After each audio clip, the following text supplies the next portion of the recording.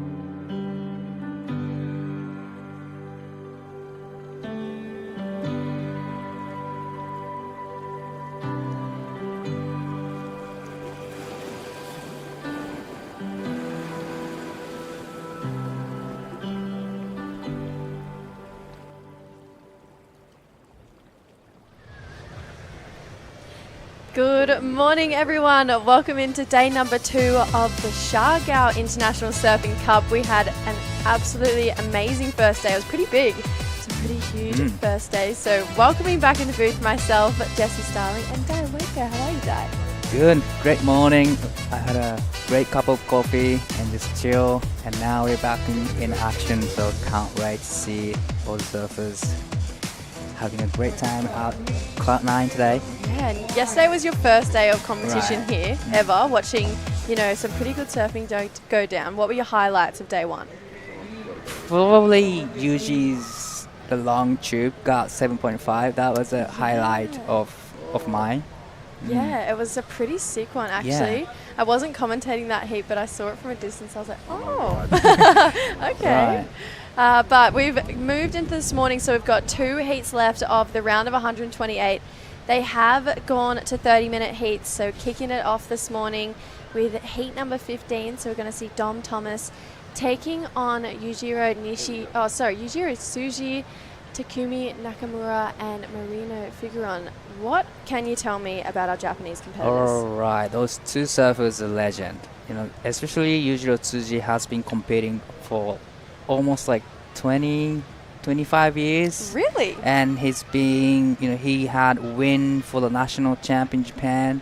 Also Takumi, he won a national champ in Japan as well. So those 2 surfers are really strong competitors. And up against Dom Thomas and one of the local guy, Marino Figueron. And this is Yujiro Tsuji. He's actually doing coaching for Roy and all the surfers from the west side of Japan too. Oh yeah, Taki as well. I believe. Oh, that's really cool. I feel like a lot of surfers who have been competing for a long time are starting to get into Yeah. coaching and maybe surf guiding as well. He's up and riding again, so goes down. The surf, though, kind of similar conditions to yesterday, Right. Di. It's still a little bit small, but this was forecasted. We do have strong winds, but lucky for us, they're out of the west, which is the perfect wind direction for us here at Cloud 9. Did you have a look at the waves this morning? Did you spend some time out on the tower? Yeah, we did. Actually, I just walked down there at the tower. It looked fine for me. It's the smallest day, but it's just, I know it's smallest day, but still so good. Yeah, Di Yeah. would be out there in a heartbeat today. If you could Hopefully I have a can, surf. hopefully I can surf for the first time today. But Yes. I wanna watch all the surfers' actions today. It's gonna be a fun day. Definitely. It's going to be a good day. So we have 2 heats, as I said, the last 2 heats of this round to run.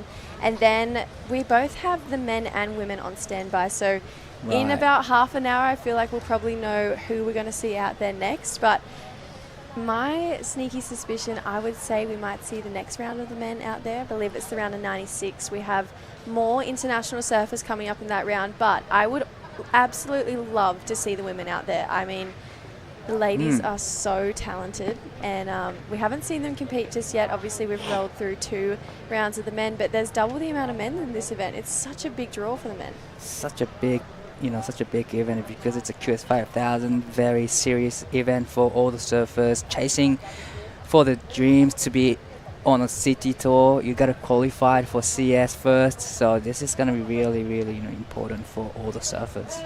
Yeah, and we had a bit of a later start today as well. Yesterday we kicked off about an hour earlier than we did today, but we're coming off a dead low tide, which was just about an hour ago. It was like 0.2, so it was pretty low. There was barely any water.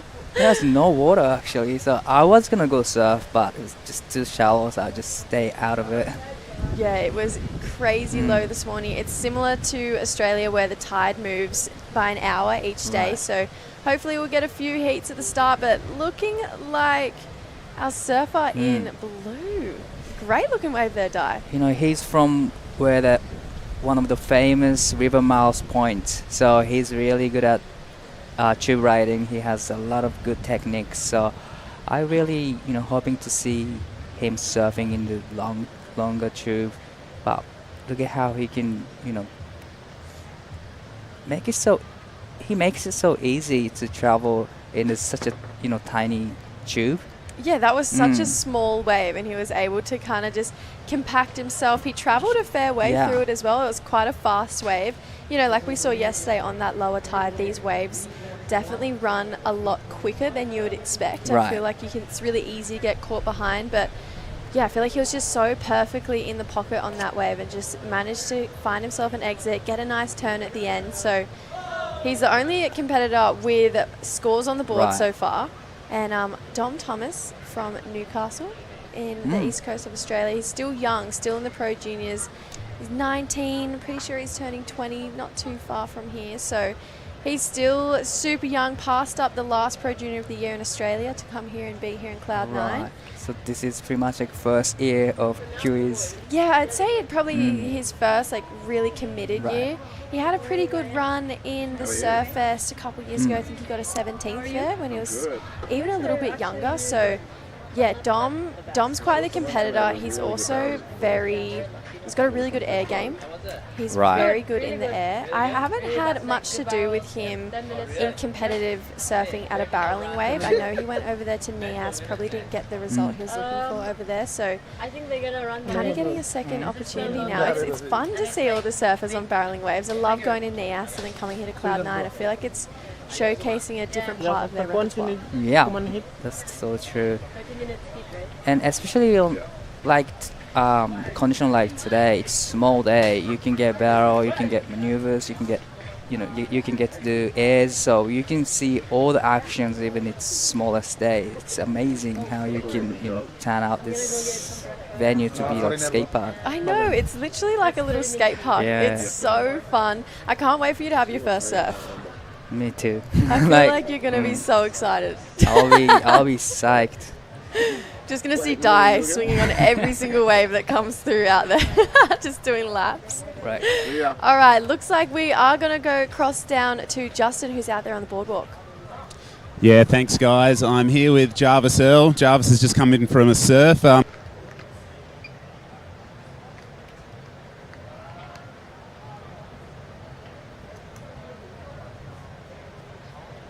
men's round of 128 that we didn't finish yesterday, and then I believe everything's on it all the way through, aren't you? It all the way through the 64, but I'm going to hang around and hopefully watch the men's round of 96 and the women's round. So, yeah, I'm looking forward to that. Well, we wish you all the best of luck. We're hanging out to see you surf, and we'll throw back to you guys. But, yeah, sounds like we've got some good conditions out there right now.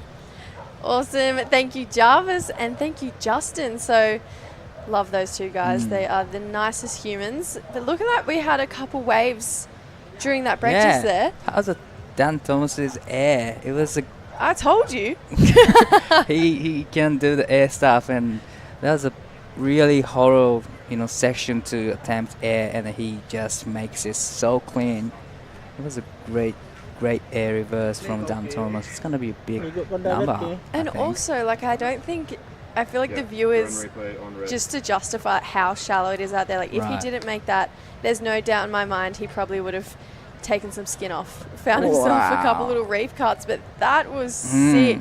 Projected so far out, came down, landed it. You could tell he liked it with his facial expressions. But when he finished the ride, how you can tell how shallow that is still, because he can literally stand up on the reef. And it was like waist high.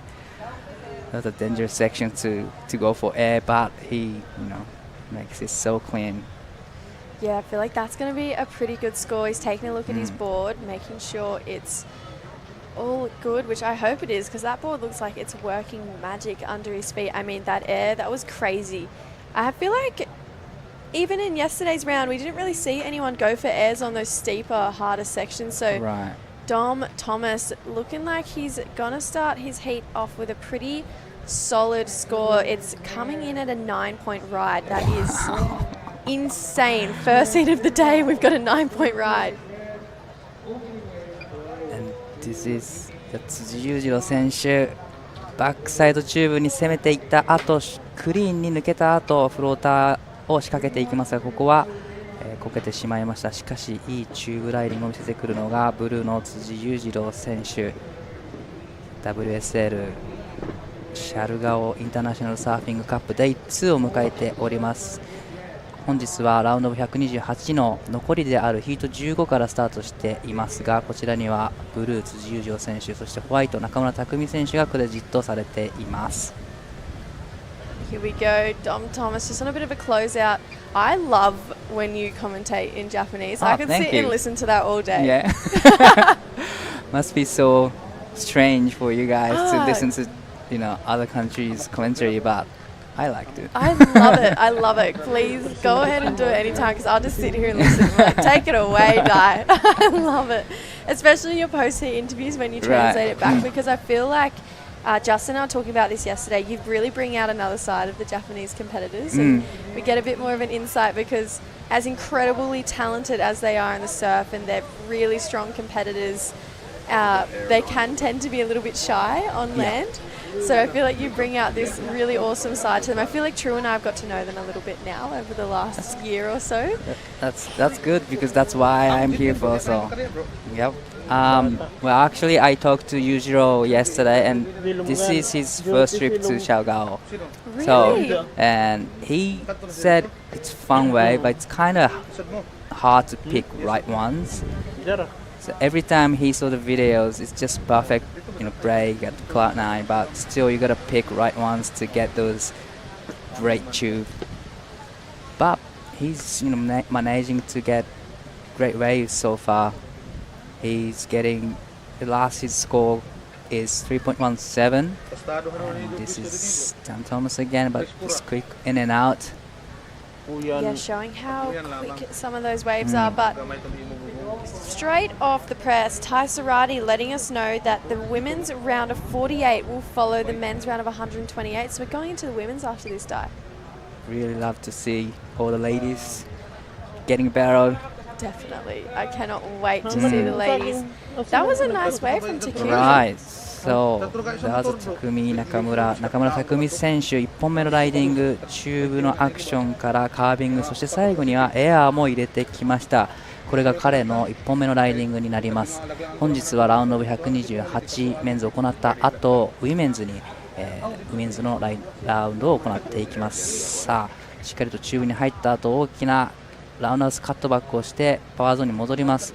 そして少しスナップを入れながら、ここでエアリバースをしっかりと決めてきたのがホワイトの中村匠選手。残り時間が18分になるところです。Wow, that was a great ride from Takumi Nakamura. Yeah, I feel like he waited 12 minutes for that wave. So 12 minutes is a long time to wait and have the nerves kind of build up. But to come out, get a barrel, land in air, I mean, yeah, you'd be pretty happy with that, especially when one of your competitors got a 9 on their first wave. I feel like he kept his cool really well, surfed that wave pretty nicely. He got nice and deep on a couple sections of that barrel and then came out, landed in air. Here's this drone angle shot. Yeah. I love that. I really love the drone angle. It's just 60 different angle. And this ride comes in 4.10 for his first wave. And well, straight into the second wave. Just quick in and out for Takumi Nakamura. So whereabouts is Takumi from? Whereabouts in Japan? He's from Mie. It's like west side of Japan, kind of near Osaka area. But he moved to Shonan, where I come from, for just practicing surfing. It's like a central surfing industry area. But now he's back in his hometown actually he's doing coaching as well. He coaches sometimes one of the competitors in QS as well. So yeah. He has starting, new career for himself. And he's been competing for a while now too. He's been competing and he's been strongest competitors in Japan for almost, probably I would say 20 years, good 20 years. And for those, I guess, viewers watching on, we talk about it a little bit. There is a Japanese national series. Yeah. You mentioned yesterday that one of the first events was at Karamas. Give us a little insight into what the Japanese series is like. How many events is it? Is it go year long? Like, what does it kind of look like? Yeah. Before I talk about that, 中村匠選手3本目のライディング、ここエアリバースを攻めていきますが前に出てこれない。So it goes for year, right? And we have like 5 or 6 events, and one of the event is always at Karamas, and other 5 events will be held in Japan, but we're gonna have one event at Karamas next January or February. Oh my goodness. And so it's a 6-year event series, and basically at the end, is it kind of similar to the QS where it's like a ranking series and that's how you get the national champion? Yeah, it's a ranking series, so you gotta you get all the points for each event. So overall, if you get in the first place, you'll get national champ. Yeah. I love this. I love how you guys keep competing throughout the year, even when it's not WSL. There's Takumi. Unfortunately, probably not going to be a ride out that one. He's looking for a 1.30. This is absolutely nothing.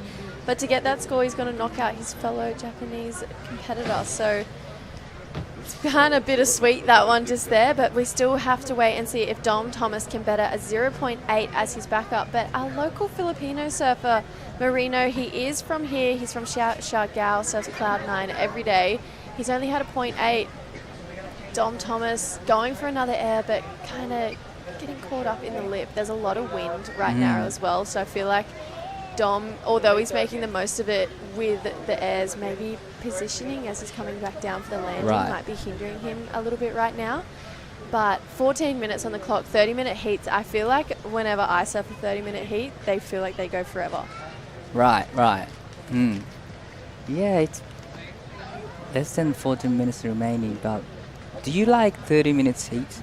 I don't know. I really love 25-minute heats. That's like my perfect heat time, I would say, 25 minutes. But 30-minute heats, I always just found myself like getting in my head too much. It was just that extra 5 minutes, I'd be like, I don't know what to do. But I feel like if you're the person who needs that extra 5 57. minutes to get into first or get into a progressing spot, you know that extra 5 minutes is everything. But if you're trying to defend the progressing spot for an extra 5 minutes, it feels like it's forever. So it's kind of depends on what side of the table you're on. Looking at the crowd under the tower right now, so these guys will be here for a few hours, and I would say probably in about 3 hours time they won't be able to sit there anymore. The tide will be too high. Right above them right now is where our judges are, where our beach commentators are, and a lot of the announcers, couple dances going on. All the locals are supporting the competitors. This is a great venue to watch the event, great vibes. There's not many people on the bridge right now, but during the day it's gonna be packed. And you can see how low the tide is right now. When the tide is high, as you come down the stairs, there is a bit of a concrete platform there. When the tide's high, you kind of can jump off at the second bottom stair and then paddle around. Right. It is crazy how big the tides are here. All of that will be covered with water soon. Here we go, Dom Thomas looking to better a 0.8. Oh, can't quite pull off that last one. Got a little bit of a head dip, so probably will eclipse the 0.8. Right, that's true. It's gonna be better than 0.80, but it's not gonna be what he was expecting. So he's gonna go back out and trying to get second score, but he's already got 9.0, so he's feeling really great right now. Yeah, and then in second, we do have Yujiro.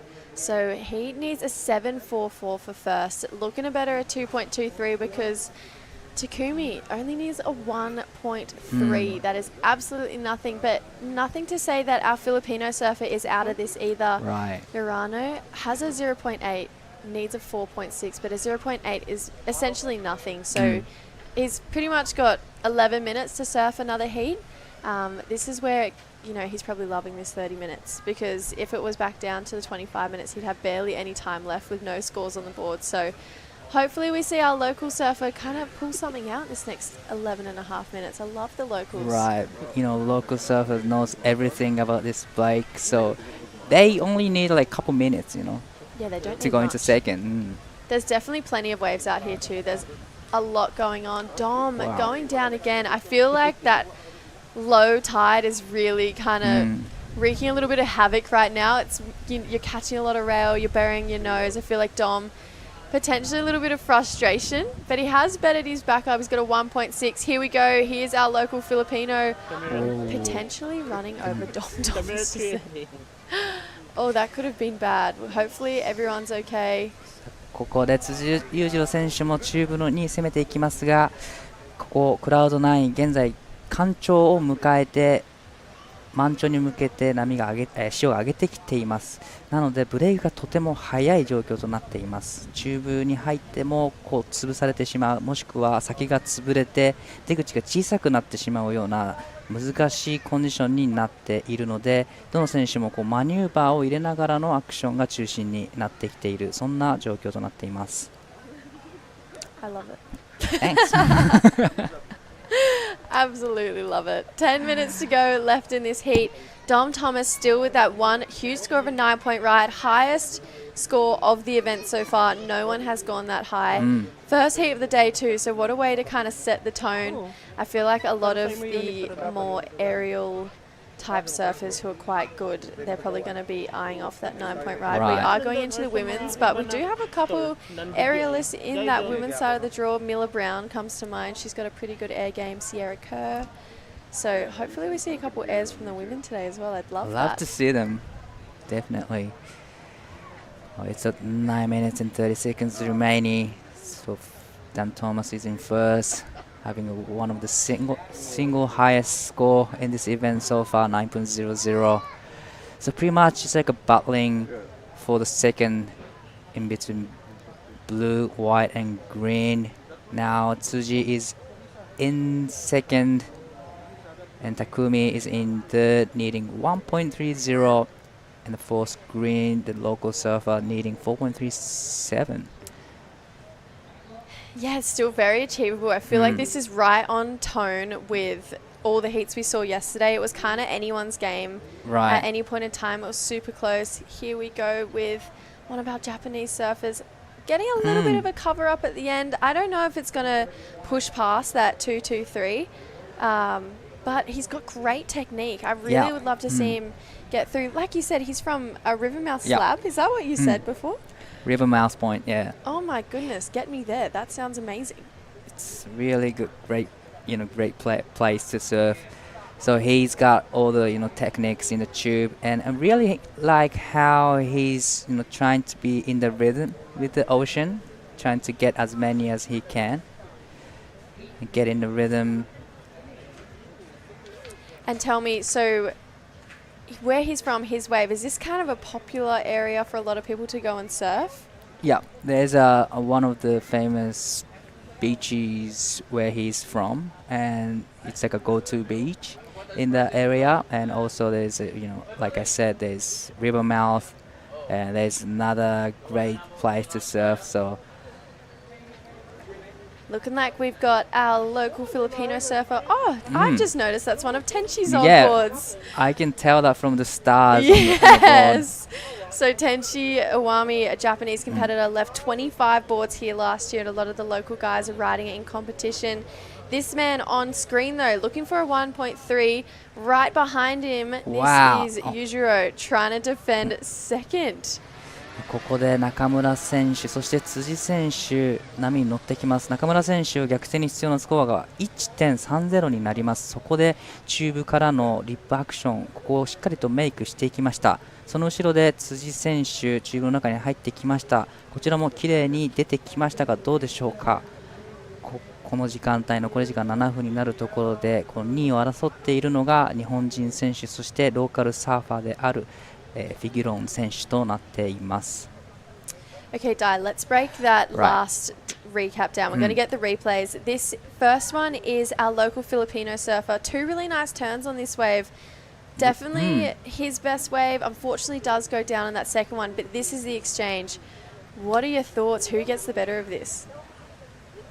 Well, I think really like the first down from Marino, but unfortunately he couldn't make the second turn. And really liked Yujiro's tube riding, but I don't think it was deep enough to get really good score. So I would say Takumi is gonna be, getting the highest score out of the 3 rides. Yeah, that are my thoughts exactly. Actually gets the score to move him up into second. So it was a 3.37 for Takumi. Now it is kind of all eyes on Yujiro. He needs a 4.3. So that's a specific type of wave out here. Here's a drone shot. So as you can see kind of to the left of your screen, that is another wave called Quicksilver. So a really fun, pretty steep turning barrel wave over there. To the right is Cloud 9. So that is where the competition is held. And then there are 2 more breaks down to the left that aren't on screen right now, which are fun slabbing right-handers as well. So, so many opportunities here. Free surfing banks absolutely everywhere. Then you can get boats out to the outer reefs. We absolutely love being here in Siargao, and we love the people. They are so welcoming. So big thank you to the local community for letting us come and surf these amazing waves. But looking like we're going to come down to 5 minutes on the clock. So Dom still sitting nicely in first place just with that 9-point ride. I feel like right now it's a bit of a battle for second between Takumi and Yujiro. So a 4.3 is absolutely nothing. Murano, I feel like though 5.7, he's going to have to pull something pretty amazing out. Maybe stick to his guns. He's an incredible barrel rider. So maybe sit and wait for one of those ones that he knows is going to hit the reef perfectly. But even if he gets knocked out, whoever gets knocked out, I just want to add the opening ceremony is tonight. And hands down, my favorite opening ceremony of all time, this event. So it's going to be a good It's one. going to be good. If you can get there, if any of the competitors are watching or any of the coaches or family, if you can get to the opening ceremony today. Last year, True and I were in awe, couldn't take our eyes off what was going on. It is so good. And there's free food, cherry on top of the cake. Free food, maybe free soft drink. Yep. And where are they having this opening ceremony? It's in General Luna, so it is a little bit away from where we are right now, but it's about a 3-kilometre drive. It's not too far out of the main part of town, and I'm sure Ty Sarati will send through the location. But True, my sister got here from El Salvador yesterday to come and commentate with us for this event, and she was texting me saying, please don't tell me I've missed the opening ceremony. I was like, no, don't worry, girl. It's been pushed back a day.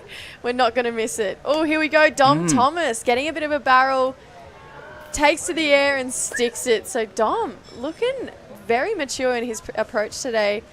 And behind him, Yujiro, just a quick in and out. Maybe a bit of frustration there, but I love that wave of Doms. Wow. Really love the combination, traveling in a tube and going to the air. Really love the combination. So it's going to be a really good score. Feels like it's going to be the best, highest score because, it's on the set. It's, he disappeared a little bit and going to the air, clean landing. Yeah, it's going to be, second highest score. Yeah, I agree. I feel like that's going to be a pretty healthy score. It's going to be definitely a nice backup for Dom Thomas. I feel like based on his 2 waves that he's going to get in this heat, probably going to be the highest combined total we've seen for this event so far. And I feel like Dom is setting the tone of what we're going to see, not just for the next heat, but moving into the round of 96. I feel like that is kind of the caliber of surfing that we're going to see from everyone. There are so many talented Filipinos, Indonesians, Australians, Japanese, New Zealand surfers. So, yeah, I'm quite excited for the round of 96. But before we get there, we do have 8 heats of the women's round of 48 coming up next, and that is going to be an absolute heater. I've just taken a look at the draw before and I was like, oh, there are a couple of really good names in that draw. Right. So here's another replay of this one, Dai. I really love the drone angle, Really like how he stalled for a little bit and then as soon as he come out of the tube, just going for the air. It was great surfing from Dan Thomas. Oh, huge scores. comes in 7.17. What a healthy total, a 9 and a 7.17. I absolutely love that die. I feel like if I was Dom, minute 30, job's done, let's go in, have some pancakes. It's going to be a good morning. But now, look, the rest of the field is in combination for first place. And I feel like right now it's kind of eyes on this man in the blue, only needing a 4.3. So small scores with only a minute to go, Dai.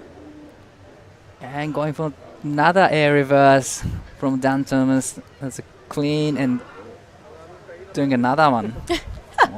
Wow, he's just having fun. I said it at the start of the heat. I was like, he has a good air game. You just wait. Yep. And I was like, I haven't seen too much of it in the barrel. Still haven't seen too much of him in the barrel. Obviously got that pretty nice little one on that last wave, but it was mostly an air show for the last 30 minutes from Dom Thomas. So he looks pretty happy right now. Yeah, definitely. First heat, fast wave, got a 9.0 and then 7.17. That is the best heat you can have. Yeah, you've got to be pretty happy with that one. Looking like a couple of the board caddies, but we got 20 seconds on the clock. Here we go, Takumi. 中村拓海選手、さあここでしっかりと波に乗ってくる。ここもチューブをメイクしてカービング。そして手前までしっかりとつなげていきます。そしてここでもう一度カービングを入れていきます。3.37 以上出すとその差を広げてくるところで試合終了となります。Amazing heat just there. So Dom Thomas taking the win with a 9 and a 7.17. Looks like Takumi Nakamura moving on through. So we are going to throw to our first break of the day. Last heat of the round of 128 coming up very shortly, guys. We'll be right back.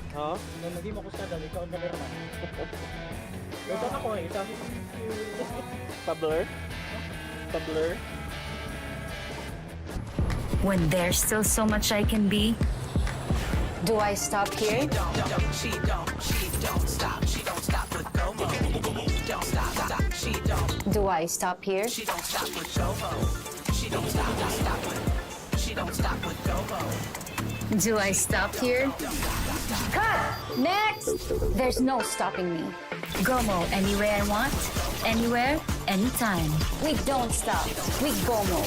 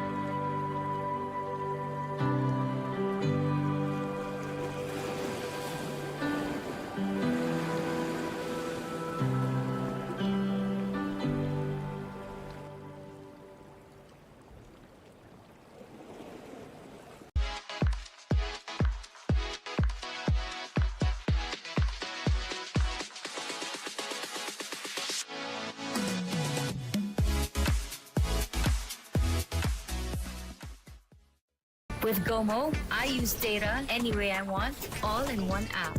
I can easily transfer and track my no expiry data.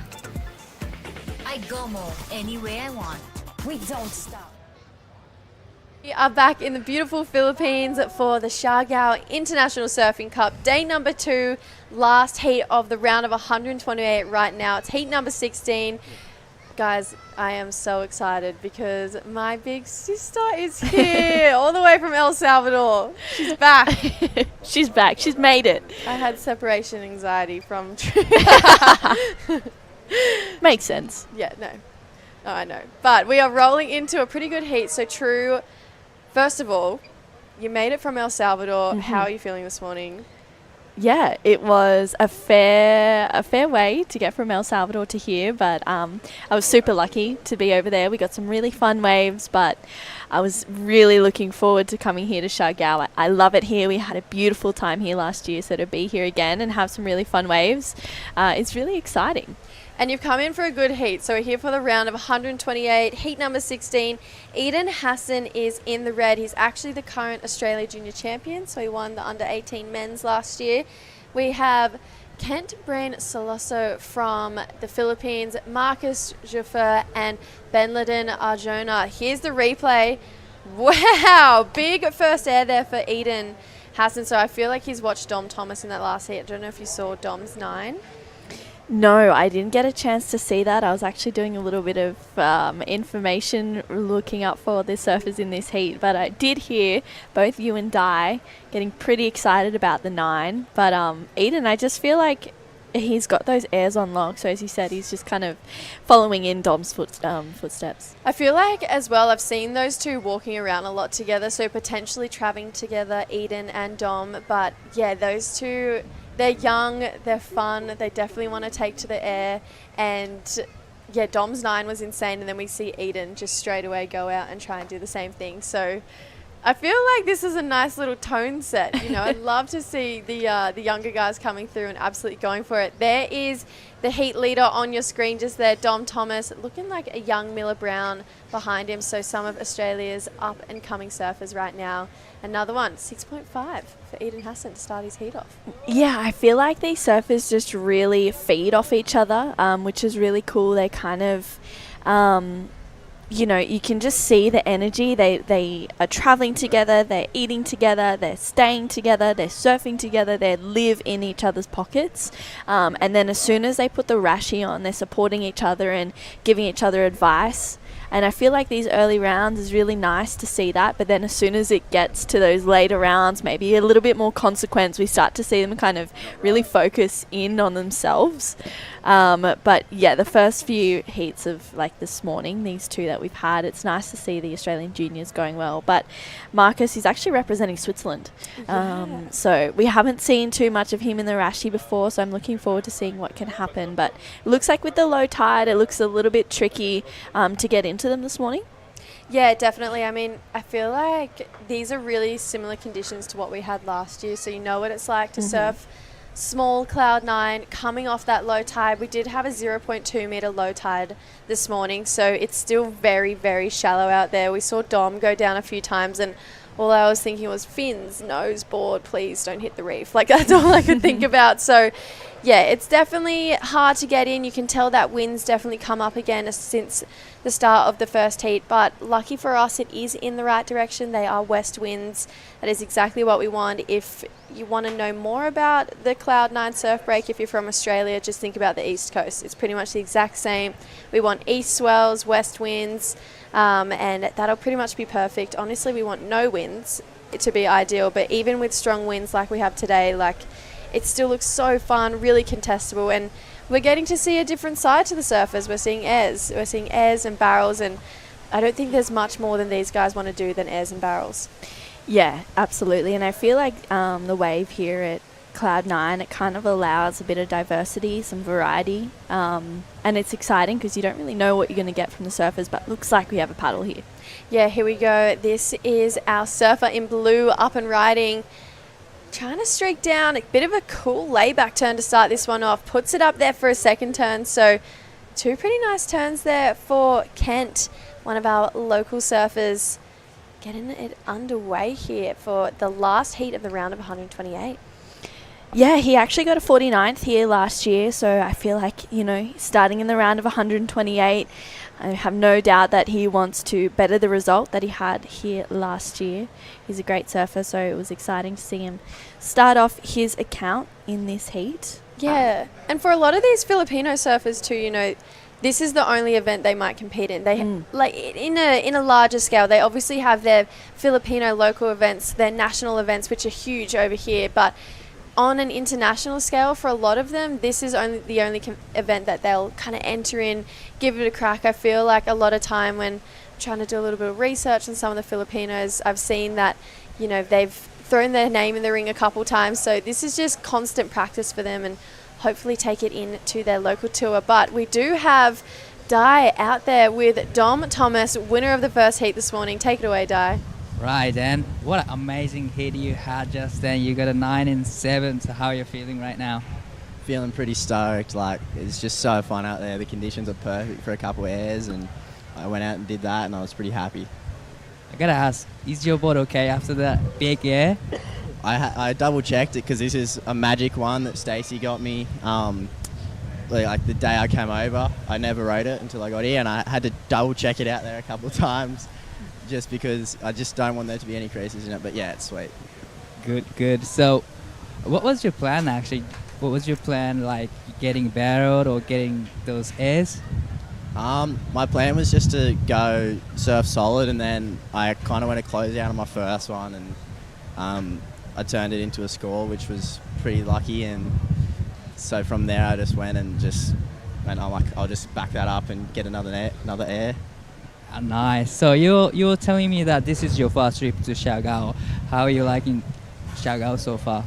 I love it. I've already talked to my mate from back home and told him we're coming here at the end of the year. Like it's one of the best locations I've ever been to. Yeah. I gotta say I totally agree with you. This is the best place so far for me too. And you wanna shout out to your friends, family back home? Yeah, thanks everyone for watching me. Josh over here cheering me on from the corner, and all my mum and dad especially. They've done so much help. Like, they've helped me so much. They got me here, and I'm very blessed. All right, can't wait to see you in the next round, and probably surfing today or tomorrow. So good luck in the next seat, and back to you guys. Awesome. Thank you so much, Di. Thank you, Dom. I feel like that was a really nice interview from Dom, getting to see a kind of different side to him. Sometimes he can be a little bit shy and just stick to himself a little bit more. So to hear him talk about his game plan, how he felt out there, and of course, the big shout out to Mum and Dad back home. There's so much that goes into getting athletes here, especially when you're coming from so far away from the other side of the world. So yeah, anyone who's helped any competitor get here today, I think they definitely should not go unseen or unheard. We are so grateful because they're the real MVPs. Yeah, they are. I feel like they definitely go unnoticed a little bit. So huge shout out to any of the mums, dads, uncles, aunties, grandparents, anyone, coaches who help all the athletes get here today. You are not unnoticed, you're not unseen. We understand how much goes into getting people here. So just a little shout out to everyone back home. It was across interesting. the world. Yeah, across everywhere. All the supporters. I can't believe that was he rode this board the first time that he got here. Yeah, I can't do that personally. I know. When he said that, I was like, you know what? Hats off to you, because that is not in my preparation list. No, me either. I love to come over knowing exactly what my board feels like, what fins feel best with it. Yeah. Definitely. I feel like we grew up with kind of that mentality of just have it all dialed before you get there. So good on him for getting on that board for the first time. And trusting his shaper too. Yeah. First wave getting a 9. So Stacey, if you're watching, incredible stuff. What a great board under Dom's feet. So yeah, definitely excited to see him compete again. Maybe today we might see the men on, but next up we do have the women. Right now though, we do have Kent up and riding on his second wave, third wave actually. He got a 2.27 for that last one. He does go down. You can see that wind right now, True. It's pretty strong. Yeah, it is really strong, and you can see there's a little bit of a wobble in the wave as well. So it's important for all the surfers. I'm sure they're having a look at it, watching it, what's going on, kind of figuring that out. But Kent, he knows this wave really well. He knows what he needs to do. But sometimes less is more as well. That 6.5 for that single air of Eden Hassan has put him in a really good spot in first right now. And I think it's great that we have these half-an-hour heats. You can see how strong this wind is blowing. You can see the flags there. We had a pretty big storm come through last night as well. I woke up a few times hearing the rain. It was so nice. You can just see those rashies. They're just drying out through here, getting ready for the next heat. But yeah, there's a lot that goes into preparing for heats, and when you can't control the weather, you just have to control what you can. So it's nice to see the surfers out there that just making the most of what they've got. Yeah, and I can guarantee these surfers have definitely surfed worse. I mean, it still looks like really fun Cloud 9 out there. It's a good size. And I feel like, yes, the wind is strong. It might be wreaking a little bit of havoc, but a couple hard paddles in, and it should still be pretty fun as you get up. Here we go, Eden.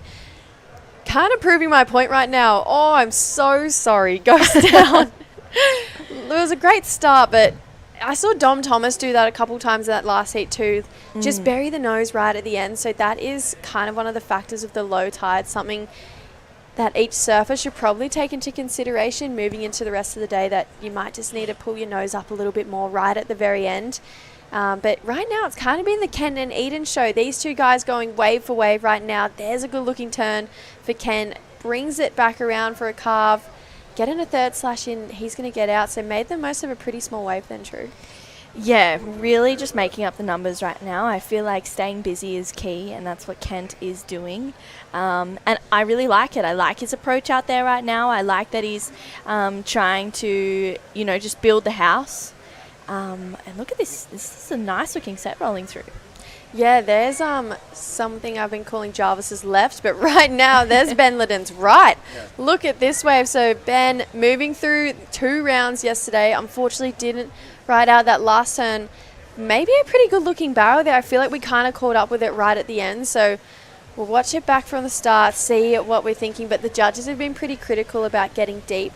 They haven't been going crazy high if you're still kind of out in front of the waves. So 15.5 minutes, so that was a pretty good start for Ben Liddon. He's been really impressive in the free surfs, one of the local surfers here as well. So potentially the 3.83 he's looking for, but yeah, we'll just have to take a look and see how deep he just got.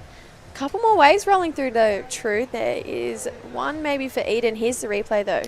Yeah, so he just pulls up under it, perfect timing. You can see him get a bit of cover as well, and then gets a nice turn there to almost a completion, maybe trying to fit 2 turns into a 1-turn section, but Eden right now. Yeah, Eden.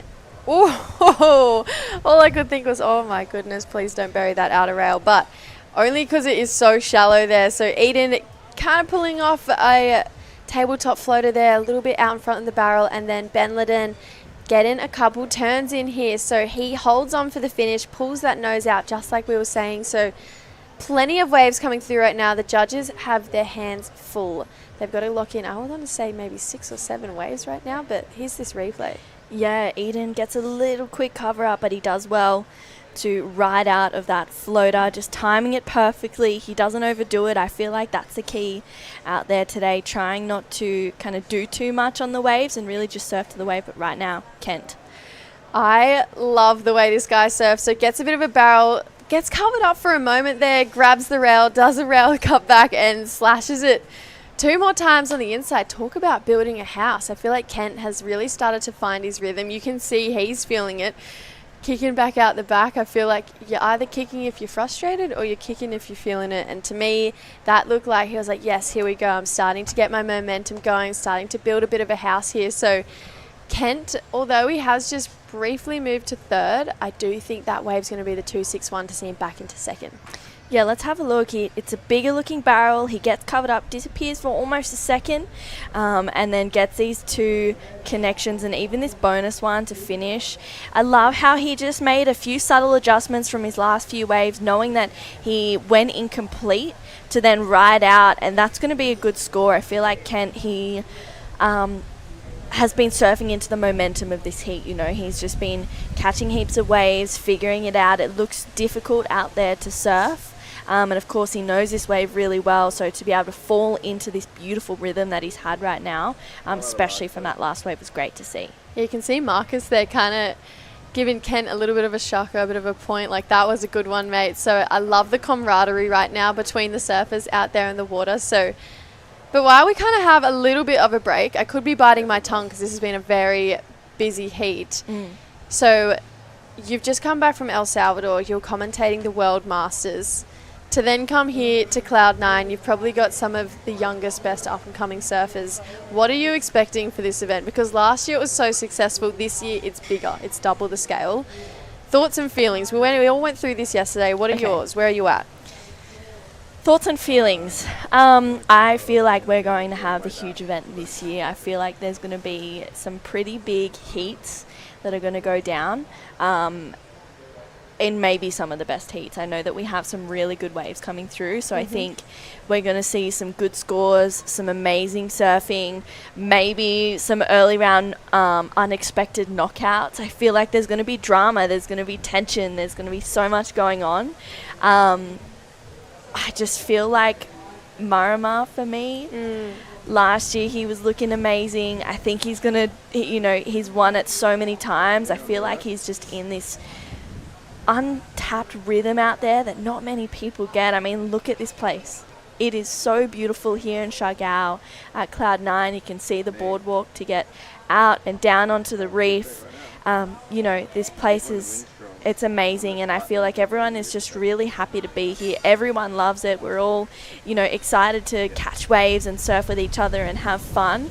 But I think when it comes time to really lock in, that's when we'll see some good surfing. So Absolutely. Yeah, it's going to be great. And to have a co-sanctioned event here with the Asian surfers and also the Australian, it's amazing to have that and to see some new faces here compared to last year. We'll see some new surfing, and it's exciting. I feel like as well, I'll get back to this point in a second. Eden Hassan, that is a good looking barrel, got nice and deep. Wow, lays into that last turn. That had a bit of grunt, bit of spice behind it. I like that from Eden. That's 163. See you later, bye. Yeah, that was really nice. He probably is aware that Kent got a good one before. It locked in at a 3.4, but I feel like this is a really nice wave. He just is so smooth, locks in for the tube, gets a little bit more time. And then, that was huge. Just, even that section, it just backed off. It was small. There wasn't much going on. And he just really powered through it. He didn't allow the wave to kind of dictate the power that he brought to it. And that's the kind of surfing we're used to seeing from Eden. He represented Australia at the ISA World Juniors this year in El Salvador, where the team walked away with gold, which is the first time in like 17 years or something. Yeah, it was actually Australia's best year on record at the ISA Junior Surfing Titles, and Eden was a part of that team. And I think anyone who got to compete there, like walking away with that kind of recognition that you were with the best ever team that represented your country at that scale. Yeah. He got an equal 7th over there, which is amazing as well. It's just something, that's just another kind of feather in his cap. He's so young, and I feel like for someone who's so young, he's really competitively smart. But not only that, I feel like you want them to be a nice person in water and on land, and he just is. He's such a lovely human, always stops and has a chat. And if anyone knows me and us, you guys would know that we love a chat, so we do appreciate when people stop and talk to us as well. And Eden's definitely one of those guys. Here he is up and riding. So 417 for that last one. Takes to the air again, pulls it off, but can he ride out? Kind of pats the dog, gets the nose out in front. That's a ride out in my books. We'll wait and see what the judges think. In your opinion, does that replace the 417? I really don't know, because that first air was it was huge. He got a 6.5 on that, the 417 from the barrel to the turns. That air was probably a little bit more dynamic, getting a little bit more tail high. Let's have another look. He races through this section. He's just so in tune. I don't know what he had for breakfast, but I need to have that. He projects a little bit more. I think it was sick. it was dynamic, it was different. I think maybe what might hinder the score is the fact that he had to like kind of work for that finish and didn't ride out in front of the flats, but it's difficult. The sections for that are a little bit trickier. But he's just not really making too many mistakes. He probably had a few waves in the middle where he fell, but you know, even then there were smaller waves, and the ones where he's needed to make it count, he's really done that. Yeah, and I feel like he's also got a lot of waves under priority as well, so he's playing a really smart heat. It does replace the 417, so it's a 503. Eden slowly kind of stretching himself away from the rest of the field. This guy right now, Kent, chasing an 813. That was a good looking barrel there from Kent. I really liked it. Got a little down the line floater after it. So I feel like Kent right now is just displaying the danger that the local surfers have. Like, they may not be at every QS 5000, they may not be miles up the rank, but they can do waves like this. Yeah, he's just got the local knowledge, and he just knows the waves that he needs to get, and that was a really well surfed wave, timing the tube perfectly, gets a float to finish. I liked it. I don't think it'll be the 813 that he needs to go to first, but I do think that it'll go into his top two.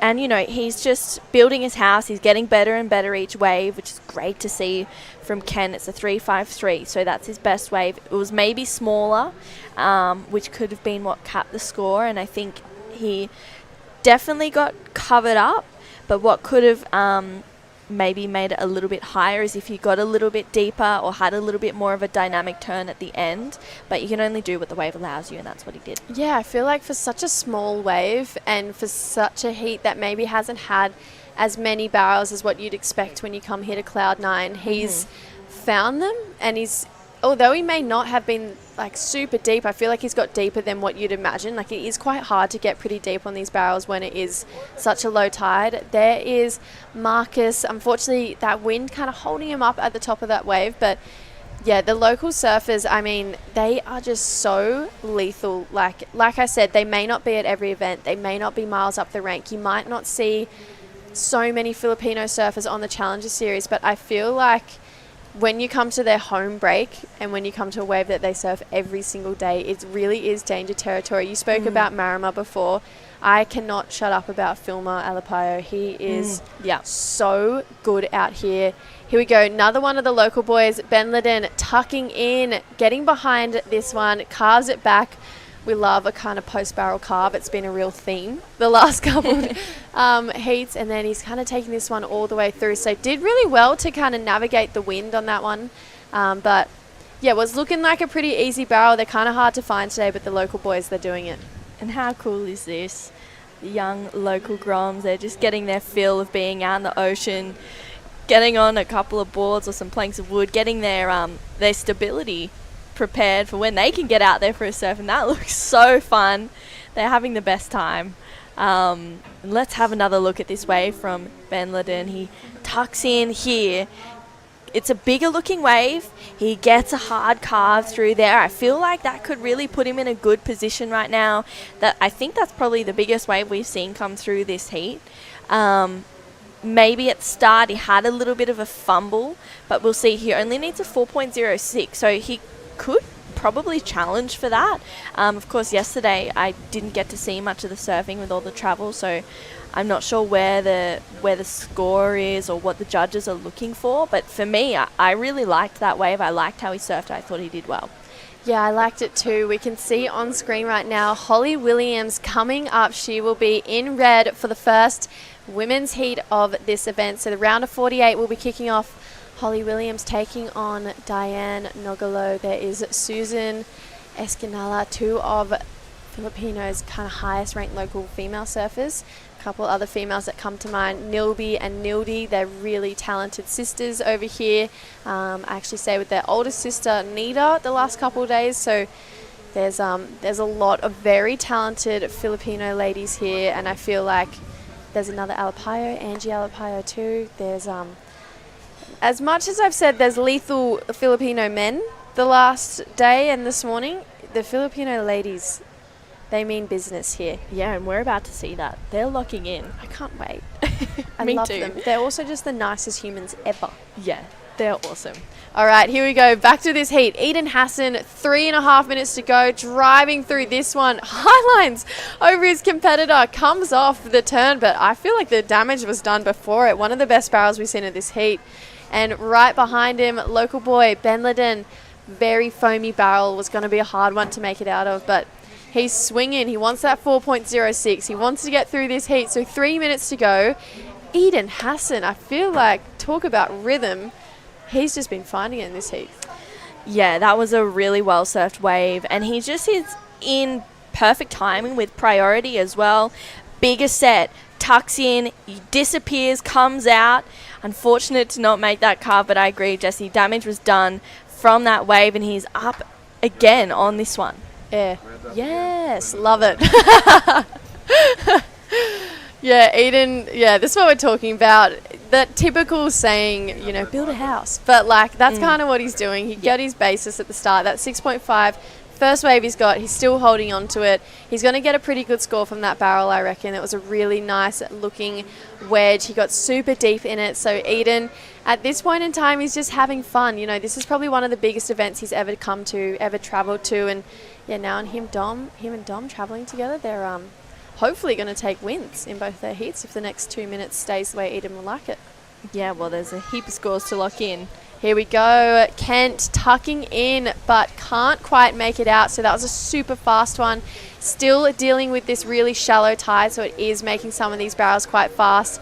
Eden looking for a ramp again, racing, pops and lands it. He makes it look so goddamn easy. Yeah, it is so easy. All right, I'm joking.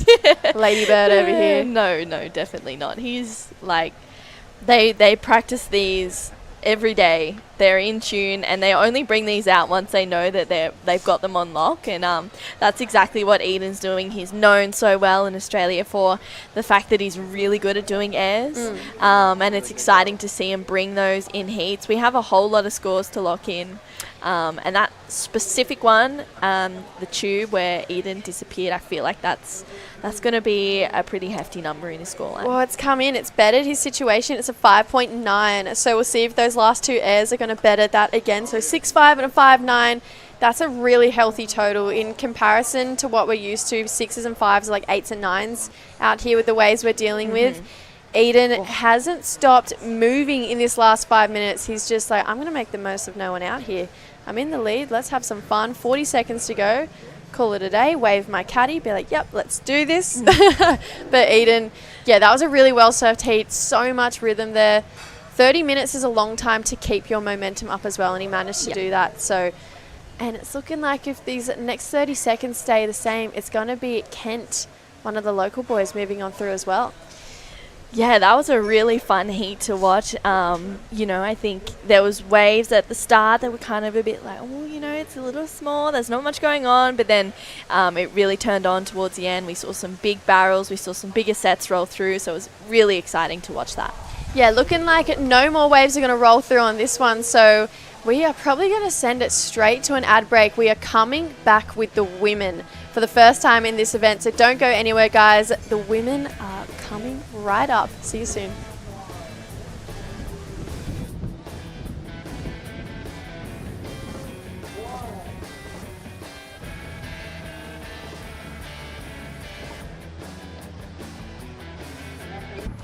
When there's still so much I can be, Do I stop here? She don't stop. She don't stop with Como. Don't stop. She don't. Do I stop here? She don't stop with Jovo. She don't stop. She don't stop with Como. do I stop here? Cut! Next! There's no stopping me. Gomo any way I want, anywhere, anytime. We don't stop. We go more.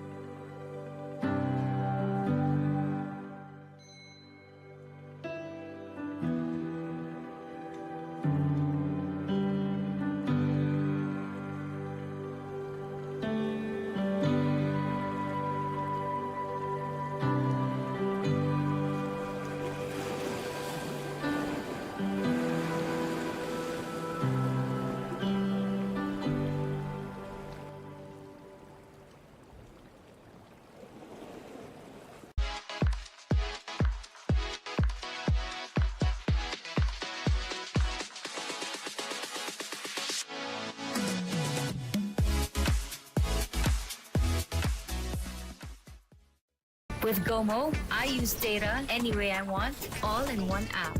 I can easily transfer and track my no expiry data. I Gomo any way I want. We don't stop. Welcome back, everyone, to the first of our women's heats here at the Siargao International Surfing Cup, the 28th year of this event, and I'm stoked to be back here with True Starling. True, you've been here, there and everywhere of late, but how good is it to be back in this beautiful part of the world? Oh, it is. This is my favourite part of the world. I was so excited to be coming back here in Siargao. It's just fun waves, good food, great people, and we have the opening ceremony today, and I'm really excited about that. Yep, they are a thing to witness. A very big one last year, I can recall. So I'm sure all the bells and whistles, lights and everything have been rolled out, ready to go. I believe a 5 p.m. kickoff in at General Luna later on this afternoon. Yes, I'm looking forward to it. We're going to have some great entertainment.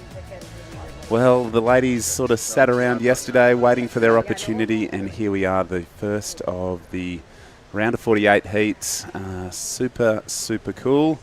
Got a few replays coming through, and this is Holly Williams from Queensland. Goes for the big first manoeuvre. Well, she's had a couple of waves actually, so she's off to a flying start. Wow, she gets a couple of turns in this one, just really driving through that third turn. This wave just keeps offering more and more. I love how she adjusted a little bit. That first turn that she did on that on her first wave was huge, but a little bit overcooked. Well, here we see our surfer in green representing Poland. Karolina got a first good turn in there, so she's opted for the gaff helmet. And stroking into this one, Holly Williams. Oh, wow. I really hope her board didn't hit her in the head then. yeah, these winds are quite fresh offshore at the moment. You can see a little bit of white capping out to sea. But it's blowing in the right direction, which is a good thing. It is. It's what we want. This is what we were expecting from the morning. And as you said, it's nice to see the first heat of the women out there. They were waiting for a while yesterday. So it's exciting. Holly's actually ranked 5th on the qualifying series at the moment. She got 5th at Newcastle and Cruy 5000s, and then backed it up with 3 nights at the Central Coast 3000, or 2 nights, sorry, Central Coast 3000 and the NIAS 5000 earlier this year. So she's looking on track for a Challenger Series qualification, but we still have 3 pretty huge events for the back end of the year. And, you know, Holly, she's already been a Challenger Series surfer. She knows what it takes to get there. And I think she's fired up for it. You can see that in the energy of her surfing. Yeah, she's a name that's been around the qualifying series for quite some time.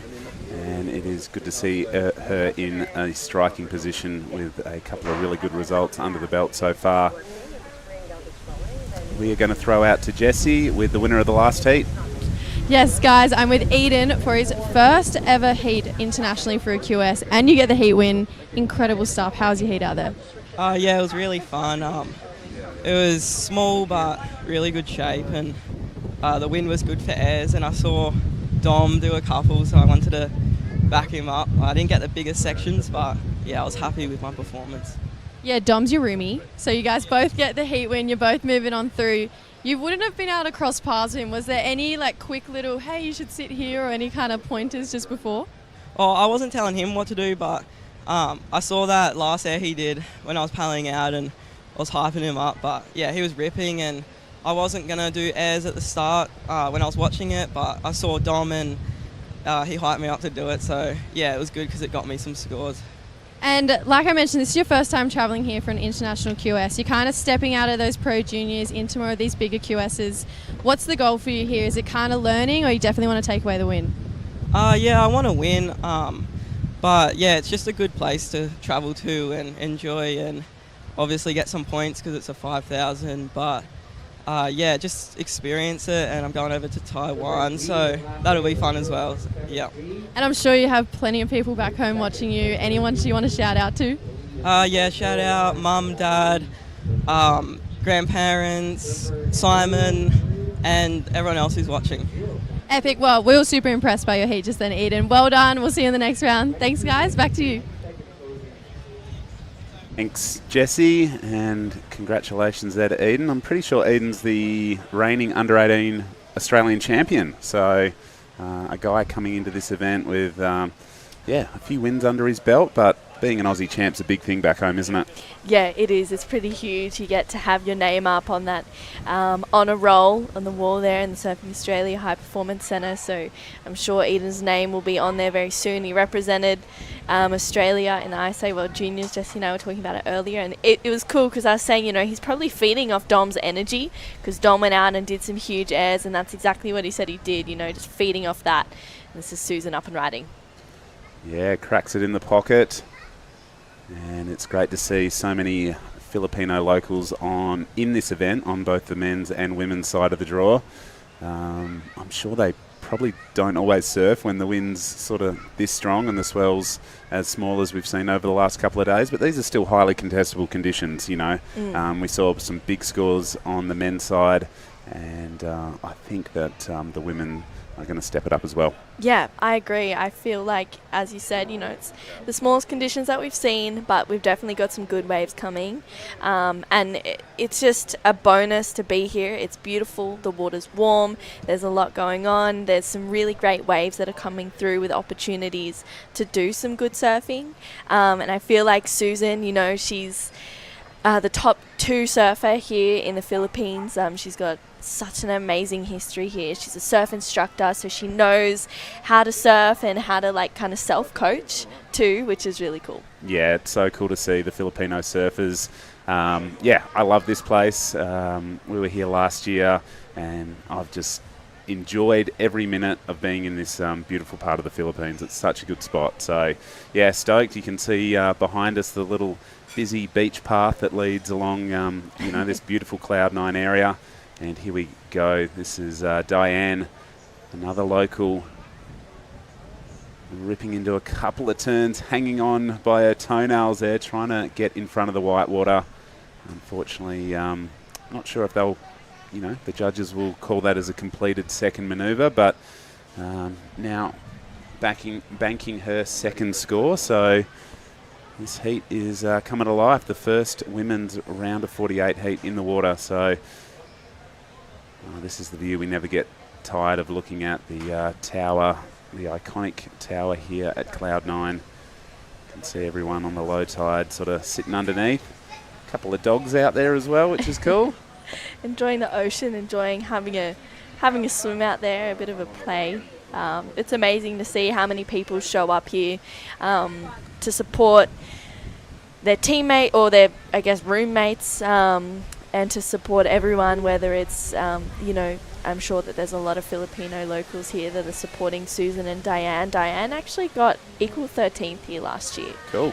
She just was making heat. She was a little bit of a dark horse, I thought, in this event, and she would just come out of the gate swinging. So I'm excited to see what Diane can do. She also got a 17th in La Union, the 3000 in South Korea this year too. So she's got experience here competing and experience elsewhere throughout the Philippines and overseas. So it's cool to see her back in the Rashi. Yeah, great. Local support, and the Filipino surfers, they're a slightly newer surfing nation, but they're coming on really, really strong. And I'm just looking at this postcard perfect backdrop, and you can just see the palm trees, all the little villas and resorts everywhere. It's just such a beautiful part of the world.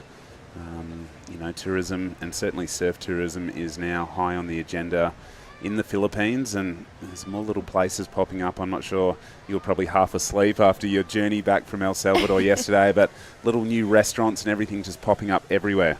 Yeah, I coming into town, I was like, where are we? And then I realized that we were right near Queso and Cloud9, and I was like, oh my goodness, we're here. And I was like, there's so much more on offer, and it's amazing to see the place just kind of growing, which is great.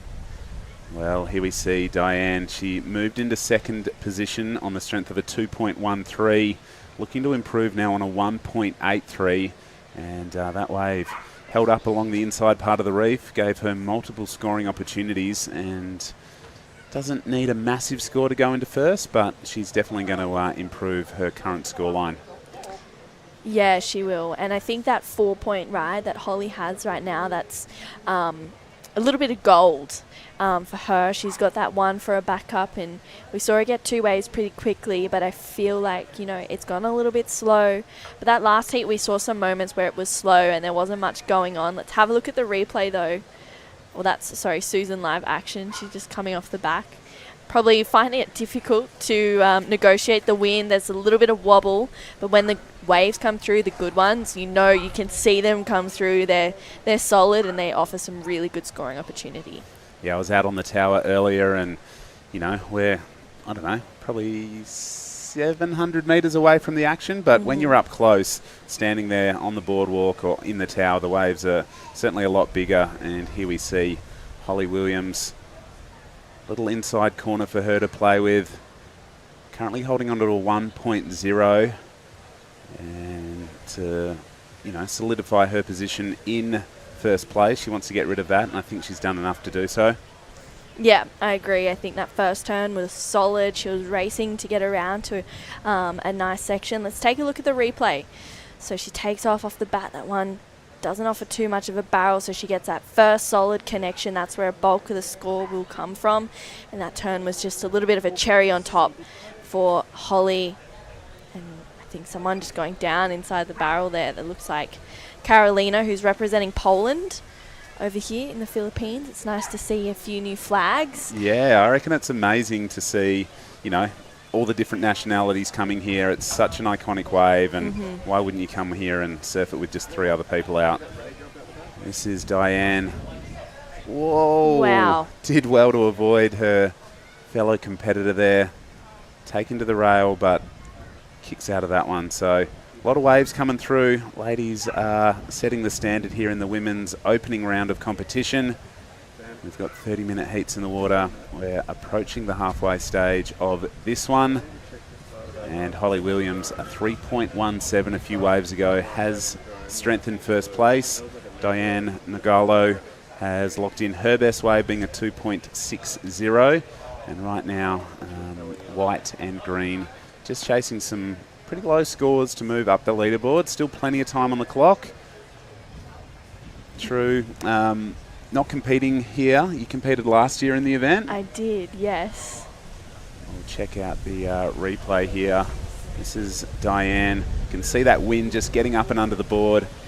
And she's just trying to get out in front of it. That was so close to running over Carolina, but lucky she's got the gaff helmet on. Yes. Yeah, that's really lucky for that. And this is Susan behind. She airdrops down, gets a little bit caught behind that section there, so she has to kick out. Not much scoring opportunity. So tell us, no focus on competing this year, or what's going on with True Starling? I know, yeah, a little bit of a change up this year. I just decided a year out of the Rashi might be good. I've been competing for quite a while, so I was like, okay, I just need some time. I was actually pretty keen on getting the Rashi back on for this event. I got quarters here last year. I love surfing Cloud 9. You know, I'm so lucky to work with some amazing people like yourself, Justin, who just allows me to do what I love. But a quick turnaround from El Salvador, I was like, yeah, that's not going to work for me. I'm a preparation kind of girl, and the preparation was very low. Yep. But yeah, we'll see. We're over to Taiwan next week, so maybe I'll get the Rashi back on for that, maybe not. But I'm just so happy to be here, working with you guys, enjoying this beautiful place, and yeah, just experiencing new things and making new friendships. That was cool. But yeah, year out of the Rashi was definitely needed.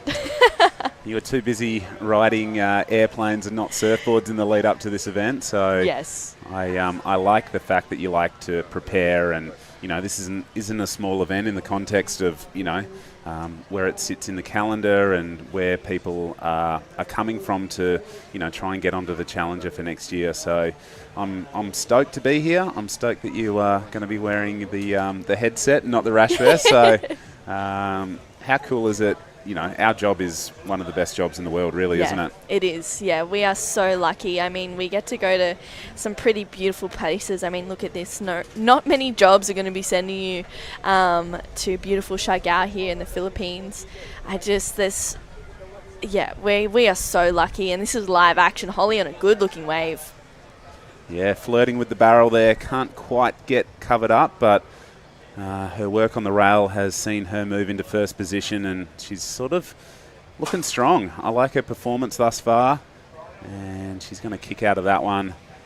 So the waves are out there. It is a little bit windy, but as you can see, it's sort of hard just to knife under the lip when the wind's blowing like it is.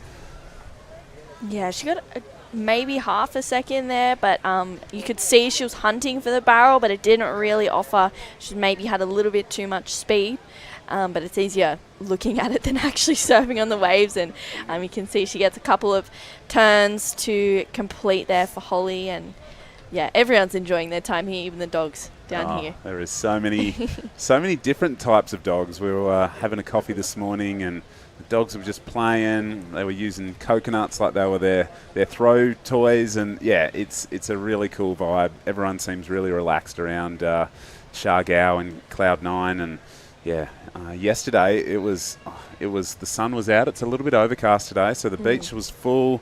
There was definitely a lot going on. So many different nationalities and people just mingling on the beach, enjoying the action in the water. And here we are for day number 2. Situation. Holly Williams has improved. She's just locked in a 3.58, replacing a 3.17. So she's just going from strength to strength at the moment. She's just improving on every wave, and the 4.0, the benchmark so far. Yeah, that's from Holly and Susan. She's looking to try and rival that. Unfortunately, just coming unstuck. She's had some good waves, but just unable to really get a few completions for Susan. She's such an incredible surfer, as I said, top 2 in the Philippines. But Diane, she's up and riding. Yeah, nice looking wave. It's stretching out in front of her. Finds the pocket there. This wave is going a little bit sleepy on her. Yeah, that was unlucky. That wave just kind of backed off. It looked like it was going to be good at the start. It had a good looking wall, and then, you can never really guess what a wave's going to do. It's just going to do what it wants. But Diane, she's in that second place position. She has a 2.6 and a 2.13. I'm sure that she's trying to really get into the 4 range, like what we've got Holly. She has that 4. Her last wave was a 3.53. And she's having another look here for Diane. Yeah, keeping busy. And cracks it up in the pocket once. Nice carve there. A 2 maneuver wave, but she just wants to break out of the 2s to really, get a stranglehold on that second place right now. So 10 minutes remaining for the ladies in the water. And I guess this is the scale setting heat for the judges. The first women's heat of the entire event, the round of 48. There's some really good names in the ladies' side of the draw. I was just looking through. I don't do as much research as you and your sister. I love the fact you've got a notebook here. You've got things all sort of jotted down. So yes, well done on your preparation. But I just love the fact that we've got ladies from many different parts of the world here to compete. 5,000 qualifying series ranking points up for grabs. And we can see the ladies in the next heat just getting ready. The 2 Alapeo sisters or cousins, I'm not sure if they're sisters, but a couple more Filipinos coming up. The Alapeo name's quite a famous one here in Cloud9, isn't it? Yeah, it really is, and there's a reason for that. There's some great surfing talent within the family, and it's it's so amazing to see that. Filma Alapeo, Jesse, has been really singing his praises, even leading up to this event coming in. I know she was really excited to see him surfing in Arashi. But yeah, the women as well, they're ready to kind of rival that too and be like, yeah, we're here and we're ready to lock in. Amelie Burke in the next heat, I'm pretty sure she's working with Adam Dufner. So she's preparing, she's got the game face on, she's ready to go. She's from Newcastle. But she has a really strong backhand as well. Yeah, I've seen her compete in Western Australia in the past. Pretty sure she was a semi-finalist down in Yallingup a few years back. And yeah, she's tall and really uses her height to leverage off the bottom and an explosive backhand, you're right. Yeah, and you had a few events, QS 1000s over in WA before getting here. Yeah, so it's really cool to see as we just keep an eye on Diane here. The surfer in blue has locked in her best wave on her previous, a 3.03. jams the back foot into that turn, and we'll paddle back out with just under 8 minutes remaining. Yeah, true, it was cool. Yeah, I guess in Australia there's not as many qualifying series events as there used to be in the past, so for us it was nice to see the WA Pro Surf Series back. We've got a really good wave of Western Australian talent coming through the ranks at the moment, so to have an event in your own state, in your backyard, we did a Pro Junior in Mandurah and a QS in Yallingup, and a lot of faces are here competing in the event, so I'm pretty stoked with that. So this is the replay of Diane's last. A smaller wave, but it stretches out across multiple sections on the reef. Just one nice finishing manoeuvre. But yeah, it was really cool to, hang out with, Marlon Harrison, Coral Durant here in the event as well. The Hardy girls performed really well. Charlie Haitley was a standout performer as well. So it was just nice to see them, build a little bit of momentum before coming in and competing here in the Philippines. Yeah, and I feel like having the opportunity to be able to get the Rashi on and just feel it out and as you said, build the momentum. There's been a while since we've had an event, so I think it was good for a lot of the Aussies to be able to compete, dust off the cobwebs, get back into rhythm, being in a Rashi. It's so different. I feel like going from competing to free surfing, the way you approach a wave is different, the way you look at surfing is different, maybe your intent is a little bit different as well. Free surfing, when you free surf, the wave, it's your canvas, you can do whatever you want. But when you go out there with an intention to kind of have a 20-minute heat or go into a contest mindset, it's so different. You have to surf the waves a little bit differently with a little bit more purpose, but it's still great fun, and this is Holly up and riding. Yeah, heat leader. Again, you can just see the wind keeping that barrel open, but goes for a big turn there. Flicks the board loose, can't regather it under her feet, but Holly's a really good surfer, and right now she's in the lead on the strength of her rail game, which has been impressive to see. Yeah, she's got such a strong, as you said, rail game. I think she's like one of my favourites to watch for sure. She has some really strong carves and snaps, but it's nice to see her trying to hunt for a few barrels out here as well. We just saw Susan unfortunately come off the back. Yeah, it's nice to see her try and duck for cover every now and then. I mean, Siargao definitely has some really nice barrel sections. We saw some good ones in that last heat, but looks like it's kind of backing off a little bit now, going to a few more turns. I'm sure it'll change even more throughout the day with the tide too. Yeah, so right. Yesterday, a really long day of competition. We powered through 18 heats in total, and it was one of those classic days where one heat would absolutely pump. We'd see a lot of good waves and a lot of good scores, and then the following heat might be a little bit sleepy. But what I found about Cloud 9, the waves seem to come in little flurries. The sets are generally sort of 4 to 5 waves in them, so the opportunities are there. You just got to make the most of them, and as I said, these are clean offshore conditions, probably waves in the 2 to 3 feet range. So I think, compared to some of the events that, people have grown up competing in, this is still, ticking the boxes as far as, opportunity and good scoring ability. Yeah, definitely. There's so much on offer here, and I feel like even though it's a little bit smaller today, a little bit funky, it's still consistent. There's still opportunities coming through for the women out there to really perform and entertain us. And this is Diane. She's up and riding again. Yeah, she's caught a lot of waves, so her strategy seems to be one of keeping busy and looking to improve on a 2.6. Don't know that she's going to do that, but hey, she is just, she's catching a lot of waves and building her momentum, so that's always a good strategy in, occasionally sleepy moments of this heat just to keep busy. Yeah, for sure, and I think, that momentum, I feel like looking at surfing, sometimes you get people who are momentum surfers, other people like to drop and wait, and I feel like when the surf's like this, it's smaller, there's little ones coming through, 4s and 5s are like really good scores to get today. I feel like being a momentum surfer is such a key thing to kind of just surf into the heat. You don't have to do too much as well, but you just need to make moments out of each section that you get, or out of each wave that you have. And it's exciting to see Diane. I feel like, she, as I said before, has that equal 13th to her name from here last year. She's a local. She knows what this wave is about. She surfs here every day of her life. So I feel like she's definitely fired up to maybe get a better placing throughout the rest of the event. Yeah, and these first heats are always, I think, the most nervous ones. You Yeah. just want to make it through. So we see a split peak here. Carolina just gets clipped on the ankles. A bit more of a long running left on offer there.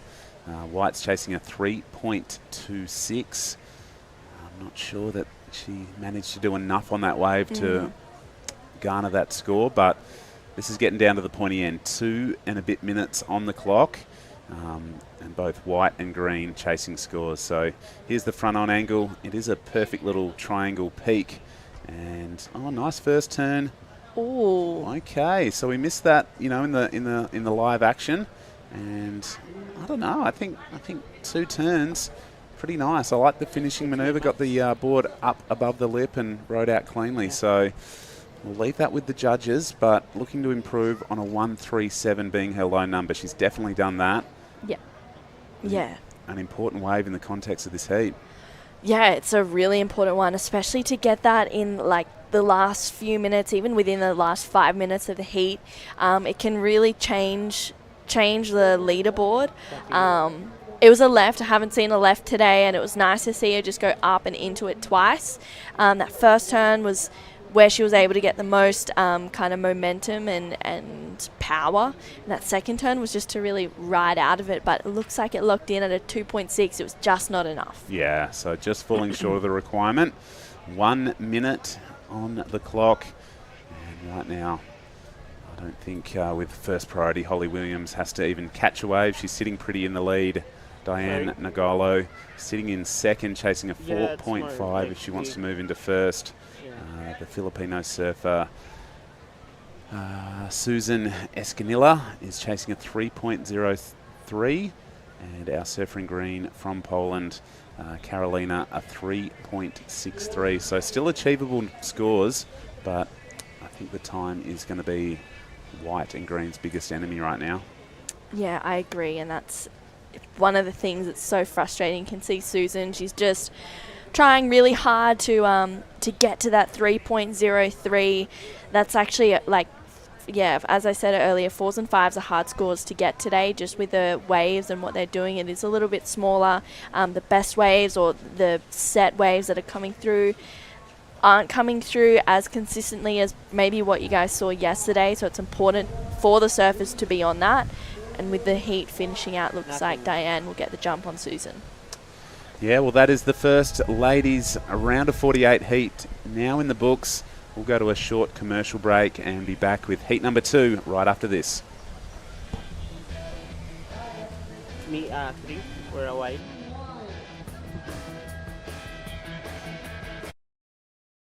Ang pinakamaganda sa life insurance, it makes life easier.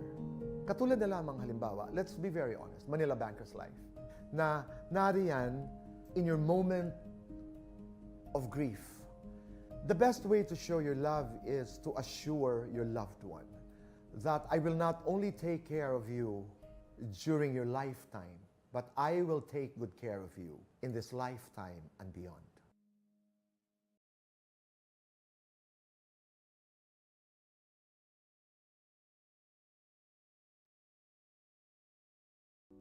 Bakit mahalaga ang life insurance? Yung experience pala na pag ikay nawawalan ng mahal sa buhay, hindi mo kaya mag-isa.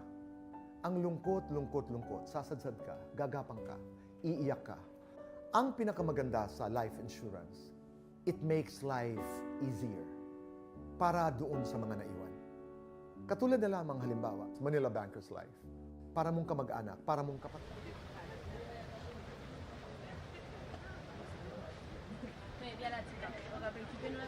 Welcome back, everyone, here at Cloud9 on beautiful Siargao Island.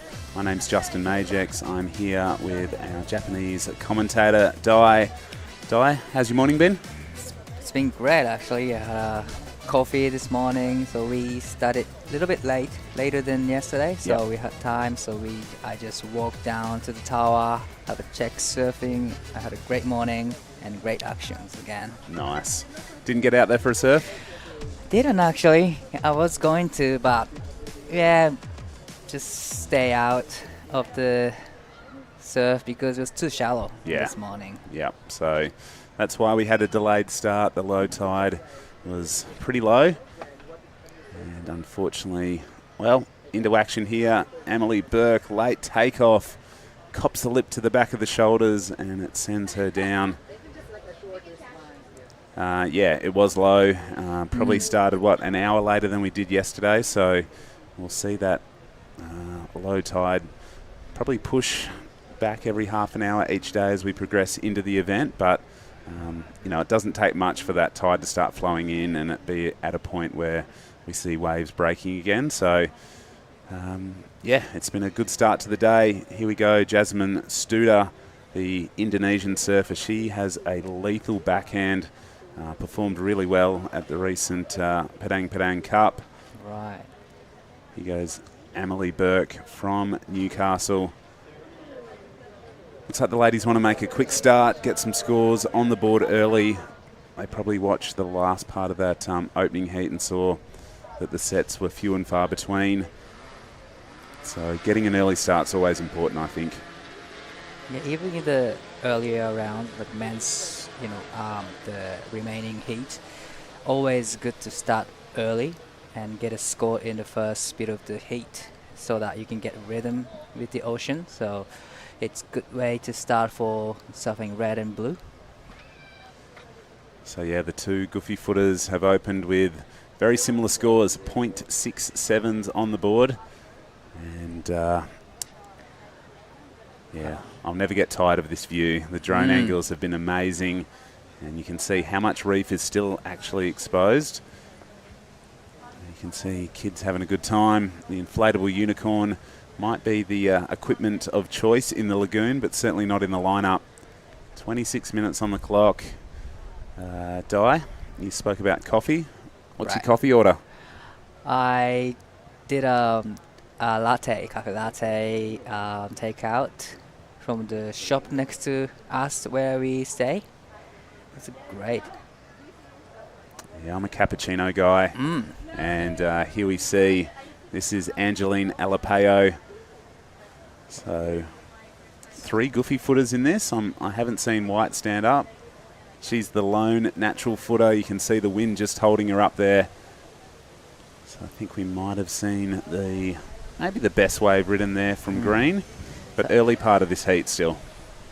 This is a local surfer surfing green. That was a great turn over there, but maybe a little bit stuck behind top of the wave because of the wind maybe. But I was kind of surprised how, there's a lot of female surfers in, Siargao Island, Cloud 9. There's a couple, surfers in every heat from this area, so there's so many surfers this area. Yeah, you're right. I was talking to True in the last heat that, yesterday we saw a lot of Filipino men and a lot of Siargao locals, and on the women's side there is a lot of Filipinos in the draw as well. So there we can see Holly Williams, surfer in the red, the first winner on the women's side of the event, walking up the boardwalk and making her way through the crowd. Yesterday was busy. It was that boardwalk was flat out. I'm sure that we'll see some of this cloud burn up and it'll bring the people out. Real festival style atmosphere going on down here. There's little market stalls. I actually went into the competitors area, the Sprite surfers area, and they've got ice baths, there's food in there, there's bean bags to chill out on. So that has been a really cool sort of upgrade in the event from last year. So maybe in your heat off, go down to the Sprite area. There's coffee there, there's food. It's pretty cool. Yeah, actually, I've been there this morning. It was great. There's coffee, fruit, food. Like you said, there's a coffee and ice bath, and I'm so willing to try the ice bath one day. Well, it's quite warm here, so I think an ice bath is good. But, yeah, with these overcast conditions, it's not as hot as it generally is. And there it is, the Sprite Surfers Zone. So I've set up these big showers, and just behind the shower is the little zone the athletes can hang out in. And that little deck to the right-hand side of the screen is probably the best view on the beach from back onto the lineup. So I was up there. I had a coffee and a little bit of breakfast there this morning, and yeah, perfect spot to hang out and look pretty much front on into the perfect waves here at Cloud 9. I kind of thought the Sprite shower meant like actual Sprite shower, but it's not. Actually, it's a pure water shower. Yeah. Oh, that you come out of that a little bit sticky. You come out of the ocean salty and have a Sprite shower and be sticky. But we're going to throw to True Starling, who's with Holly Williams, our first winner on the women's side. Thank you, Justin. Holly, congratulations. It was the first heat of the women. The conditions were a little bit tricky. How did you prepare for that one?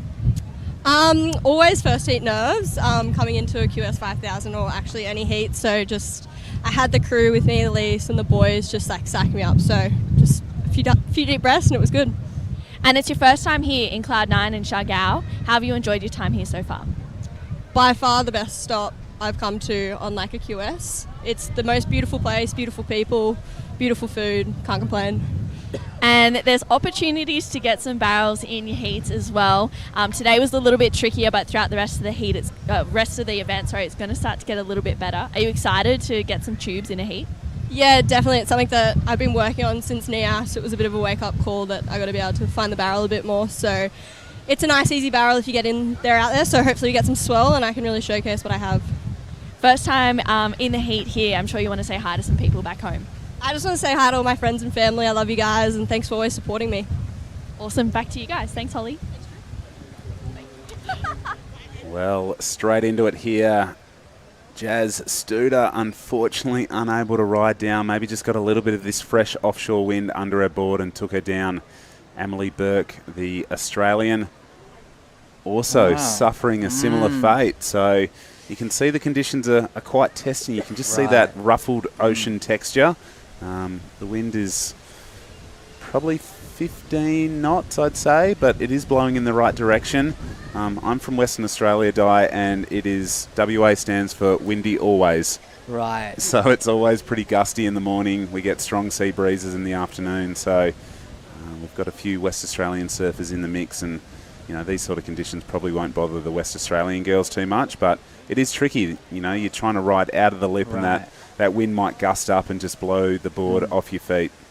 Yeah, it's hard to surf with the strong offshore wind because you got to push really hard to go to the bottom, actually, from the top to the bottom. So, but you don't really want to push it too much. So it doesn't make sense. But yeah, you got to be careful with how you can push your tail on the top. Otherwise, just like these girls, you know, you get stuck on the top of the wave. Yeah, well, riding out of the transition is really important. So compression and release through the bottom turn and the top turn, super important. Here goes Jazz, scratching hard, building speed, spots a section. A smaller inside wave, but she just wants to, you know, get rid of that one and start climbing up the leaderboard. At this stage, Emily Burke, a 4.67. Her backup is a 1.83. Jazz Studer there has moved into second place on the strength of her last wave. That was a 2.07, leaving our Filipino locals, the Alapeo girls, chasing a 1.07 and a 2.80 respectively. And this is the competitor area. This is where everyone sort of hangs out on the tower. And there is another Filipino local coming up in the next heat. She's a bit of a fan favourite around here. Looks like she's...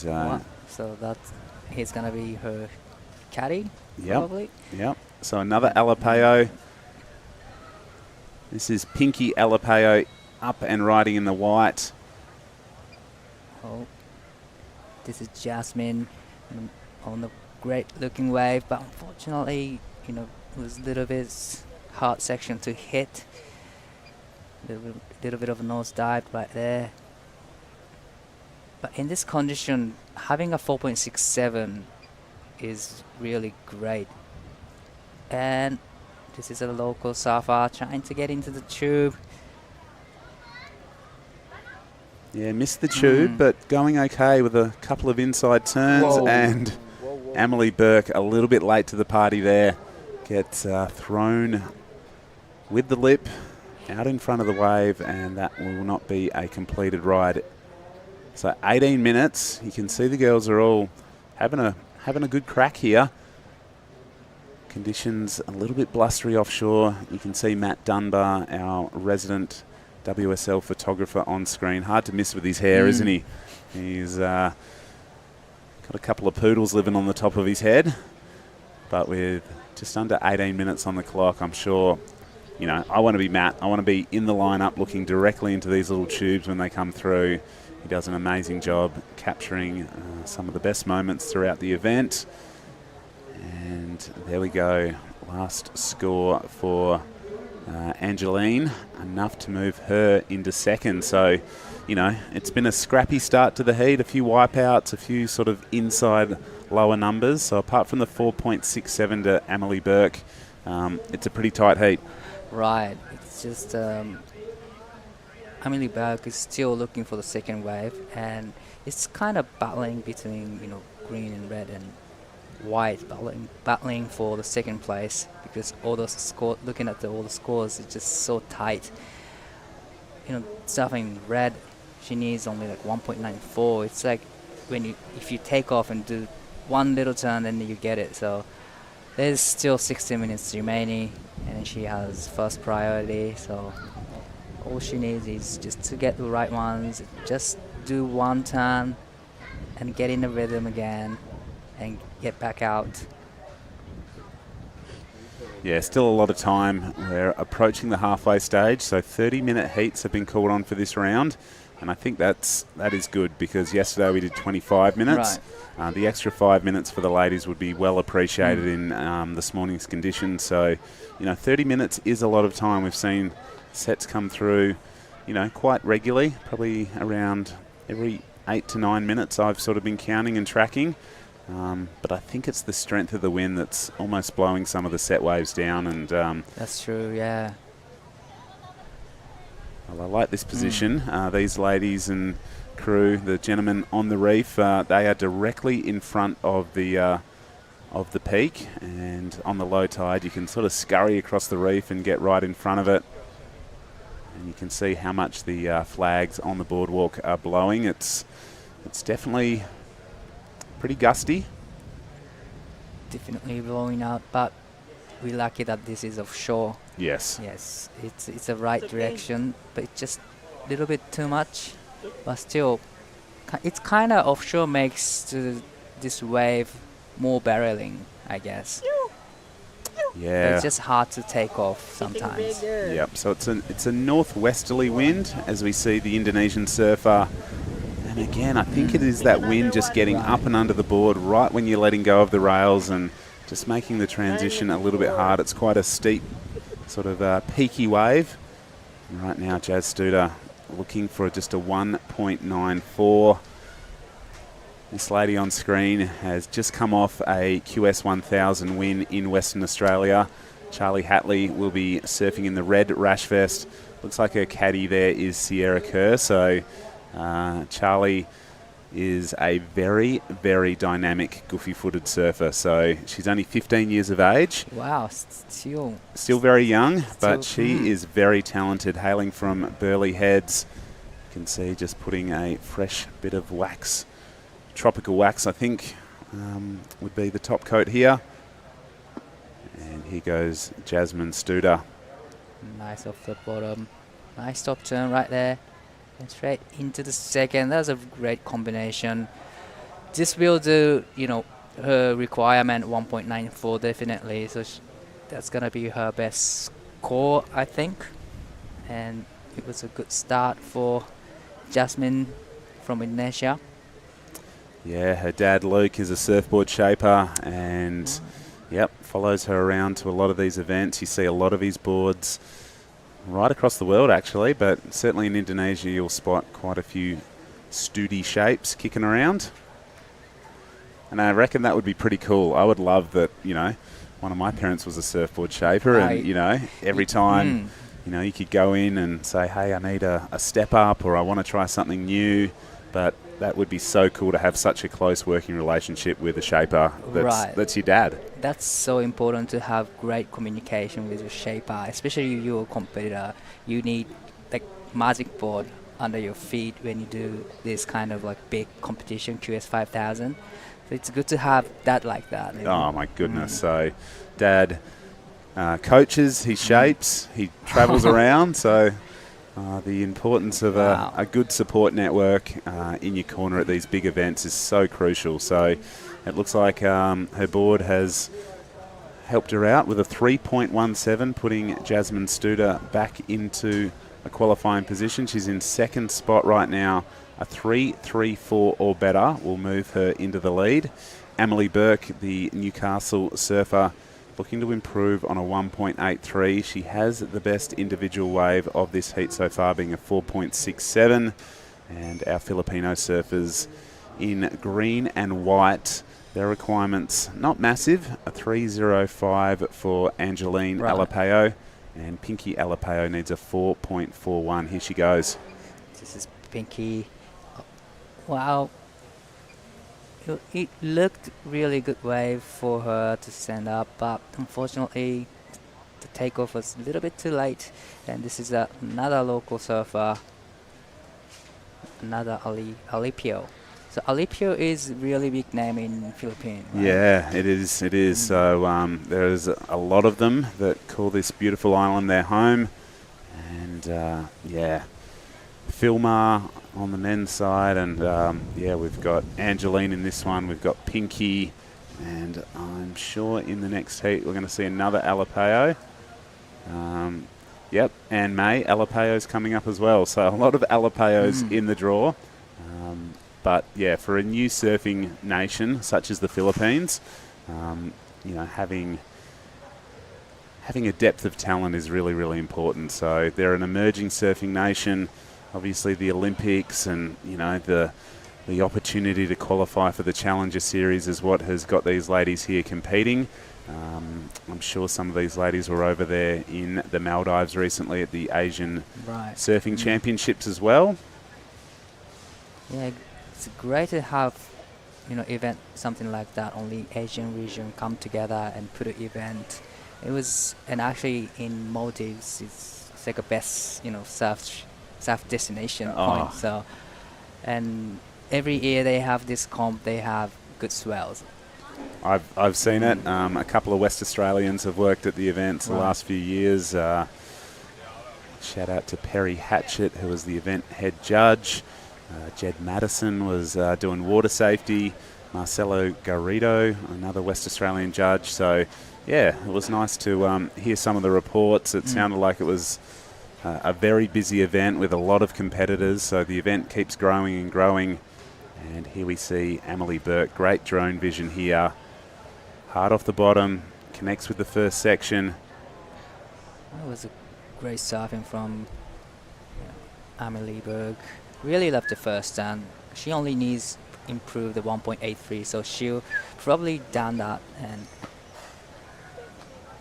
that's, that's going to be her second best score and extend her lead under the 10 minutes remaining. But looking at this view, just you can tell how the wind is so strong right now. Yeah, it really reminded me, that last drone shot of that unridden wave really reminded me of Western Australia. You can just see the ribs in the face. You can see the spray blowing off the back of the wave. So, this is sort of like a southeaster back home in Western Australia. And here we see Jazz Studer. A little bit of a foamier inside, but she's connecting the dots so far. A two-turn wave, which will she'll be hoping to improve on a 2.07. But the wind is really, wreaking havoc on some of these waves as they roll through.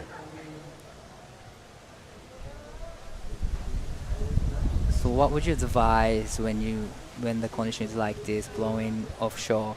Because you come from the similar condition area. So Yeah, I would say probably avoid riding an epoxy board. I'd stick to Right. a PU. I think the epoxies would be a little bit bouncy and a little bit chattery today. And I think it's really important to paddle hard and really get good entry speed when the wind's blowing like this. So I'm certainly no surf coach, but that would be my little bit of advice. But looking at what the ladies are riding so far, I haven't seen too many epoxy boards making it down the stairs and into the lineup. So I think a PU board, just that slight bit heavier, probably sticks into the water a little bit better than an epoxy. And yeah, just paddling hard, and it's quite a peaky wave, so you do want to get good entry speed if you can. You don't want to be stuck in the lip when it's sort of pitching over. that's so true. Probably approaching the wave is really important to ride this wave, especially when you said about the paddling. Paddling is most important thing probably when it's really strong offshore, because you kind of want to take off under the rip, not top of the wave. Yeah. Yeah, that is what we've seen a little bit in this heat, and some scores filtering through. Emily Burke has locked in a 3.27 to extend on first place. Jazz Studer, a 2.83, has also improved her position now in second. So the local ladies, they're going to have to pull something out in the next 7 minutes. Angeline Alapeo is chasing a 3.73, our surfer in the green rash vest, and Pinky Alapeo chasing a 5.17. So right now White's had a little bit of a shocker. She's got a 0.83 and a 0.53. So she just really needs to, find a wave that allows her to connect the dots a little bit, get a couple of turns done, and she'll be right back in the mix here. But right now, blue and red just going a little bit better on each opportunity. Jazz Studer there, nice first turn. And this one continues to offer her something through the inside. So, Well, feels like she's getting into the rhythm with the ocean, and now she can put a couple of turns in. This was a good first turn. Good combination from the surfer in red. Good 2 turns combo, and comes in 2.83. Actually, she bettered the second score, so now she sent her lead to green and white. Now green needs 3.73. and white needs 5.17. So yeah, like you said, Pinky's having a little bit of hard time, but there's still like 6 minutes remaining. So probably there's gonna be a time to get 2 waves. Yeah, let's have a look here. Anyone in position? Not quite on that one. But yeah, you can just see the wind. It's starting to blow. But hey, it is blowing offshore, so as surfers, we relish offshore conditions. And let's have a look here. Utilising her priority, Emily Burke does well to get down the face of that one. Connects in the pocket. She's a very tall surfer and uses her height to leverage hard off the bottom. So we can see our surfer in blue heading on out. That is Oceania Rogers.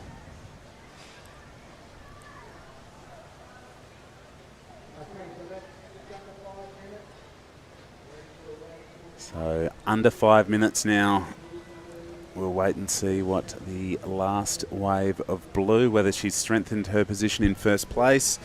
We are here. Well, here's the replay, Di. Really loved the first time. It was strong, throwing a lot of sprays straight into the second, but there's not much after that. But that wave comes in 3.27, so she comes in 4.27.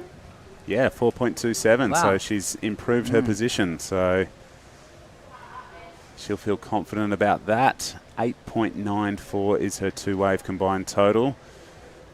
Jazz Studer needs now a 5.77 for the Indonesian to take first spot. But right now, you don't really mind first or second. You're just making it through the first round. And yeah, it's an important round to get through because we've got seeded surfers awaiting in the round of 32. You just need to get there, and it doesn't really matter how you do it in the first heat so much. Just need to, progress through And I feel like a lot of competitors feel nerves in that first heat. You know, you've travelled so far to be here. You know, some people were waiting for boards for quite a few days, and you know, you finally got your opportunity, and it's like, hey, I just need to get a wave and execute some maneuvers to get me through to that next round. So And yeah, especially when you know the forecast saying it's gonna be better and better next few days, so you don't want to lose in the first day, in the first round. You kind of want to guess to surf the better condition, but this is surfing red. This is a great wave choice from Judah.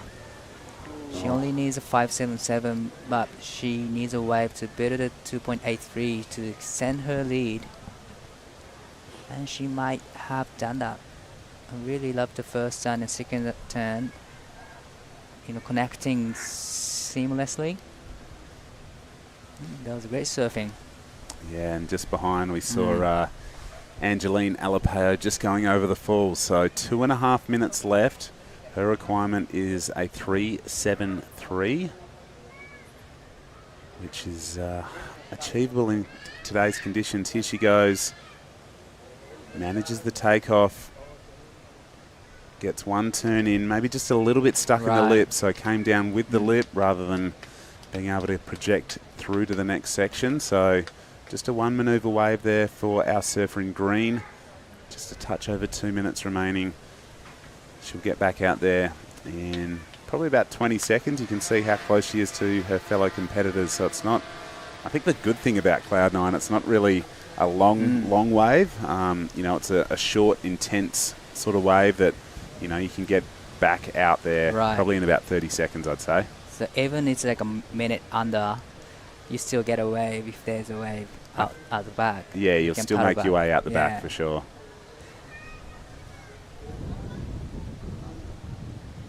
Well, that's the cafe we are going every morning. Yeah, actually, it's our first stop in the morning is right there. We love to you know, hang out. You can sort of see the wave from where we sit down and sip on our coffees. You can see a few people lounging on the beach already. It's a busy little spot. Oh, someone just left their table. Quick! I got the next heat off. Di, do you want a coffee? Yeah, so that is... Well, here goes our heat leader. Minute on the clock. Nice first turn for Amelie. Just a one manoeuvre wave, but you can see, you know, she sort of fell on a few waves at the start, and, you know, she just seemed to have, you know, found the right rhythm in this heat. She's going to more than likely take the heat win with just 40 seconds on the clock. Well, is there going to be another opportunity for two local surfers? Green needing 3.73, white needing 5.17, but you know, one wave can change everything in this condition, so you never know until it ends. Yeah, so I'm sure that red and blue aren't hoping another set pops up. I think white and green are hoping that there's a little bit of a flurry on its way, but you can see the ladies in heat number 3 making their way into the lineup. So I think this heat is done and dusted with just 5 seconds remaining. We'll wish Amelie Burke and Jasmine Studer the very best of luck in the round of 32, and say we'll be right back after a short commercial break here at the Siargao International Surfing Cup. Ang pinakamaganda sa life insurance, it makes life easier. Katulad na lamang halimbawa, let's be very honest, Manila Bankers Life, na nariyan in your moment of grief. The best way to show your love is to assure your loved one that I will not only take care of you during your lifetime, but I will take good care of you in this lifetime and beyond.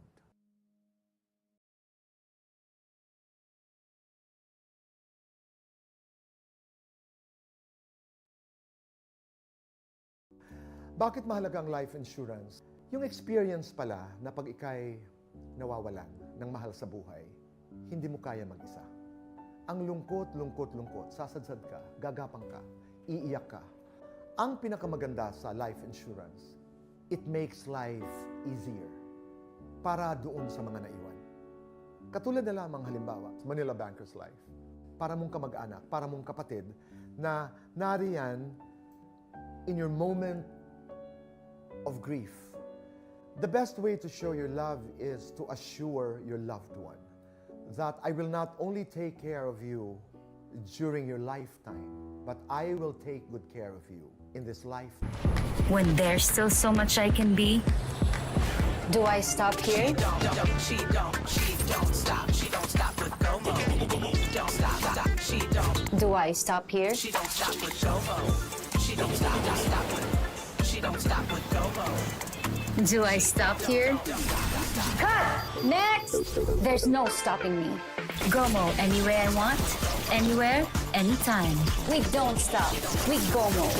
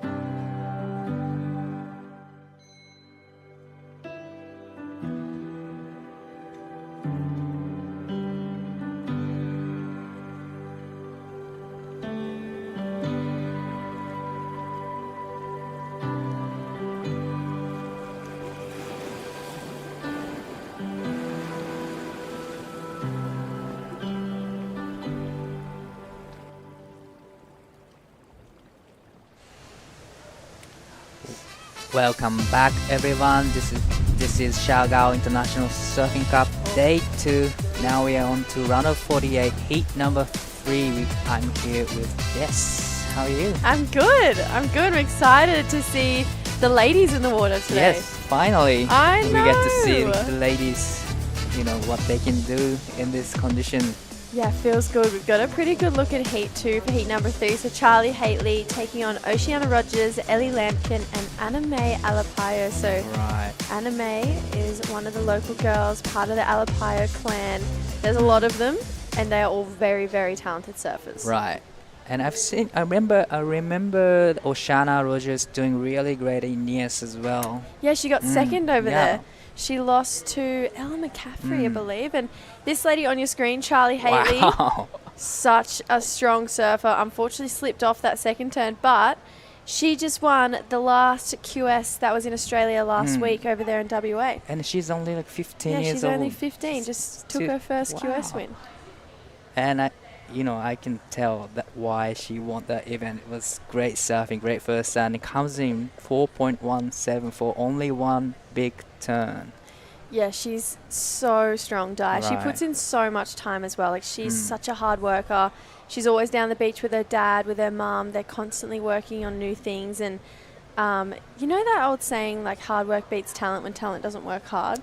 She's the epitome of hard work for me. Like, she puts in so much time. Wow, that is one of the biggest sets so far in this round. One of the Anime Alipayo took off on that one, but unfortunately, a little bit to the late takeoff. But Oceania Rogers, that was incredible, solid turns. Oh, that was a huge turn, but massive airdrop. And you saw her legs fly over right there at the last second. But if there's one thing I know about Oceania, she absolutely charges. And Di, this is a really important event for her because she's currently sitting 4th on the rankings. Right. And they only take top 4 plus a wild card from Australia into the Challenger Series. So for Oceania to keep her ranking, she's going to have to make a couple heats here. Wow. This is her first round, so she needs to make this round to get in the top of the 4 surfers on the ranking. She definitely wants to stay up there. I mean, that's what everyone is competing here for at this event. Everyone wants to make it to the Challenger Series. And then you have someone like Ellie Lampkin, who she's from Newcastle. We have a big QS 5000 there, the Surfest, which Ellie has done pretty well in the past. But this year she's just had kind of one of those years where she's struggled to break out of the first and second round. But Ellie to me is such a hard worker, and she's really improved over the last 2 years. So I'd love to see her try and, for lack of better words, like figure it out, the way she likes to surf a heat, the way she wants to compete. She's still super young, but she has so much talent, so I'd love to see her kind of put it all together in the heat. She looks like she's just yapping to the girls out there right now. Well, they're having a great time right now. They have time to talk, but this is a serious heat. Everyone's focusing on, getting through the first round, especially when the forecast saying it's going to be good. Yeah, so looking like maybe a bit of a wave rolling through. Ellie's having a look, decides not to go. Oceania says no too. But yeah, pretty important heat. And then they're coming up against the local girl who is really good out here. But we are going to cross down to Justin, who's out there on the boardwalk with the last heat winner. Thank you so much, guys. I'm here with Emily Burke. Emily, it's pretty small, it's pretty windy. How'd you find conditions out there? Yeah, it was pretty tough. I wasn't really sure what was going to happen today, if we were running or not. But yeah, there's definitely waves out there. It's pretty windy, but yeah, a few fun ones. A tough first heat, but does that lighten the nerves? Does it make you feel a bit better to go through to the round of 32 and, get that one out of the way? Yeah, that first heat's always nerve-wracking. It's always nice to get through that one. But yeah, I think there's waves coming and no wind, so that will be good. Yeah, we like more swell and less wind here in Cloud 9. Is this your first time here? Yeah, first time. It's so nice. I love this place. It's really long to come back for sure. You're from Newcastle. We were lucky enough to meet a few years ago in Western Australia. Your backhand's obviously your strength, and this is a right-hand wave. Hoping to get barreled or stick to turns? Hopefully get a couple barrels. It's a bit similar to home, a few breaks around Merriweather, so yeah. And there's a guy from home, Glenn Turner. He's pretty well known around here, so he's given me a few tips out here too. I'm sure you got friends and family tuning in. Anything you want to say or do a shout out to? Just the family back home. It's my dog's birthday today, so happy birthday to Taco. And yeah, mum, dad, Gabrielle, my sister, yeah, just hi and yeah. Well done there, Emily Burke. She mastered the conditions perfectly, and we'll see her in the round of 32 soon.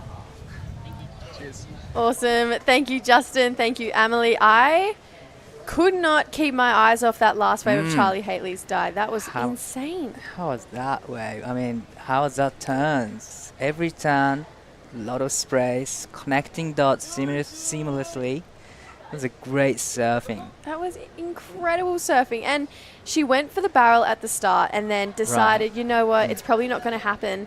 And then just absolutely went to town on that wave. That was crazy surfing. Wow. Take me through it, Di.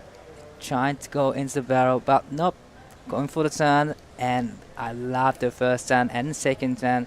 Just, there's no time to waste for her. Just, using all the sections, put a couple turns in. That was a great surfing from Charlie. Yeah, she definitely doesn't surf like a 15-year-old. No, she surfs well beyond her years. I know that she's riding LSD, so Luke's board's looking really good under her feet. Pretty sure she rides similar models to what my sister True rides, and I had a surf with Charlie out D-Bar not too long ago, and I was asking her about her boards because they just look so good under her feet, and it's paying off over here. They work worldwide for her, so that wave was absolutely insane. It's looking like it's going to come in at a pretty big score. We're waiting for it to drop on our screen, but it's already dropped on yours. It's already hitting the double digit. Oh, yeah, absolutely. In the first 10 minutes. So, yeah, what a way to start a heat. And this is, this is her first heat. Always first round, you get nervous, but she doesn't seem like it though. No, she just locked in a 7.67, so huge score there for Charlie Haley. We've been kind of saying it's small and windy, but Charlie is proving a point that there's still big scores out there. It might not be barrels, but if you can hit it and kind of really commit to the sections, the judges are going to go through big scores. That first turn was huge, straight back into a second one. No downtime between any of her turns too. I absolutely loved this wave die. Just 5 strong turns put together. Those first 3 though, I mean, wow, incredible. She got to spend a lot of time in here. I was wondering if this is her, first trip to here. But this is having white. Unfortunately, stuck on the top of the wave. I think one thing Charlie did really well on that wave too is she turned slightly under the lip. That's so true, yeah. And with the amount of wind blowing up the face, it definitely paid off because she was able to keep kind of momentum, keep going through the turns where unfortunately Ellie, she went a little bit too high on that last one, so that's why she did get hung up because usually any day of the week she's going to make that turn. So yeah, Ellie Lampkin just kind of needs to maybe readjust at this point in time, but the perks of these long heats, 18 and a half minutes to go. There's still, time to adjust a little bit. But just like you said, yeah, you have to go under the lip to make everything right. If you go up too much high, then, you get stuck on the top of the wave because of the wind. So it's just, matter of you can figure out how you can surf on this kind of condition, but I'm sure these ladies, can adjust everything in no time. Oh, definitely. These guys have been surfing heats all year long now. Our season for the Asia, Oceania region, it starts in June. For everyone, it starts at Krui, which is a 5,000. And then these guys went from Krui over to Nias, which was another 5,000. Then Japan went on to have a 3 event series. I believe they're all 3,000s, right? There's all 3 QS 3,000 back to back. Whereas we in Australia, we've only had one other QS in our region, which was a 1,000 in WA since Nias. So everything is in overseas. Yeah, wow. so which was last week. So now we're coming back to the big events over here. So in Siargao, it's another 5,000. In the end of next week, we're all going to head over to Taiwan for another 5,000. So these events for the Australians are huge, and obviously for all the Asian surfers as well, because it's 5,000 points. But yeah, these guys start competing from June, and then they compete all the way through to the end of March. Then they get about 2 months break, and then we're back competing again. So yeah, these ladies definitely surf a lot of heats. There's no real downtime. But I don't think you want downtime as a competitive surfer. I think the more time in the rashi, the better. I reckon, totally agree. I didn't want to have downtime in between comps. I rather have like every weekend comp so that I can get used to the situation, the judges, and everything. So it's hard, actually. It's hard traveling from one place to another place, but still, it's better to have a lot of comps. Yeah, I agree. I feel like, and the places that all these surfers get to travel to as well, I mean, oh yeah, who wouldn't want to come here and surf this wave? True. I also love going to both the events in Indonesia, but Jinzan Harbour in Taiwan, which is where we're going next week. I absolutely love it there. That place is like proper skate park, Yes, it's like Taiwan's Lower Trestles. Yeah. It is so good. I don't know if you've seen the forecast though. So for basically right now around Asia, there's a bit of a typhoon, and that's where the swell's going to come from. And the last couple days over in Jinzan Harbour, I've been keeping an eye on the swell. It's saying it's been like 15 foot in Jinzan Harbour because of this typhoon. So that's where our swell's coming from to get here. So I think it's still going to be pretty solid when we go over to Taiwan. Definitely, we're going to have fun in Taiwan as well. Yeah. How good is it? We traveling to Philippines, Cloud9, and then we're going to Taiwan, having a best, place to surf and watching all the actions. Dream run. Yeah, Di. dream run. I love what we do. Yeah. It's so fun traveling. We get to talk about surfing, and then even watching surfers like Charlie Haitley get a 767. Yeah. Dom Thomas this morning, we commentated that heat. That was 9, amazing. Incredible. Like, it's such a cool way to see the world, and it's such a cool way for these guys competing as well to see the world as well. I mean, I wasn't 15 and in Cloud9 dropping 767s like what Charlie Haitley's doing. So when I was 15, I was complaining about science and maths in school. So I think it's a really cool way for these guys to see the world and travel, and I almost feel like you grow up a lot quicker on the road like this, wouldn't you say? Yeah, I would say so. So it's just either winning or learning. So there's no losing in this heat. You can learn so much when you surf point like this. Yeah, I agree. And I feel like even a lot of the athletes in this event who have kind of moved from, I guess, competing in every single event as their whole lifestyle to maybe competing and coaching. Competing in events like this is going to be able to give them knowledge to take back to the people they're coaching as well. That's so true, because you gotta have some knowledge to surf this wave perfect. So you don't want to go out without any knowledge, or you don't want to go out without any experiences. So definitely the experience will help next generation as well. Well, even speaking of surf coaches and experience, Anime, who is out here, the sole Filipino, she is a surf coach as well. She has her own surf coach, kind of surf guide business, but she also has her own cafe, which is over here. It's called Ulap Surf, and they do really good smoothie bowls. I can actually highly recommend going there to eat. Gotta check it out. It's really good. She's so talented. She's a social media whiz. She does a lot with Airbnb. And then, like I said, she's got her surf school, she's got her cafe. Like, she's just an absolute business icon. She's just all systems go Anime. And then on top of that, she's a really great surfer as well. Yeah, she's competing in the QS 5000, one of the biggest comp in Philippines. So. Yeah, I actually believe she did pretty well here. Yeah, she got a 9th in 2022.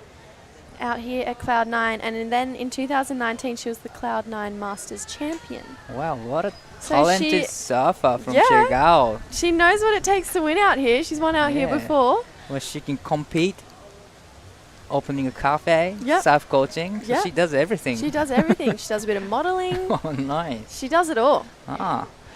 Well, I can't wait to to see her getting a wave in this heat. It's 12 minutes remaining. She's a little bit struggling in this heat. Ooh, we're seeing a rogue Cloud9 left. That was Ellie Lampkin looking for a 068. You'd have to think, Di, that's going to be the 068, but you don't want to be dealing in zeros, you know? You want to be locking in good scores. Right. Especially Charlie has already 7.67 and 4.17. You want to have probably at least 4s and 5s. At least. And kind of like we were saying yesterday too, Di, I feel like 4s and 5s here are the equivalent of 8s and 9s. Totally agree, yeah. So when you get a 767, you're like, wow. Here we go, Ellie up and riding again. That is better. She's turning under the lip now, so I feel like the plan has changed. She's adapted. She's found herself one with a couple of turns. I know her boards didn't arrive until, I believe, yesterday. So she was here maybe 2 or 3 days without her surfboards. Okay. So not only is she adjusting her heat strategy, I know she's been riding her roommate Sai Manua's boards the last 3 or 4 days. So now she's getting a go on hers here. But so probably this morning was the first surf with her own, surfboard. Yeah. So, well, that's a good thing about having a 30 minutes heat, so that they all can adjust in one heat. Yeah, definitely. And I feel like because of how slow it is, it's been a pretty smart call to extend these heats for that extra 5 minutes to what we saw yesterday, because if not, right now it would be 5 minutes to go in this heat and 2 of our surfers would only have 1 wave. So it's a pretty fair call. Now we've got an extra 10 minutes to try and see these ladies do their thing. Oceania Rogers coming off a 2nd place at NEAS, very similar wave to here. It's a barreling right, but unfortunately it goes down. Different conditions though to NEAS this year. Different condition, yeah. It was a big and huge and big barrels. There's not much, the wall to hit do the turns. More about the barrels. But here is like you can get barrels as well as the turns in, and it's different shape of the wave. Yeah, it is Honestly, a different shape, yeah. and I feel like the reef's a lot shallower here. But here we go, Oceania swinging again, just trying to get some rhythm going in this heat. There's a better turn and puts it up there again for a sec. She's a really strong goofy footer. Right. She, I feel like she's a really traditional surfer as well. She's got kind of more of an old school style, so we've seen her in the big stuff do really well, so now it's time for her to prove that she can kind of do it in that small stuff too. So Oceania, I like these turns, Di. Right. Really how she quickly changed her plan, just not waiting for the right ones, just quickly getting those 2s and 3s so that she can be in the rhythm.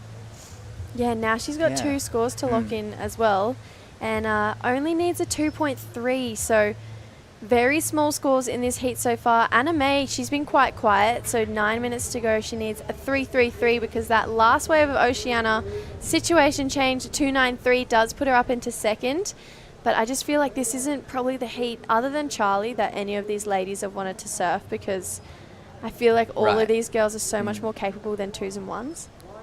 That's so true. So they still, adjusting the conditions right now because, yeah, by looking at this view, you can tell how strong the wind is. And Oceania, up and riding.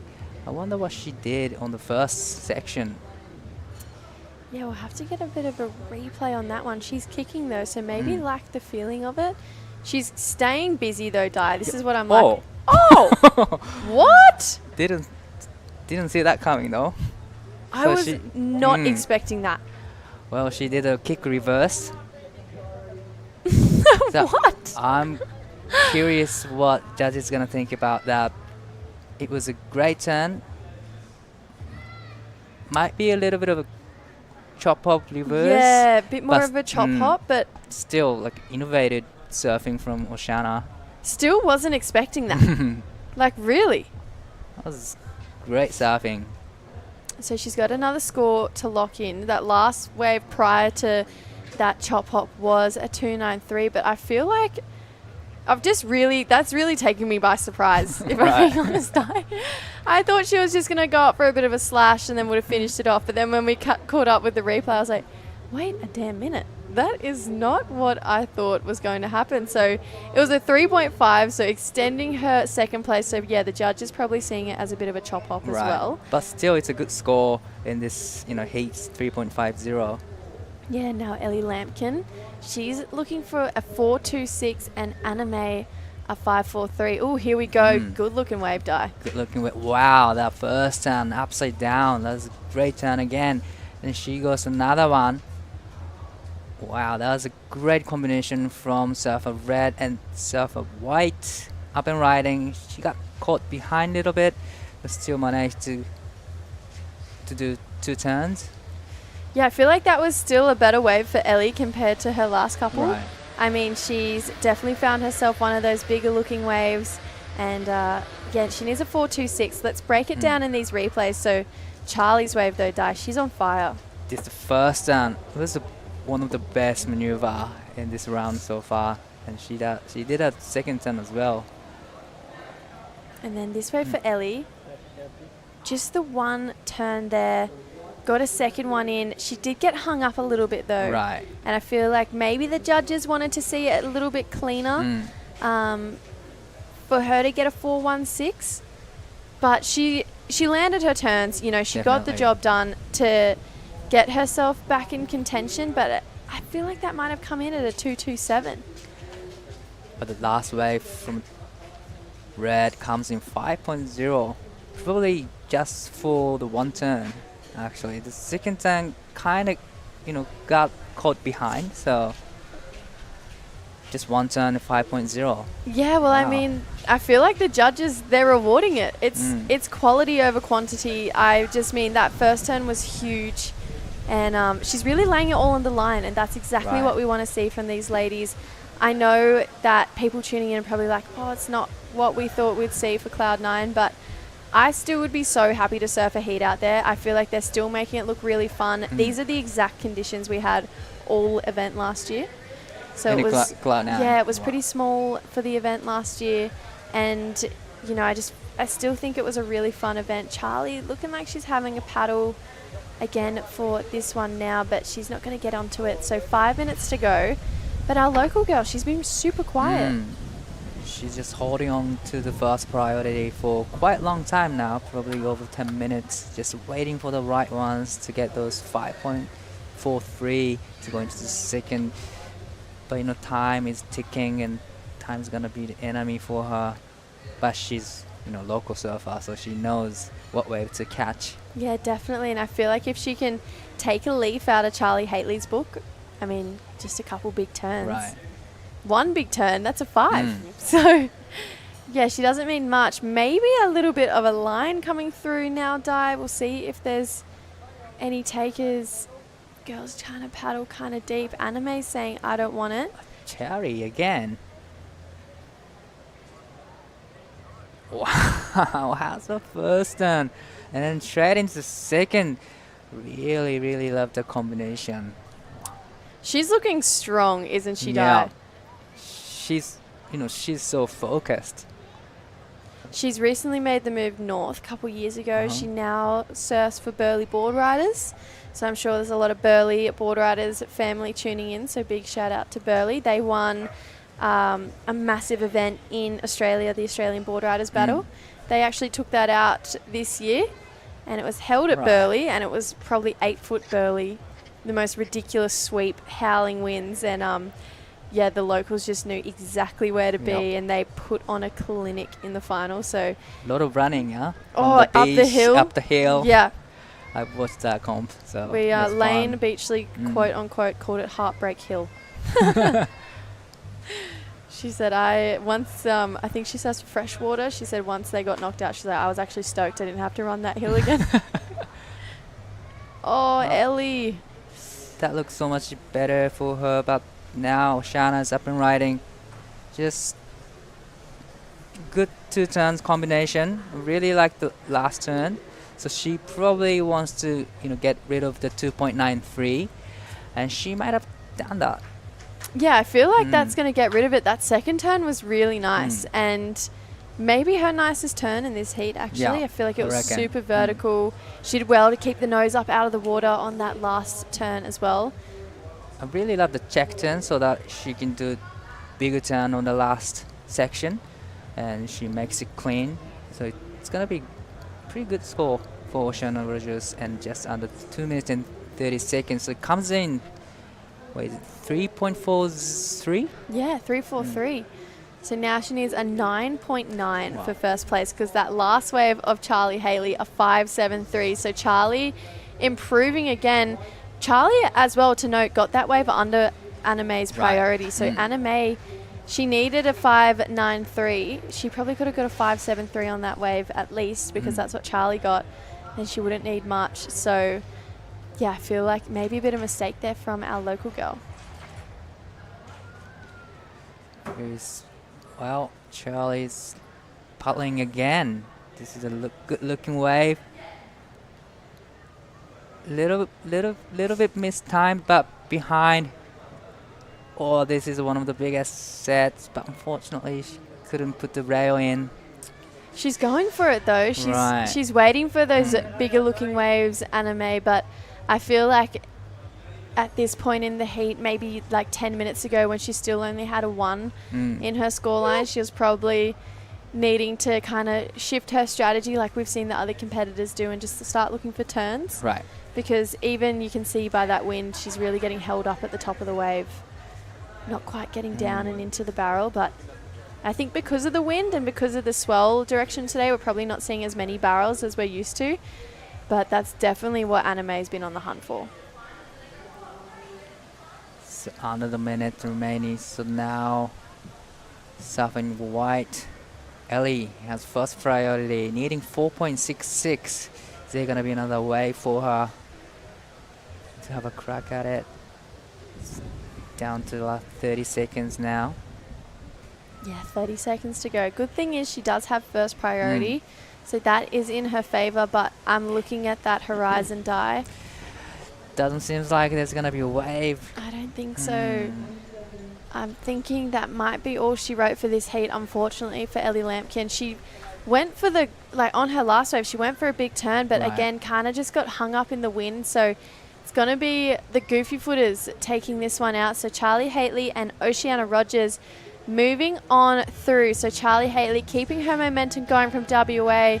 Oceania looking for another final finish. Don't go anywhere, guys. We're going to go to a quick break, and we'll be back for heat number 4 of the ladies. So many voices.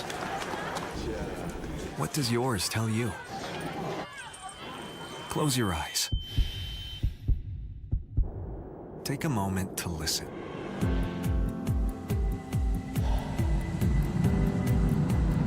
What do you want to feel?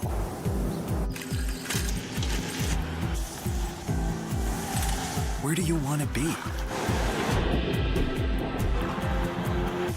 Listen to the voice inside you. The voice that tells you to wonder, explore, pause, taste, connect. Be where you've always wanted to be. And let yourself. Mabuhay. Welcome to Philippine Airlines. Fly to new discoveries with Philippine Airlines. With GoMo, I use data any way I want, all in one app. I can easily transfer and track my no expiry data. I GoMo any way I want. We don't stop. We GoMo.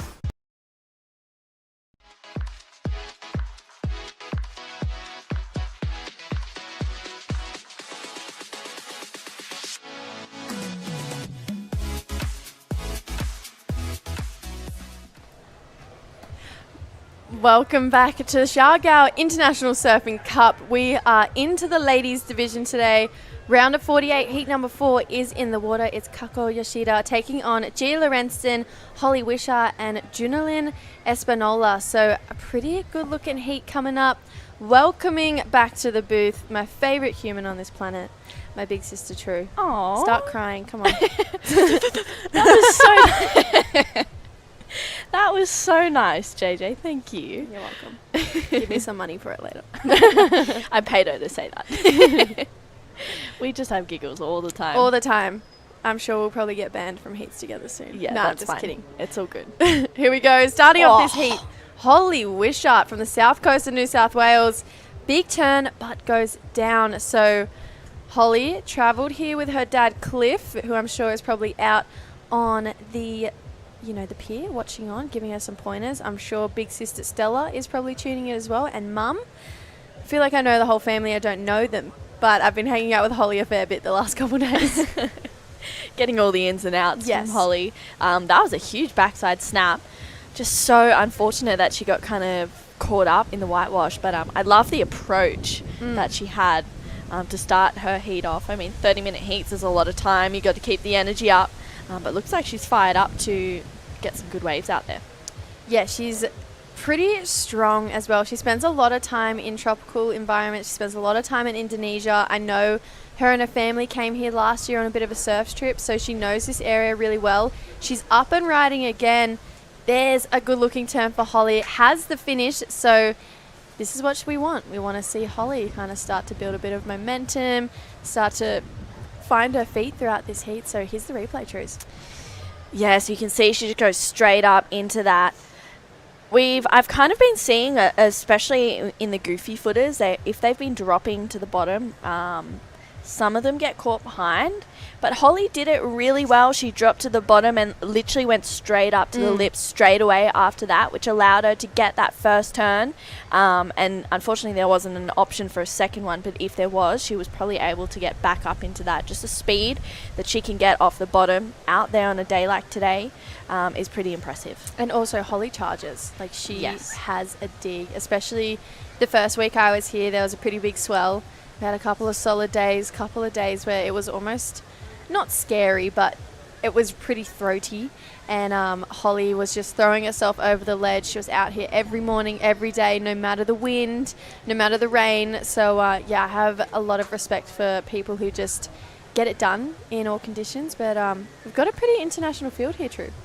Yeah, we do. We saw in a heat earlier, Carolina. She was representing Poland. There was someone from Switzerland as well, but right here from Noosa Heads, Gia Lorenzen. Yeah, here we go. Gia, our Noosa girl, a good friend of True and mine as well. So she's getting her first wave underway. Her strength is definitely her power surfing. She's got a really strong carve on her, as you can see based on that wave. She's a sibling duo, quite like ourselves, True. Her brother Ben will be competing in this event, but I did just run into him. May have broken his foot. Oh, that's a slight issue. But what I've heard, he's going to surf a heat anyway, so weapon. Best of luck to Ben, I hope. And there's Holly finishing off another wave, so that last one coming in at a 2.17 has her out to an early lead, but I really like that first wave from Gia. Yeah, as you mentioned, Gia, she's a pretty powerful natural footer. She's got a really solid calf, and she's not scared as well. She's willing to go up into the lip or duck for cover under a barrel if she needs to. I was talking to Holly earlier, and she was saying she's excited to be able to get some tube time out in some heat. She said that NIAS was a bit of a wake up call for her. So to be here and to have worked on that and then come to another place where, more often than not, there is going to be at least 3 or 4 opportunities in heats to get barreled. I think she's excited to show that. I know that Gia's been working on that as well. She's working with Adam Duffy, and they've been working on these huge calves, like we can see there. And she's just throws so much water. Like I said, she's such a powerful surfer. To get that third turn in there was really nice. And then that was just a bonus one. That wave just offering more than expected. That first turn was just solid. Yeah, it was. Really driving through as well. I like how she was able to just, not kind of back off with the wave. She drove through every turn and every section. And Kako, she's a great surfer too. Yeah, here we go. Kako Yashoda. She is from Miyazaki, and she's getting a couple pretty nice turns in on this one. So there's the third. She has that really beautiful Japanese technique where she has her arms in a really nice place, has her hips pushing forward, has that back knee rolled in. So I feel like, Kako, we've seen a fair bit of her this year. She's been competing for a while now, but she's in that red rashy, and I feel like she's in that red rashy for a reason, because she's had a couple results recently. Yeah, she has. She got a 5th at NIAS, the 5,000 over there, but here we go. This is Junalyn up and riding. Yeah, this is our local lady. So she's getting her heat started and getting 4 turns in. I believe this is her first ever WSL event. So she's kind of throwing her hat in the ring for the first time here at her home break as well. So down here at Cloud9, and yeah, she's looking pretty fired up. That was a pretty good first wave. Reminds me a lot of a surfer from India, Sugar Banas. She has a very similar style to Sugar. Yeah, she does. That's right. Yeah, she does. Just that real whippy attack, super energetic. Kako, she's up and riding again. Yeah, non-stop action right now in the round of 48, heat number 4. Just a bit of a up and down there for our lady in red, Holly, south coast of New South Wales. Big turn, kicks the fins out the back. That is what we're looking for. Good looking turn there for Holly. And in that last heat, Charlie Haitley, she was getting rewarded for big turns, even if they're just single maneuvers. So I feel like the judges are going to like that one. Yeah, quality over quantity. That's more often than not. That is what they say. Yeah, so it was really cool to see Holly do that. Get the release of the fins as well out the back to complete. I think she liked it too. Just feeling at home here at Cloud9 for Holly. It's good to see her just really fall into a nice rhythm in this heat. Yeah, she's been spending a lot of time, not just here, but just surfing around here, getting comfortable with the reefs. And you can see by that turn, she looks comfortable with that reef. I feel like if you're not feeling confident in yourself on a reef break, you're not going to throw turns like that where you can kick the fins out the back. So she's pushing really hard. She's driving through her turns, and you can tell she's definitely been putting the time in out here. And that's definitely, in my opinion, her best way with the heat so far. She's got a 2.73 and a 2.17 right now, but I'm thinking that TBD in her scoreline is it's going to eclipse both of those scores. Yeah, I agree. That was a really nice turn. We'll see where it goes. It's kind of been a little bit of a slow first 10 minutes of this heat, but it feels like in regards to like quality of waves, but the surfing has been really high standards. Gia's first wave was a 4.17, and that was just from a bunch of different calves. It was great to see her really using that rail and relying on the carve that she's so good at doing. Kako is actually a really strong backhand surfer, so it's nice. The last few times I've seen her in events, it's been good lefts. So it's nice to see her on some rights out here. She's just really lighting up. Kako, she also got a 9th at the Hyuga 3000, and she's also a really good skater as well. Yeah, and it looks like, sorry to cut you off there, Truce. That's It looks okay. like we're going to throw down to our friend Di, who is out on the boardwalk with last heat's heat winner. 7 and 5, and your backhand looks so sharp. Your board is really fast. So how did you prepare coming into this event? Yeah, well, I've actually just been in WA, so I guess bit of wind was, I was like, okay, I can do that. But yeah, my boards are feeling great. Just been surfing out here. Yeah. Is this your first trip to here? Yeah, this is my first time here. How did you like to surf here? It's really fun. Like, there's always a fun wave around. There's chances for barrels. Like, the vibe here is amazing. So yeah, I'm loving it. Right. So tell us through your surfboard. It's looking super sharp. Yeah. Luke Short made it. He's an amazing shaper. This is probably my favourite board from him. Plus the colour. It's a Noah 2, and yeah, it's been going well in pretty much everything. Right, what about the backup, the pink coloured surfboard? Yeah, it's the exact same as this one, but just different colour. You love the really bright colour, huh? Yeah, I like the full colour. I've never done it before, and these ones I was like, yeah, that's cool, that works. So yeah. All right. So do you want any like shout out to your friends, family back home? Yeah, probably my parents and sister at home. They'll be watching me, so grateful for them. The Kerrs and Billy for coming and watching me and supporting me, and I'm just grateful to be here. All right. Just can't wait to see you in the next round, and good luck. And back to you guys in the booth. Awesome. Thank you, Di. Thank you, Charlie. I feel like every time I hang out with Charlie or watch her surf or listen to her talk on the broadcast, I just cannot believe she's 15. Yeah, she's quite young, but she's wise for her years, that's for sure. She is so well above her years, not just in her surfing, but the way she holds herself. So, yeah, huge Charlie Haley fan, and she had a huge win, actually, 7.67 and a 5.93. So, just when we thought it was kind of getting slow and small, Charlie came out and, yeah, put some hammers down for a 7.67. And I'm hoping to see similar stuff from these ladies. Holly Wishart with that one big turn, a 3.33, now up and riding, our Filipino surfer. There's the first turn under the lip, gets a second one in, trying to ride out of that, but you can see that wind kind of wreaking a little bit of havoc right now. But she only needed a 1.81 to get up into second. Gia Lorenzen, though, however, 4.17 for her first wave. So the judges loving her power carves. Trues, you were saying that she works pretty closely with Adam Dufner. Yeah, she does. I'll get back to that, though, because that was a really nice first turn from Junalyn. Unfortunately, that second one, she just got a little bit caught up. But yeah, Gia works closely with Adam Dufner. Duffy, I know that I'm pretty sure she's working with him for this event. If not this one, it's Taiwan. But Duffy's got a crew with him. Kais King, Dane Henry. Yeah, a whole bunch of others that I just can't even think to name because they're all incredible surfers. And wow, huge first turn for Gia. Yeah, this is a really good looking wave.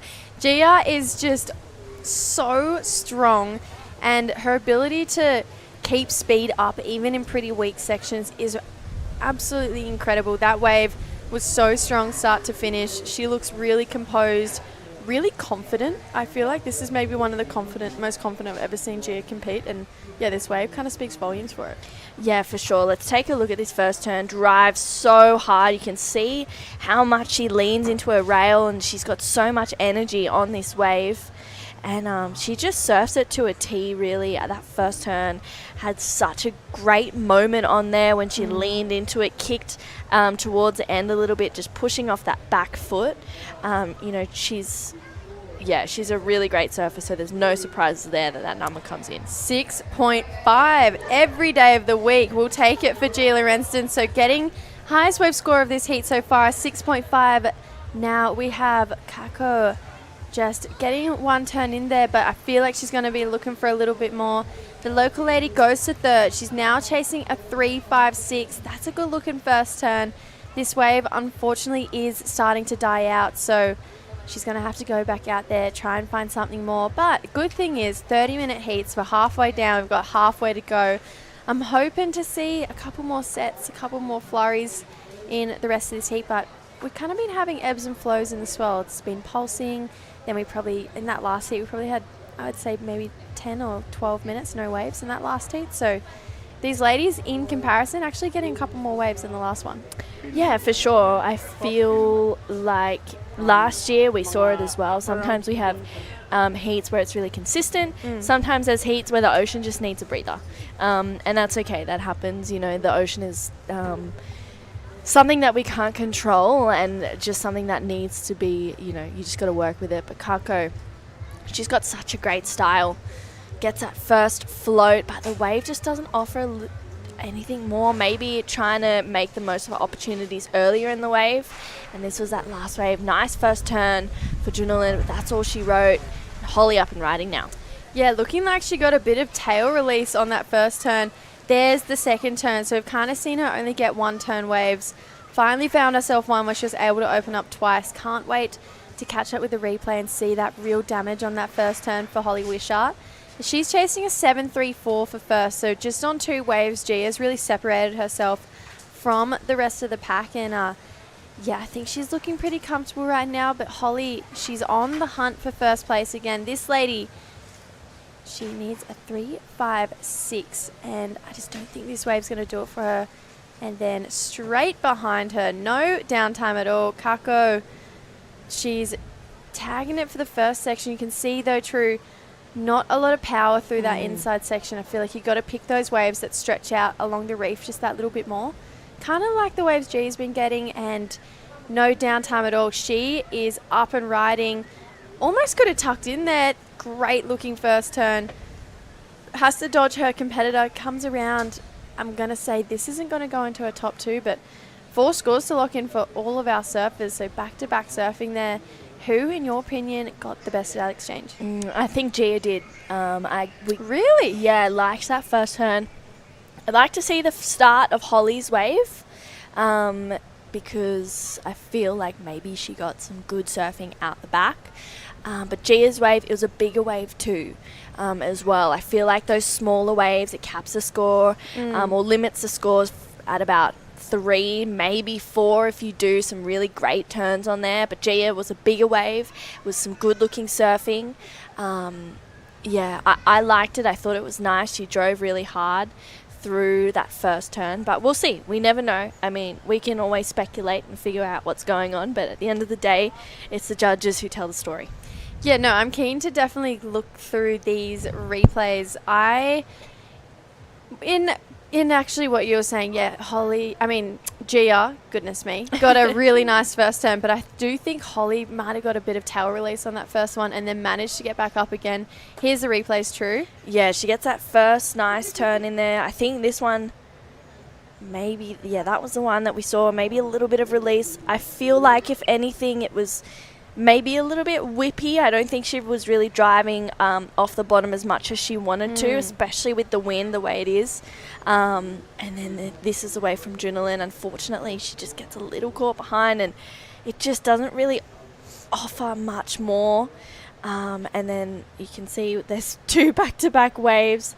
Kako, she was only chasing a 2.77, a smaller wave, not much to do there. And then Gia's wave was bigger. I agree, she probably could have tucked in, but it looked like it would have been hard to get the exit out of there. So Gia, she's just looking really in form. I feel like right now she's locked away first place with that 6.5. Holly up and riding again. Here we go, Holly Wishart. So her last wave, like you said, True, she kind of tagged it, but it was a bit whippy, but this wave is so much better. She really put a little bit more mongrel, a little bit more grunt behind it. This is what we want to see. Then we have Junalyn. She is still chasing down second, looking for a 4.2, which in comparison, you say it, you think, oh yeah, that's not too big of a score, but in the conditions we have today, it actually is a specific type of wave. It's more so the bigger waves than what we're seeing, these smaller ones. And yeah, like you said, the smaller ones are kind of getting capped at a 2 or a 3, max a 4 if you surf it really well. But I actually really loved that last wave of Holly. I thought those first 2 turns were maybe 2 of the best turns she's done this heat. There was a lot more power behind it. And yeah, I feel like she's starting to find her flow a little bit. And it came in at actually her best wave score, so a 3.37, that last one for Holly Wishart. Yeah, she's looking really good, and I liked that she was able to drive a bit harder off the bottom as well. I mean, Holly, as we know, she's got a very strong backhand. We can see it out there now. But just, I think the wave size is what's capping her. But look at this one. No takers yet. Holly, she's having a look. Biggest set we've seen today. I wasn't expecting that. Unfortunately goes down with the lip. Looking like there's a couple more behind her. You can see that wind really starting to ramp up right now. No takers on that one, the second set of this one, but that is a small indicator that the swell is building. We've thought we were going to see the swell build kind of all day today. I feel like that was the first kind of look into maybe what we're going to see it by this afternoon. So no calls being made just yet whether we're going to run any more heats after these 8 heats of the ladies. But if there's still 6.5s out there, there is no reason not to run. I mean, G has found herself a 6.5, but yeah, I feel like those sets potentially a little bit of an indicator of that incoming swell we're supposed to be seeing. Yeah, we know that it's coming. We know that it's building. I think, a few worries is that the wind might push it away. It's pretty strong right now, but, hopefully that the swell starts to build. It already is this morning, as you mentioned, Jessie, which is exciting. I'm excited to see some bigger waves, some more critical surfing, some more power behind the surfing as well, especially from the women. There's 4 more heats to go. So 8 heats of this round of 48, and then we'll be into the round of 32 for the women. Yeah, and this is the first round. Like you said, it's the round of 48, but then we do have a whole nother batch of surfers who are already seeded to the round of 32. So we have kind of the next crop who are ranked higher than these ladies. They are in the upper ends of the ranks, coming up in that next kind of 8. I feel like it's the top 16 from both in a combination of both the rankings, the Asia and Oceania. They then progress through and already seeded into the round of 32. So these ladies battling it out for a position to try and take it to them. Right now, Kako Yashida up and riding. Good looking carve there. I feel like that was a lot better. She held her rail all the way through. So needs a 3.4. We've seen scores be rewarded for one turn all day today. So 7.5 minutes to go. See what the judges do think of that one. But you've surfed this wave small and you surf this wave windy as well. What kind of factors do you take into context when you have heats where it is small and a little bit windy on this reef break? I definitely think you need to use the wind to your favour. And what I mean by that is not kind of going too high off the face of the wave when you're doing your turns, because it can blow you off. And I feel as well trying to use anything that you can to your advantage. These women out there, they know exactly what they need to do. They've got experience. Adrenaline up and riding. Here we go, our surfer in green, highlighting this first section. Wave slowly starting to die out, kicks the fins out but can't pull it off. There are some more sets behind it, but looking at the priority, there is no takers of that one, so a little bit more consistent when it comes to the sets right now. White and red, Holly and Kako kind of hassling each other down the point. I feel like Holly's probably playing a little bit of defense right now. 6.5 minutes to go. Holly's first full year on the QS this year. She did go to Krui and Nias. She's having a real dig. That was a pretty good looking ride, that one. That one had the wall that stretched out across the reef, so no takers. Maybe a bit of mistake there from our ladies. But there's lines coming through right now, True. I feel like it's starting to pulse. Yeah, I feel like a bit of positioning maybe needs to be readjusted for the women out there right now. There's definitely some good waves coming through. Hopefully the wind starts to back off and it starts to open up a little bit more. I mean, look at this one. Gia's having a paddle. Big airdrop there for Gia. Oh, wow. Sick first turn there for Gia. Carves it back around, hoping she gets an inside section. Looking like she will not. So she was generating a bit of speed there, but unfortunately that wave dying out. But that first section was lovely, True. Yeah, that was probably the best section that I've seen all heat. So far, there's still 5.5 minutes. There's plenty of time. You never know. But yeah, that was a great section. Oh, huge turn from Junelin. She gets a float to finish as well. Sick combination there. She's on the Cloud 9 left. She's on the left's program. She's like, I'm done with these rights. Let me go left. So Junelin only needing a 4.2. Gia looking to improve on her 4.17. 5 minutes to go. Yeah, I feel like Gia, she's looking really comfortable, looking really confident. There's so many waves. She is from that Sunshine Coast region. There's a lot of different nooks and crannies to surf up there, but this first turn, True. Yeah, I love that. She just turns on a dime. She was tighter in the pocket, and then to get that second turn through there. Unfortunately, that one didn't open up any further for Gia, but that didn't really matter because I feel like she got the damage done, and there it is, comes in at a 5.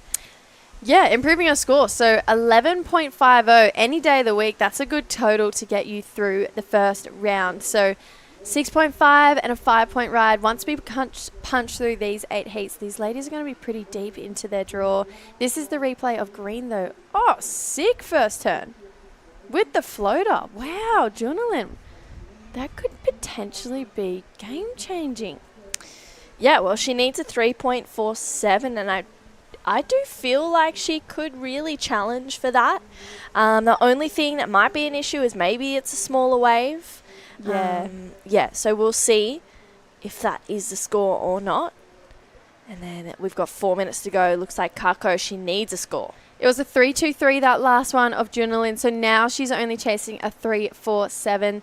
Feel like this is the busiest we've seen the waves come through in this heat. They're really starting to roll on through. 3.5 minutes to go.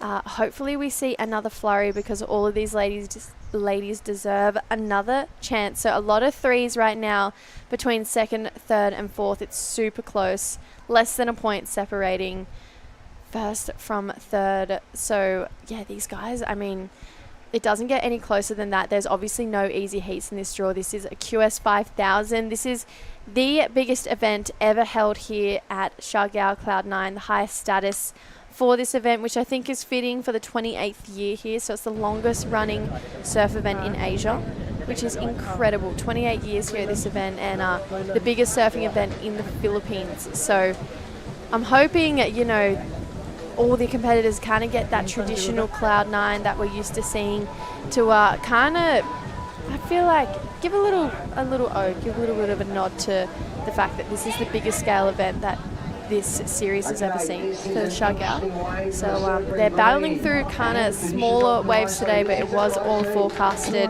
Better looking waves on the way. We do have a typhoon coming in, bringing in some swell. Yeah, and you can just see why we're back here for the 28th year as well. This place is just so beautiful. There's endless opportunity for waves, for food, for good company. Let's take a look. This is a replay. Last wave of Junalyn. I actually feel like that might have been a different one. Oh, another wave. So she could maybe have another score to lock in. I could be wrong, or maybe it just looks different from the front on angle. I love all these different camera angles we have, but that wave actually just happened, is what we've been told. So she needs a 3.47 true. In comparison to a 3.23, is it better? Is it ever so slightly better to get the score? Yeah, it has to be better. Maybe the wave was a little bit bigger. I just don't know. Holly had the priority there. And yeah, bit of a mistake. Yeah, bit of a mistake there from Holly. Paddled for that wave, lost priority. Now heat leader Gila Renston looking to better a 5-point ride, sticking to that strong rail carve she has. Unfortunately, it just kind of digs her outer rail coming out of that turn. Priority now goes to Kako Yoshida. She needs a 3.4. Absolutely nothing in this heat between second, third and fourth. If I was Holly Wishart right now, I would be getting another wave. Yeah, I agree. I feel like, you know, Kako, she's had some really good waves. A 3.4 is her requirement.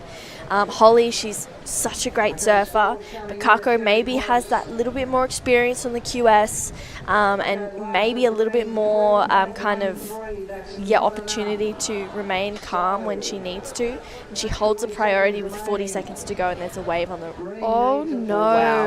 It could all be over in 30 seconds. Little kind of shampoo there, big turn for Kako. Gets the second one in, needs the finish. Wow, under pressure, does not crumble. 20 seconds on the clock. Holly Wishart needs another wave. Wow, yeah, she really does. I think that, in my opinion, that was a score for Kako, that first huge turn. Let's take another look at it. You could see she tried to get barreled, but it just didn't offer much. Releases the fins a little bit, gets another check turn, and then jams it to finish for Kako Yoshida. She needs a 3.4. I think she's got it. It's a bigger looking wave. She used her priority well, and that is exactly the kind of just being able to remain calm in the last moments of the heat. That's a kind of experience that we see from Kako, and there it is, 3.57 situation changes. Oh, it's That's enough to turn the heat in the last 30 seconds. So really dramatic end to that heat.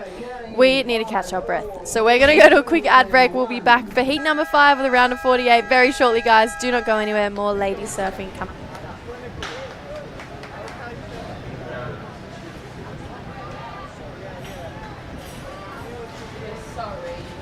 So many voices. What does yours tell you? Close your eyes.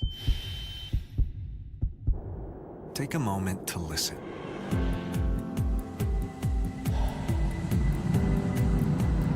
What do you want to feel?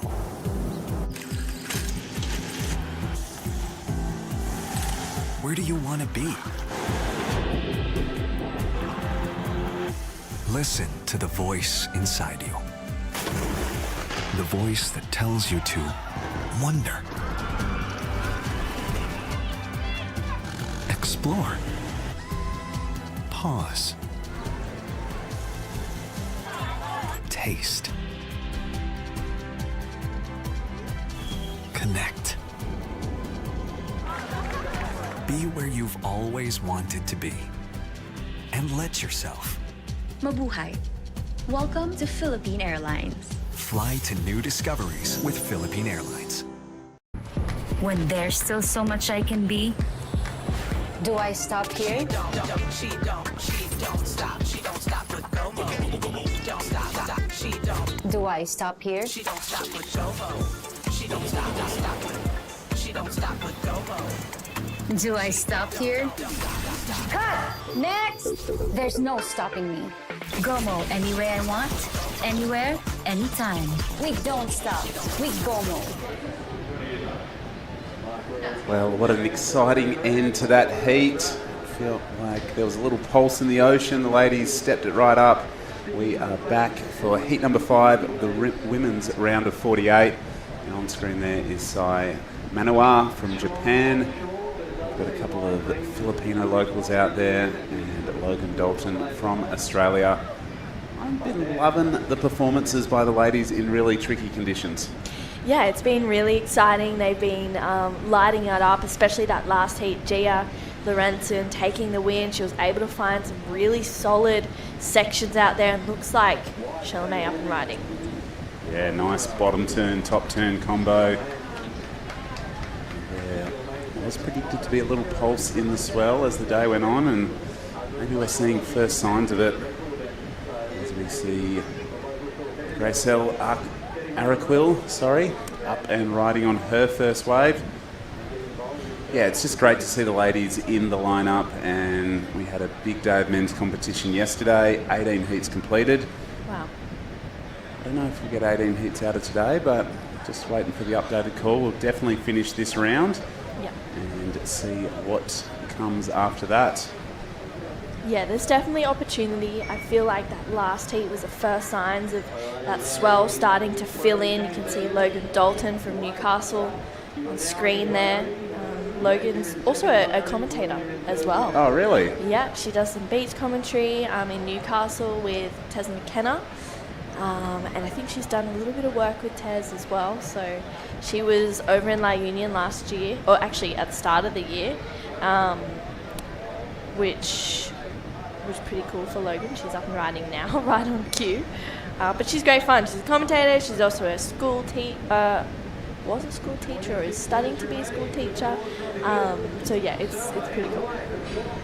Yeah, it's great to see competitors, diversifying and keeping themselves busy.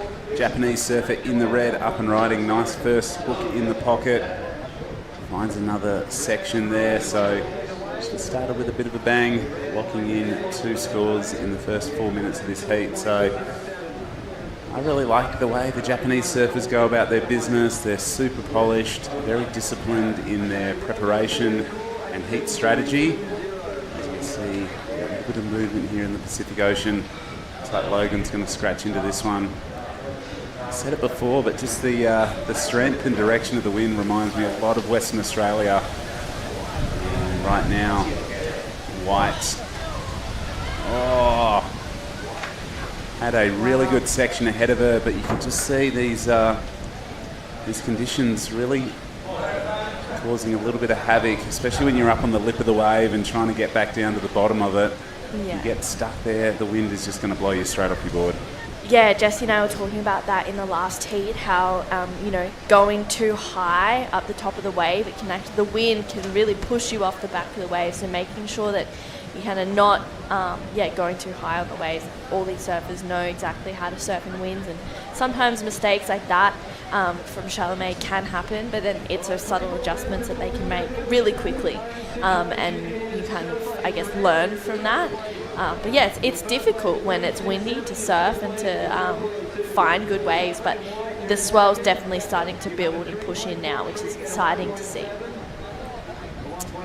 Yeah, certainly is a great location, Cloud 9. And yeah, there is that wind once again we were just talking about. You really got to commit to your paddle. You got to get a good entry speed into it because it's blowing pretty much directly up the face, and if it gets up and under your board, it makes your transition into the clean green water much harder.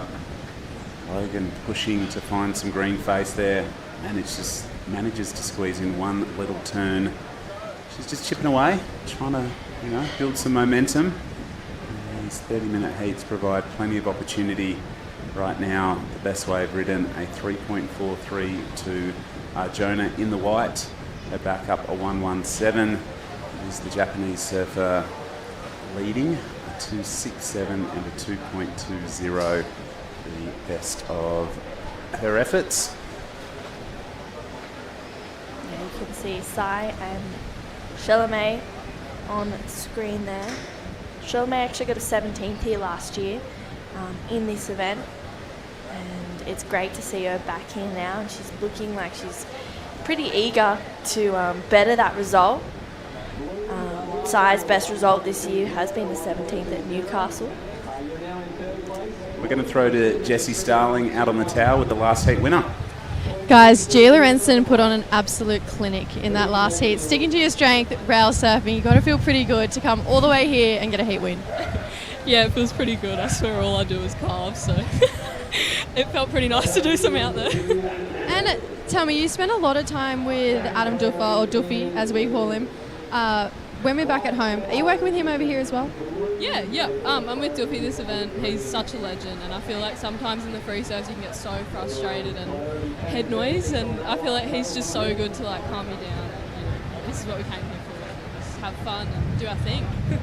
Not only do you have him in your corner, you also have your brother and your boyfriend here supporting you. I feel like you guys bring this really awesome family vibe to the events. You must love traveling with them too. I do. Sometimes want to rip their heads off, but no, it's great. Yeah, it's good to just kind of feel like home when you come overseas. I love coming overseas, but it's good, just a little homey vibe when we go back and chill. Speaking of home, we don't have a lot of waves like this on the Sunshine Coast. How do you prepare for a slabbing reef right-hander? That's a really good question. I actually don't really know. I was surfing Coolum, if anyone knows where Coolum is. I was surfing that literally in my preparation for this event, which is not really great preparation, but it's alright. It was, I don't know, you just kind of take the opportunities when you go to Indo and stuff and just try and practice as much as you can over there and hope for the best over here. And you and Ben are here, your brother. I'm sure Mum and Dad are back home watching. Very proud of you. Want to say hi to Mum and Dad? Yes, I want to say hi to Mum and Dad and my dog, Homer. She won't see me, but hi Mum and Dad and friends and family tuning in and home. Miss you guys. We'll do you proud. Mum, Dad, Piper, we love you. See you guys back in the booth. Thanks, Gia. Well, I love it. There has been a lot of pet shout-outs. I'm sure, animals miss, competitors much as their family do. So, yeah, I really like that the women have been touching on, pets' birthdays, missing their animals. So, do you have a dog or a cat? I do. I have a dog at home, Bill. I spoke to him this morning on the phone, so, yeah. We've already had a chat and caught up on life. Nice. I think I've seen photos of Bill. He's a bulldog, is that correct? Yes, Bill the bulldog. He is Bill the bulldog. Yeah, he's quite famous these days. I'm kidding. But it was nice to hear from Gia. She's Jessie and I were talking that last heat. She has such a good rail game, and I train with her a little bit with Duffy as well, and it's quite funny. Like, she is so good on rail, and I'm maybe a little bit better at doing snaps. So we trade notes every now and then, and it's quite fun. We have a good time, but Duffy is such a great human.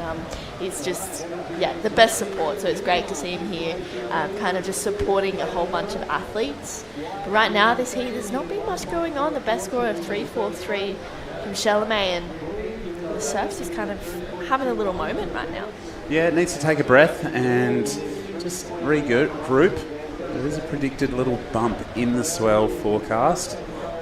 And I know for people tuning in that, it can be quite difficult, to watch, to tune in and see, like, this is a QS 5000, we've put competitors out in pretty tough conditions, but we've got a lot of heats to get through. The men's draw is super stacked.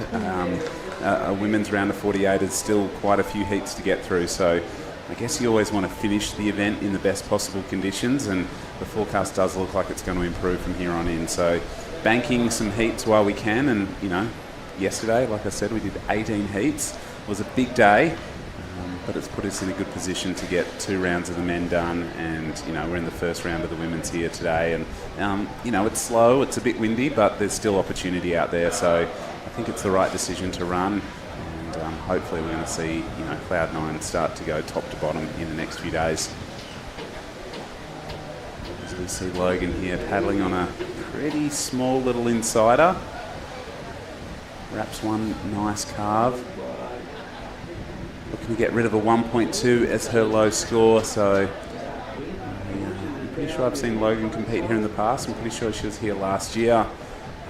And seems to be a lot of Newcastle surfers here in the draw. Yeah, Newcastle is such a rich talent pool there. The likes of Morgan Siblick, Ryan Callanan. It's amazing to see that, and there's so many surfers from Newcastle here. Ellie Lampkin, Emily Burke, Ollie Rissenbeck, so many more that I can't even think of. Philippa Anderson? Philippa Anderson, thank you. I've lost track of names. There's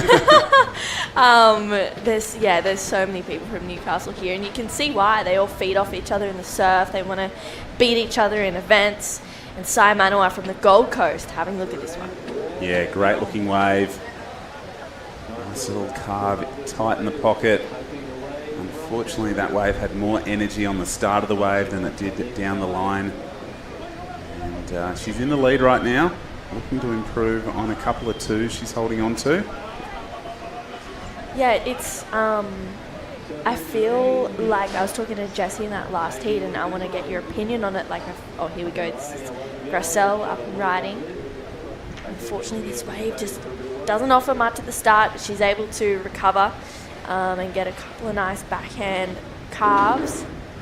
But I feel like, 3s and 4, high 3s to 4s and 5s, they're really good scores today, but hard ones to get. And I feel like the reason why everyone is living in the 2s and 3s region is maybe because the sets haven't come through, and if you're on the smaller ones, they kind of cut the score. Yeah, I think, generally the best scores come on the best waves, as we see White here just getting held up with that wind, just gusting right as she was trying to execute that manoeuvre.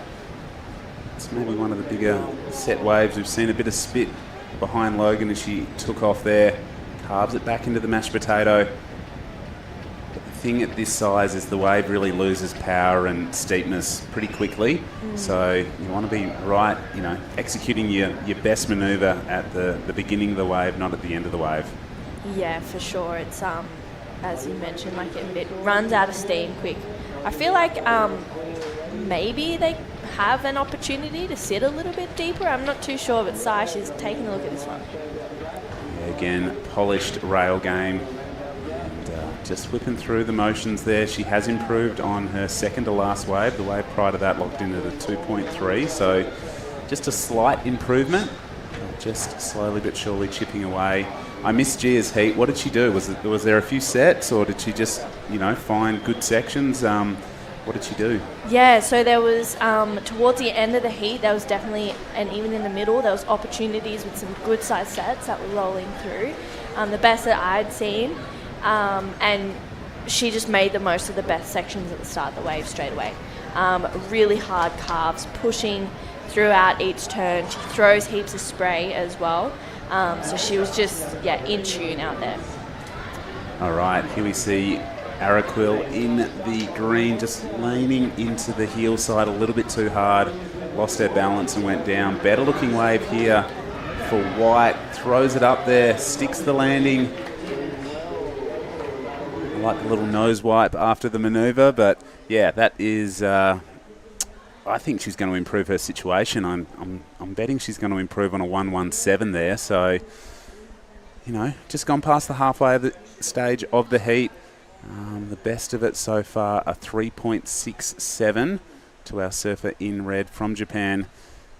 And here's the replay. This is a bigger wave. Puts it right in the spot and rode out cleanly. Yeah, that was a nice turn from Chalamet. I liked how she just attacked it. You could see that she was looking for another section out there, and Logan, she's having a really strong paddle at this wave. Let's see what it's got for her. Yeah, up and riding in blue. Just a little bit stuck behind.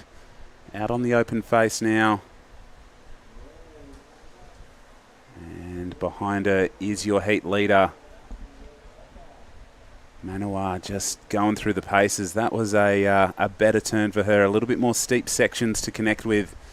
And looking to back up the 3.67 being the best score of the heat so far. Yeah, it looks like that last wave of Chalamet locked in at a 2.83. So that did go into a top 2.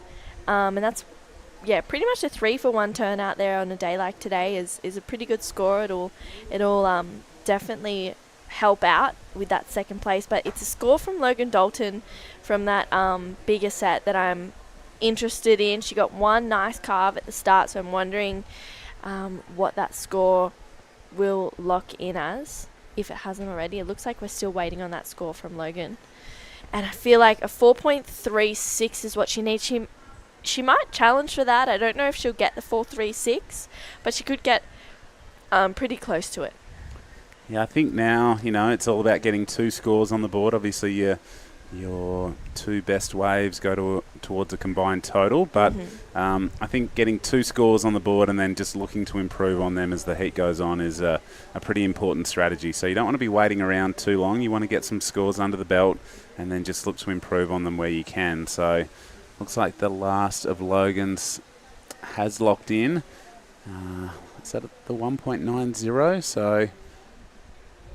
maybe our screen's just a little bit behind speed, but 12 and a half minutes on the clock and a 4.07 has locked in for Sai Manoir from Japan. So she is going from strength to strength, and right now 4s and high 3s have certainly been enough to see people through the heats.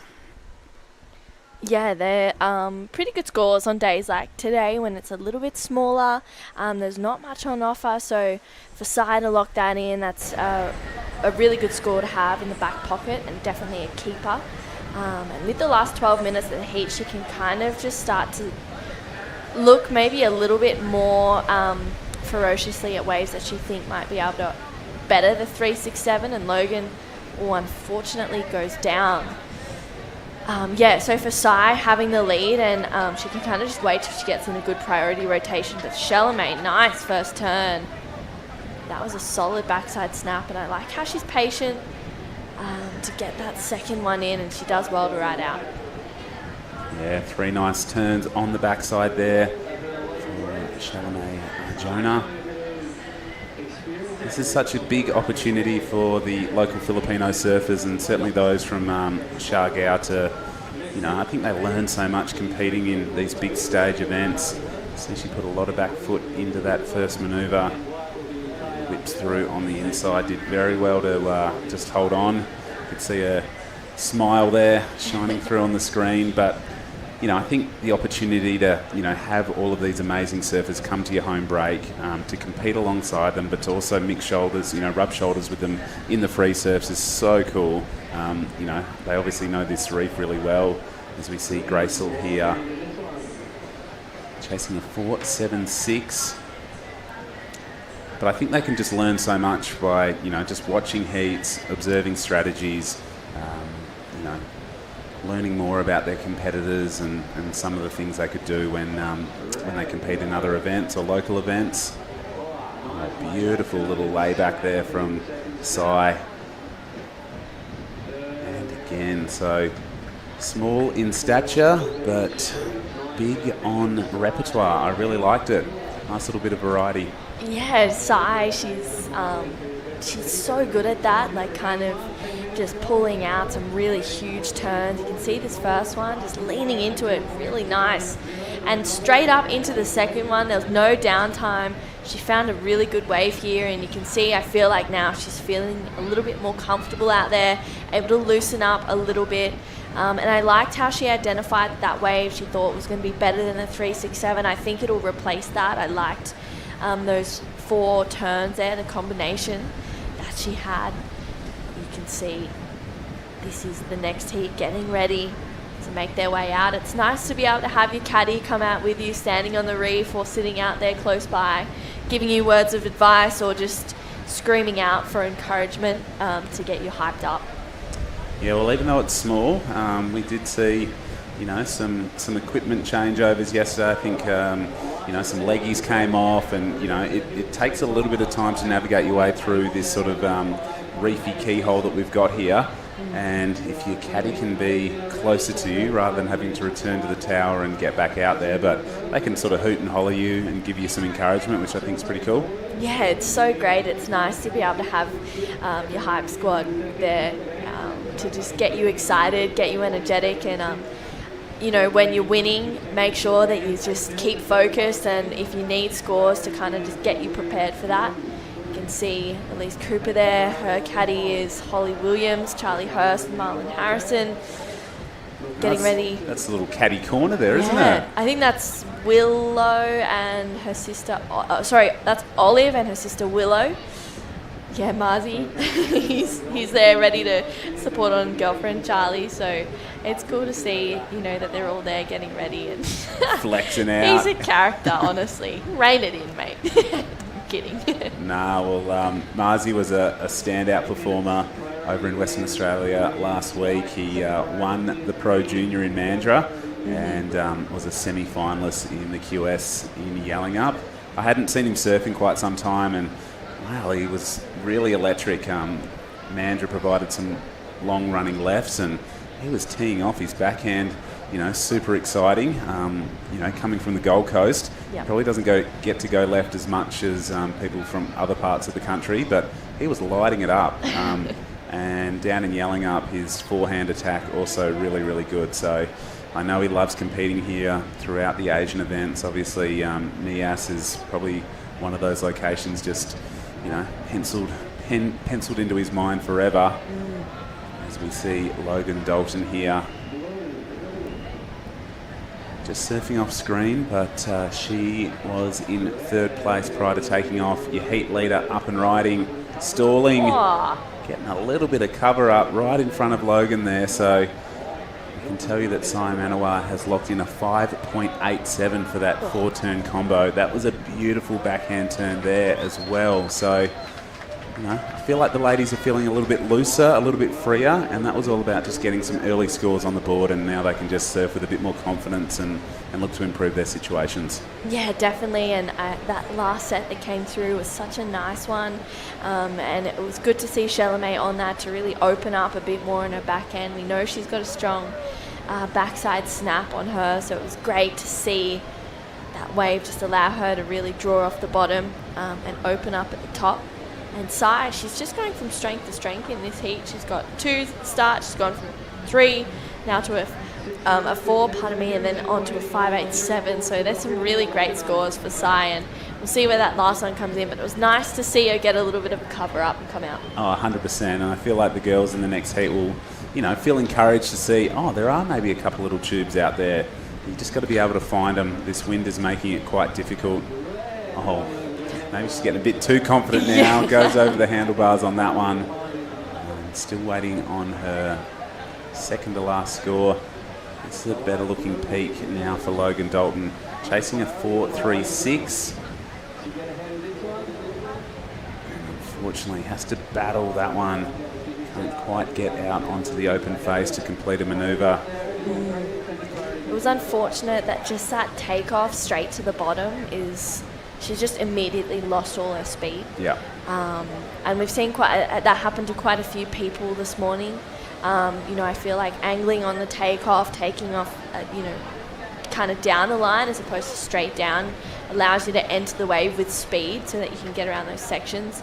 That was unfortunate from Gracel.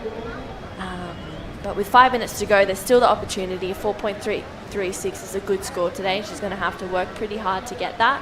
And I think the closest that either Logan or Gracel will get to those scores is on set. I totally agree. So here we see maybe some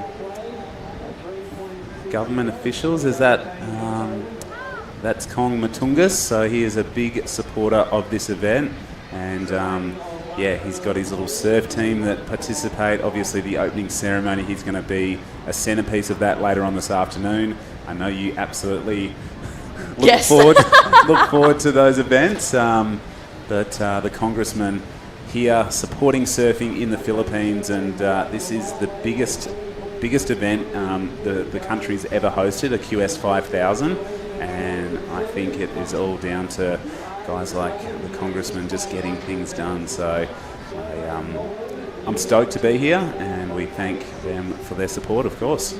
Yeah, absolutely. It's amazing to be back here and have this event. It's co-sanctioned as a 5,000. It's huge, and it's amazing to see the support from the Philippine government. Really supporting surfing and supporting their own surfers as well. It's great to see that. We saw it last year as well. And, we spoke earlier about having, the opportunity for the local surfers here to watch these heats or to surf with people of a higher caliber, or to surf with people who may have more experience. And I think it's really awesome to see that because they can really see the hard work and dedication that it takes to get here, to be in these events, to get to the Challenger Series.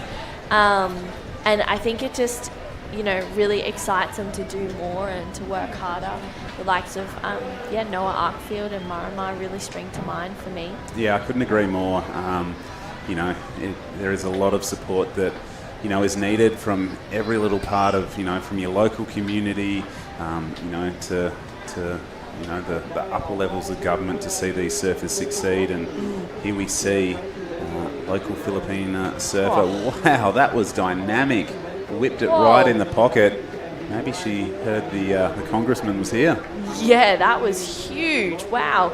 Really speedy, super aggressive on the attack. I really liked that from Chalamet. Hopefully she can pick up where she left off in the next heat, because right now she's looking good to progress in this one. Yeah, here we see Japanese surfer. That was a beautiful crack in the pocket. Wraps the board right around on the second manoeuvre. So yeah, this has been a good performance by our surfers in red and white. Logan Dalton here. I'm just putting it down to maybe some better wave selection will help her improve her situation. I think she's got plenty of, sort of ability. Just needs to find the right waves to sort of showcase it. Yeah, I agree. I think the wave selection out there for Logan and anyone else in the heats, if they've just not been able to move through to the next round. But look at this, great wave selection. You can see it's a bigger wave, and she just goes into each turn with so much speed. That's a really strong wave from Chalamet. I really liked it. I think it'll go into the top two. I think for Logan and also for Gracel, I think wave selection has been the thing that's maybe let them down a little bit, maybe getting too excited on the smaller ones, which has just really limited their scoring opportunity, really. Yeah, couldn't agree more. 1 minute remaining, and you can see the picturesque lagoons on the inside here. White sandy beaches, absolutely peppered with palm trees. But you can see how strong that wind is. You can see the white capping happening out towards those smaller islands in the background. It's really creating a bit of a ruffled surface and texture. Around the corner it's a little bit cleaner, but I think there'll be a priority change potentially there. Yep, unfortunately Logan goes to the back of the priority order. We've got 30 seconds on the clock, and a 4.67 has locked in for Shalome Arjona to really firm up second spot for her. So there's the main man, a guy that has done so much for Philippine surfing. And you can see getting a little tour of the event site, government officials and the team here. Well, last wave ridden. Heat number 5, well done to Sai Manawa and Shalome Arjona.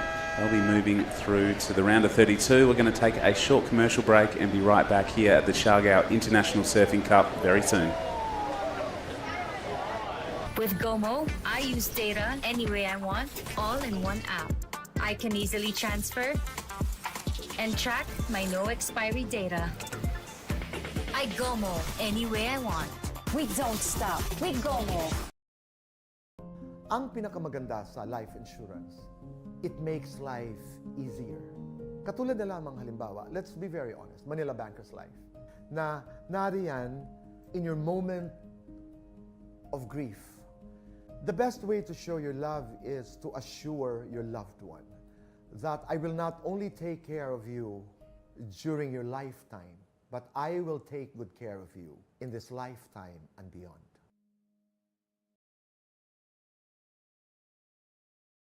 So many voices.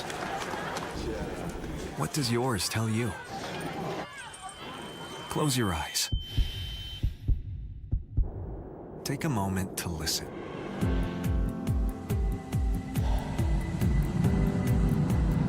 What do you want to feel?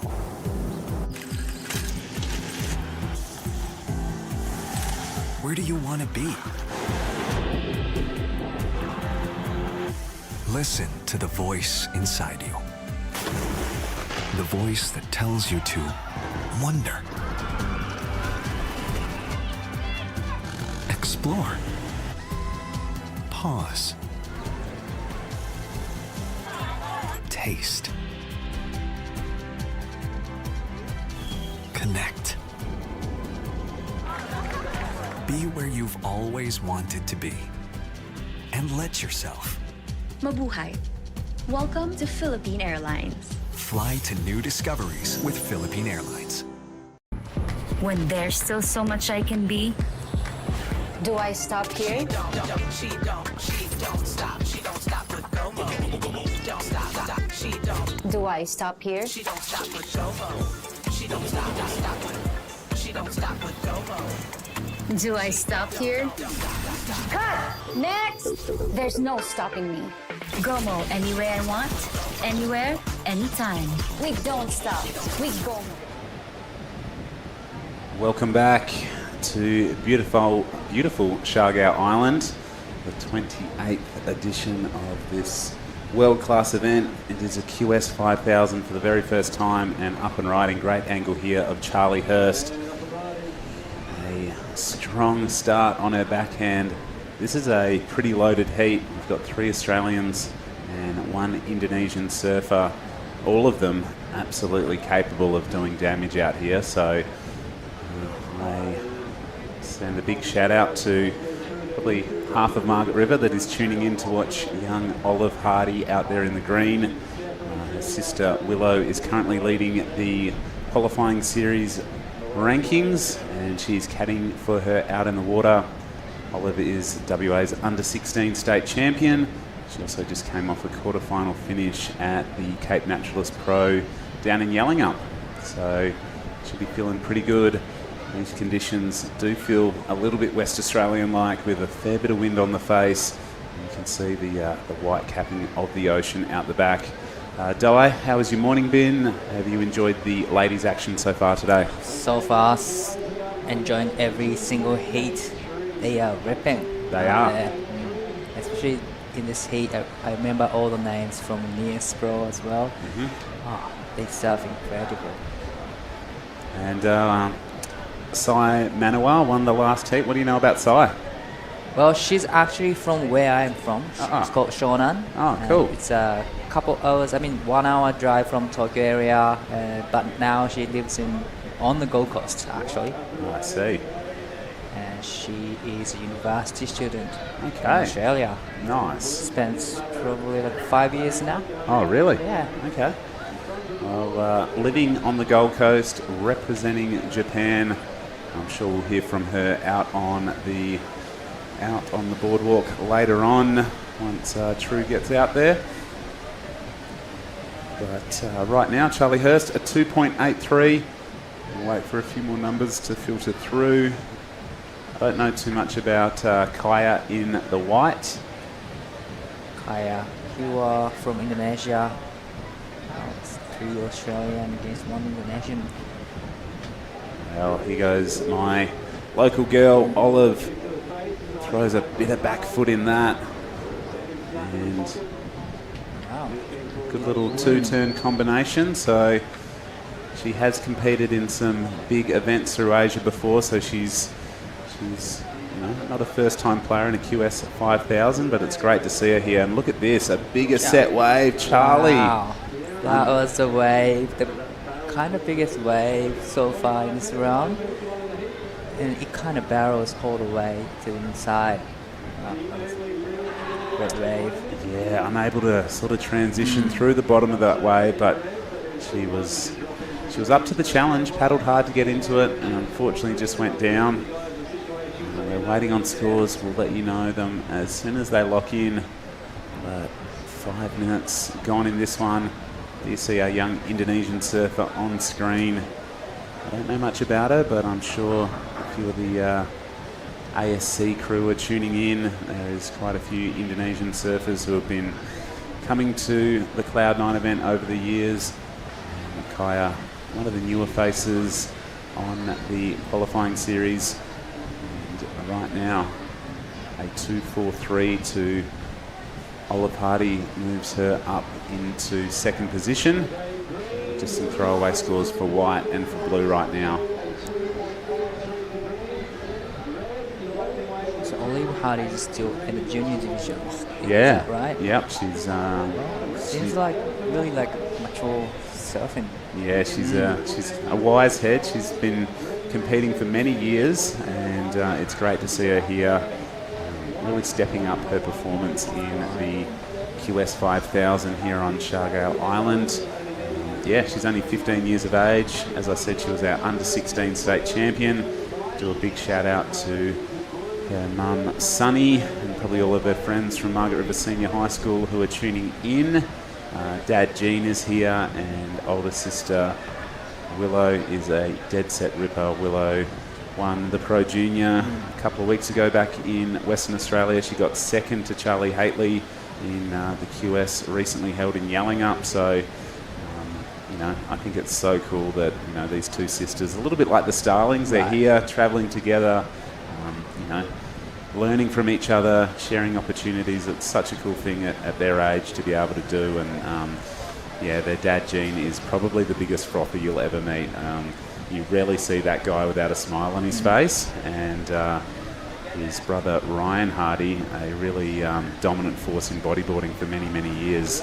As we see Charlie here, she's got a great technique, puts a lot of torque into those turns. Just goes a little bit flat and sleepy there, as we see Olive sitting on the inside. She didn't want to get out the back and muck around with the priority situation, but putting a good bit of whip into these turns, and this wave keeps going for her. Well, we're going to throw over to True Starling out on the tower, who's got the last heat winner from heat number 5. Thank you, Justin. Sai, congratulations on your first heat win. You were here at Siargao last year. Did you feel like you were able to have a little bit of, prior knowledge out there in that last heat? Yeah, so I came here last year, and then I know what the waves like, but I got sick last year, so this time I make sure wash every time, wash my hand every time and stuff. So I'm well, and I know what's the waves like, so yeah. And at the end of that last heat, we saw some better waves start to come in, and I feel like your surfing just you loosened up a little bit. You were able to just get some more waves. So how's your experience been with the free surfs out here? We know it's really busy, but have you been able to find some good ones? Oh yeah, like I feel good in my free surfing, and then yeah, my boards like jet surfboard feels pretty good.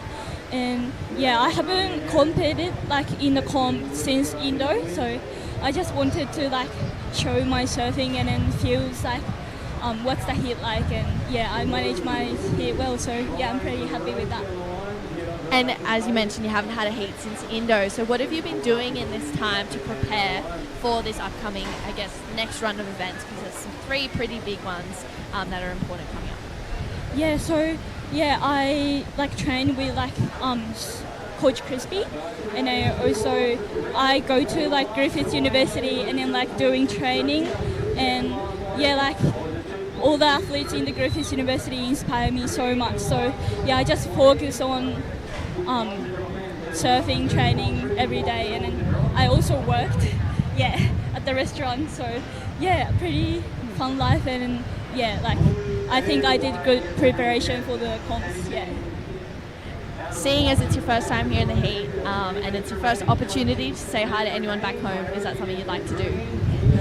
Yeah, I'm very grateful the people who support me every time, and yeah, I'm gonna do my best in the next heat as well. So yeah, please keep eye on me. Yeah, I don't know how to say it, but yeah. Awesome. Thank you so much, Sai. Good luck in the next heat. Back to you guys. Thank you, True and Sai. I don't know, Di, do you pick up a little bit of an Australian accent coming into that? Yeah. You did, right? Yeah, I think that's so cool. So yes, spent a lot of time in Australia. Like she said, she is a Griffith University student, and she does, I think, sports science, I believe, not too sure, and studied, working, and actually recently she started this Instagram account teaching English to Japanese people. So wow. She has a lot of talented, way. Yeah, sounds like she's got a lot on her plate, a busy lady, and a great surfer. So, yeah, I found that really cool to hear that little bit of Aussie twang coming through with that interview. So, big ups to Sai Manuel, winner of heat number 5, and right now Olive Hardy, our surfer in the green, in a good position. She's locked in a 3.27 and a 2.43. She's sitting out there with first priority. So she's got the lead. Right. She's got the best single number of this heat, and she's got priority. So she can just wait, hopefully now, for a good set wave to pop up and look to improve on that 2.43. Charlie Hurst is chasing a 2.88, but using priority right on cue is Olive. She's used to win coming from WA. Throws it up there, gets a little bit stuck, unfortunately. So she'll make it out the back and hope to improve on her next attempt. This is Elise Cooper. On the smaller waves, but still managed to put a couple turns in. She only got like 2, wave spots, 0.63 and 0.13. So that was a great start. For her to rebuild the rhythm and everything. Yeah, I was lucky enough to meet Elise over in Western Australia a few years back, and she's just been, getting busy at these qualifying series events over the years, as we see Kaya here in the white. But yeah, we got to hang out in Nias a few years ago. She's got a really cool sort of bit of swagger about her, really positive attitude, and she doesn't take any nonsense. So I'm sure all her supporters from New South Wales will be tuning into this heat. She'd probably like it a little bit bigger, knowing Elise. She's a bit of a charger, but she'll make the most of any opportunity that comes her way, as we see Charlie. Wow, she just sent it on that wave. It was a great looking wave, kind of barreled a little bit. It did. It was a top to bottom wave. Here goes Olive Hardy. Otter is her nickname, and She pushes the tail so much. It was a great turn, but unfortunately she poked the nose area. She just went down. But everybody wants to get a high score like 6s and 7s, but still 3.27 is, I think, to me, is a keeper for getting a second. And in this round, all you need to do is to make a second position to get through. So that's exactly right. Top 2 go through to the round of 32, and you don't have to win any world records. You don't have to sort of get excellent scores. You just need to do enough to progress through to that next round. So that's where the bigger points and some of our seeded surfers await. So yeah, you don't have to do anything spectacular. You just have to do enough to get through. So there we see the man once again, Kong Matungus, big supporter here, and making his way across. I remember at last year's closing ceremony, they made the announcement that the event would be upgraded, and he is a man of his word. Wow. And here he is, just rubbing shoulders with locals and tourists alike. He's in his tie-dye t-shirt, just mixing in with the crowd, which is cool to see. But he is a big surf fan deep down under everything else that he's probably got going on and everything that's happening. He is here to check out the surfing action and be very happy to see that Chalame Arjona made it through. A Filipino surfer, a local surfer from this area, made it through that last heat. So right now, halfway stage of the heat, 15 minutes gone, 15 minutes to go. Heat number 6. And still no updated call on what we might be doing for the rest of the day. So there's 8 heats in this women's round of 48. 2 more heats, and this is Olive Hurdy up and riding again. So on a smaller wave, but it was a great first turn. Straight into the second. I really liked the second turn and third turn. It was a smaller wave, but it was a great combination from Olive Hurdy, needing only 2.43 to better the second score. It's a great attempt. Speaking of closing ceremony, we're going to have opening ceremony tonight. We are. Are you going to come? Definitely. Yeah, it's definitely a show. It's going to happen back in General Luna in the basketball gymnasium, I believe. So I'm putting this shout out to any surfers, any supporters. I think they want to do a bit of a parade of all the flags. This lady would be holding up the Aussie flag because she is an Australian. She's got a lethal backhand. Elise Cooper starting to connect the dots. So smart move, no time to waste. On a smaller wave, but still managed to put 2 good turns. Yep. And here we see another Indonesian surfer on screen. That is Aurora Zelfin. Just waxing up the Mayhem shooter there.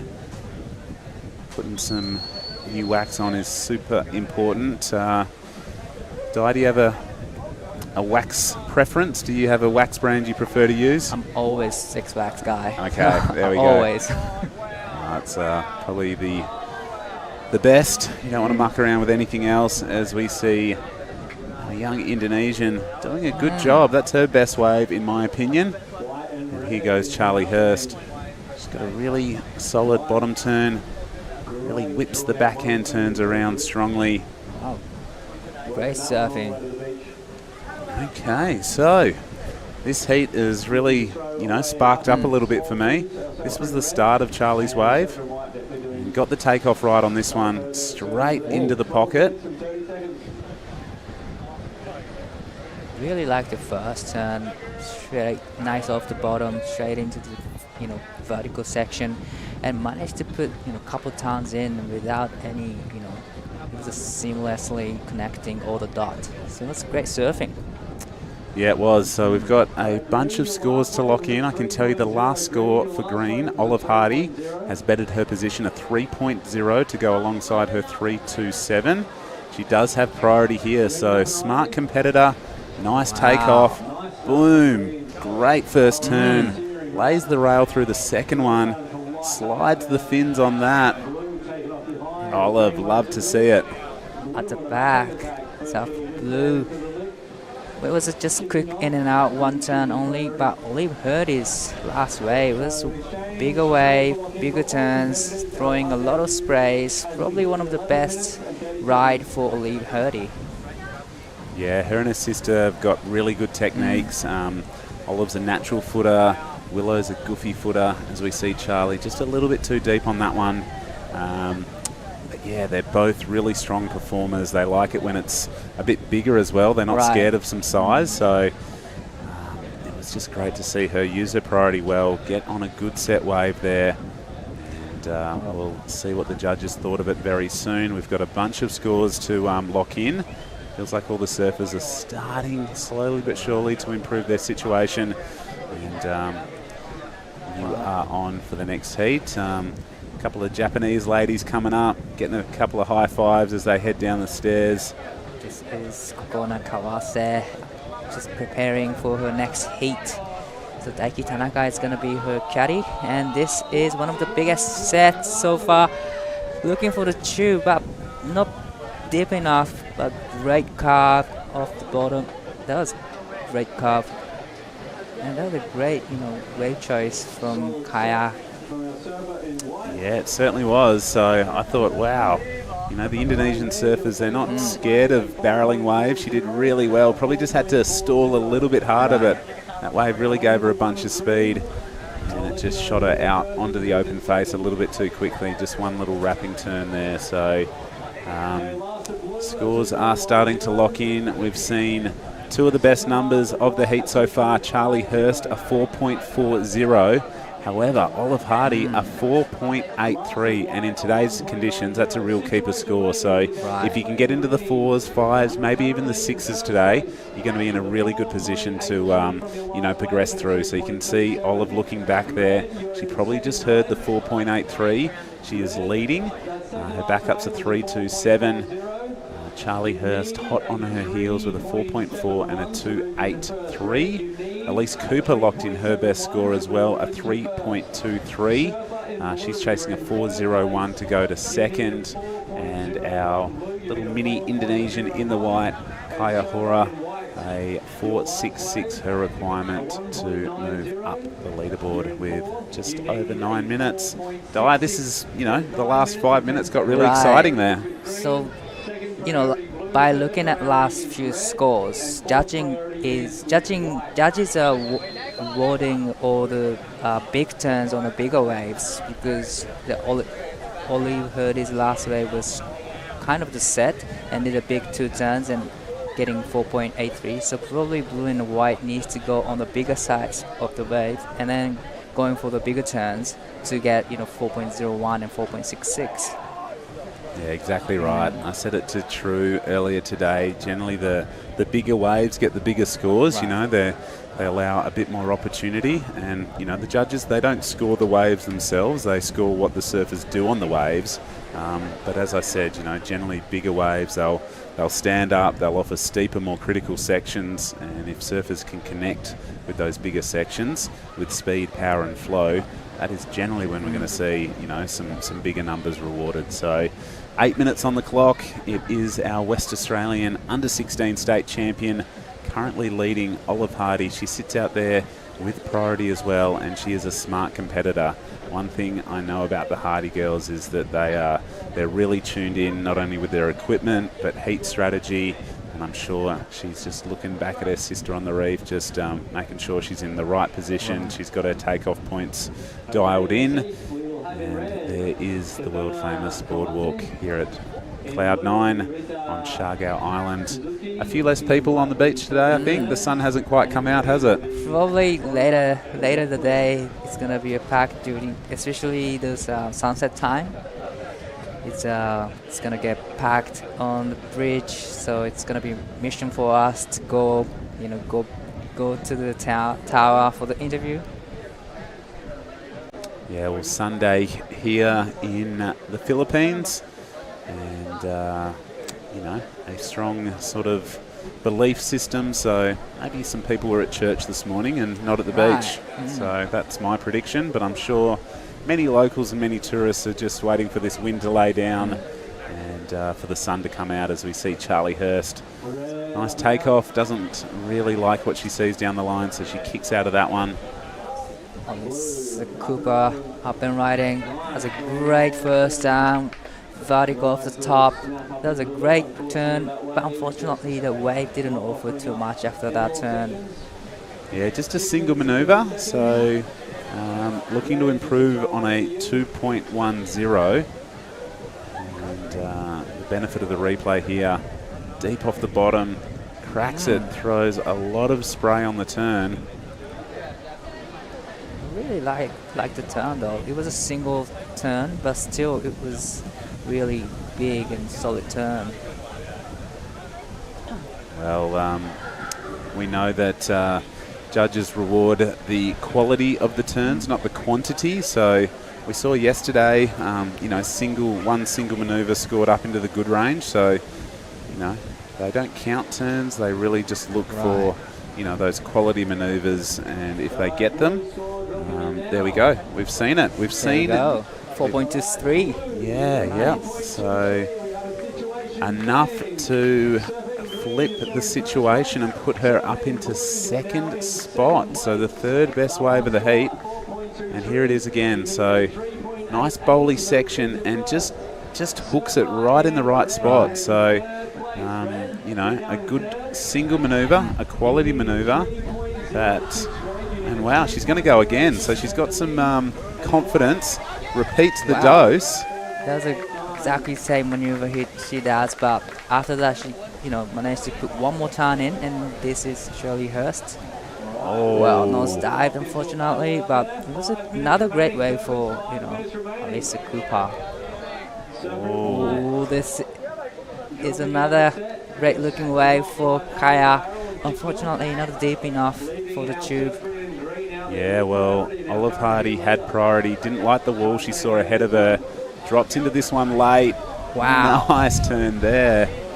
And again, she's just cutting through this little bit of wind and chop with ease. So this has turned into a really exciting back end of this heat. Well, that wave's going to be really good score, I reckon. I enjoyed the ride. I absolutely loved it as well. So Elise Cooper, she is swinging. Olive Hardy is just doing what she does, surfing a solid heat. There is 4 minutes remaining in this one, and here's the replay. Olive Hardy. This is a good-looking wave. It's hard off the top and into the second turn in the right section. It's a great wave from Olive Hardy. So her second wave is 3.27. I think she might have improved that second score. Well, yes, we've seen some more numbers lock in. So a 4.43 has locked in for Elise Cooper. That has put her up into the lead. We are waiting for a score for Olive Hardy, however. She needs at least a 3.83 to regain first position. But I dare say she's probably looking at locking in the best number of the heat. There it is, a 6.0. So Olive Hardy hits the good range, and that was just so well done. I'm just absolutely thrilled with the performance of my lady from Western Australia. A 6 and a 4.83 has got her into double digits and in a really good position with 3 minutes on the clock. There is going to be a little bit of a battle now for second spot, in my opinion. A lot of intentions coming into the last 3 minutes now. So battling for the second. Now Kaya has first priority, needing 6.09. So Alyssa Cooper having a look at this one, needing better the 4.23, but that was a really quick in and out. And now it's all about Shirley Hurst and Kaya Hiwa. Wow, I'm getting excited. Yeah, this is the sort of surfing we've sort of been hoping for all day. A tight little tussle. It's been going wave for wave, sort of set for set right now. And with 2 minutes 20 seconds remaining, I feel like this one's going to go right down to the wire. So White sits out the back with priority. She needs a pretty big score right now to go directly into an advancing position. She is holding on to a 1.9, so if she improves on that, that requirement will reduce. Charlie Hurst has surfed a really good heat. She's made a couple of mistakes just falling on some good waves. She needs a 4.27 to go back into second. She scored a 4.4, so she knows what she needs to do to, replicate that.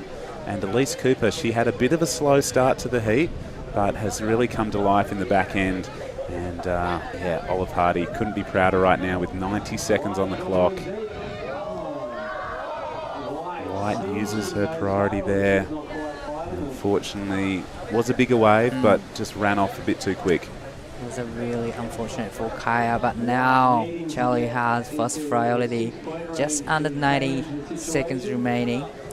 This is a good situation for Charlie having a first priority, but just time is the enemy right now. Time is ticking. So I wonder if there's going to be another set. Well, you can see that Elise Cooper has moved right next to her, so some tactics coming into play. She understands that Charlie has first priority. And you can see her sitting right next to her. Olive Hardy has second priority. Elise with third priority, so it's a tight little pack there. 45 seconds on the clock, and you can see that Elise is just going to shadow red to the best of her ability. Something on the horizon, I think, and well, Charlie's having a look at this one. Well, 30 seconds on the clock. What can she do? Grabs the rail, burns off a little bit of speed. Waves sort of split in two, but it's continuing down the line. Nice smooth turn there for her. And she's going to call it a heat. 10 seconds. Body language, sort of says it to me that she might be thinking that was not enough. So yeah, I really like the turns, but she kind of missed the first section, so not too sure if it's going to be her requirement. I don't think it is. We're going to go to a short commercial break, and we'll be right back with heat number 7 here at the Siargao International Surfing Cup. Unfortunately.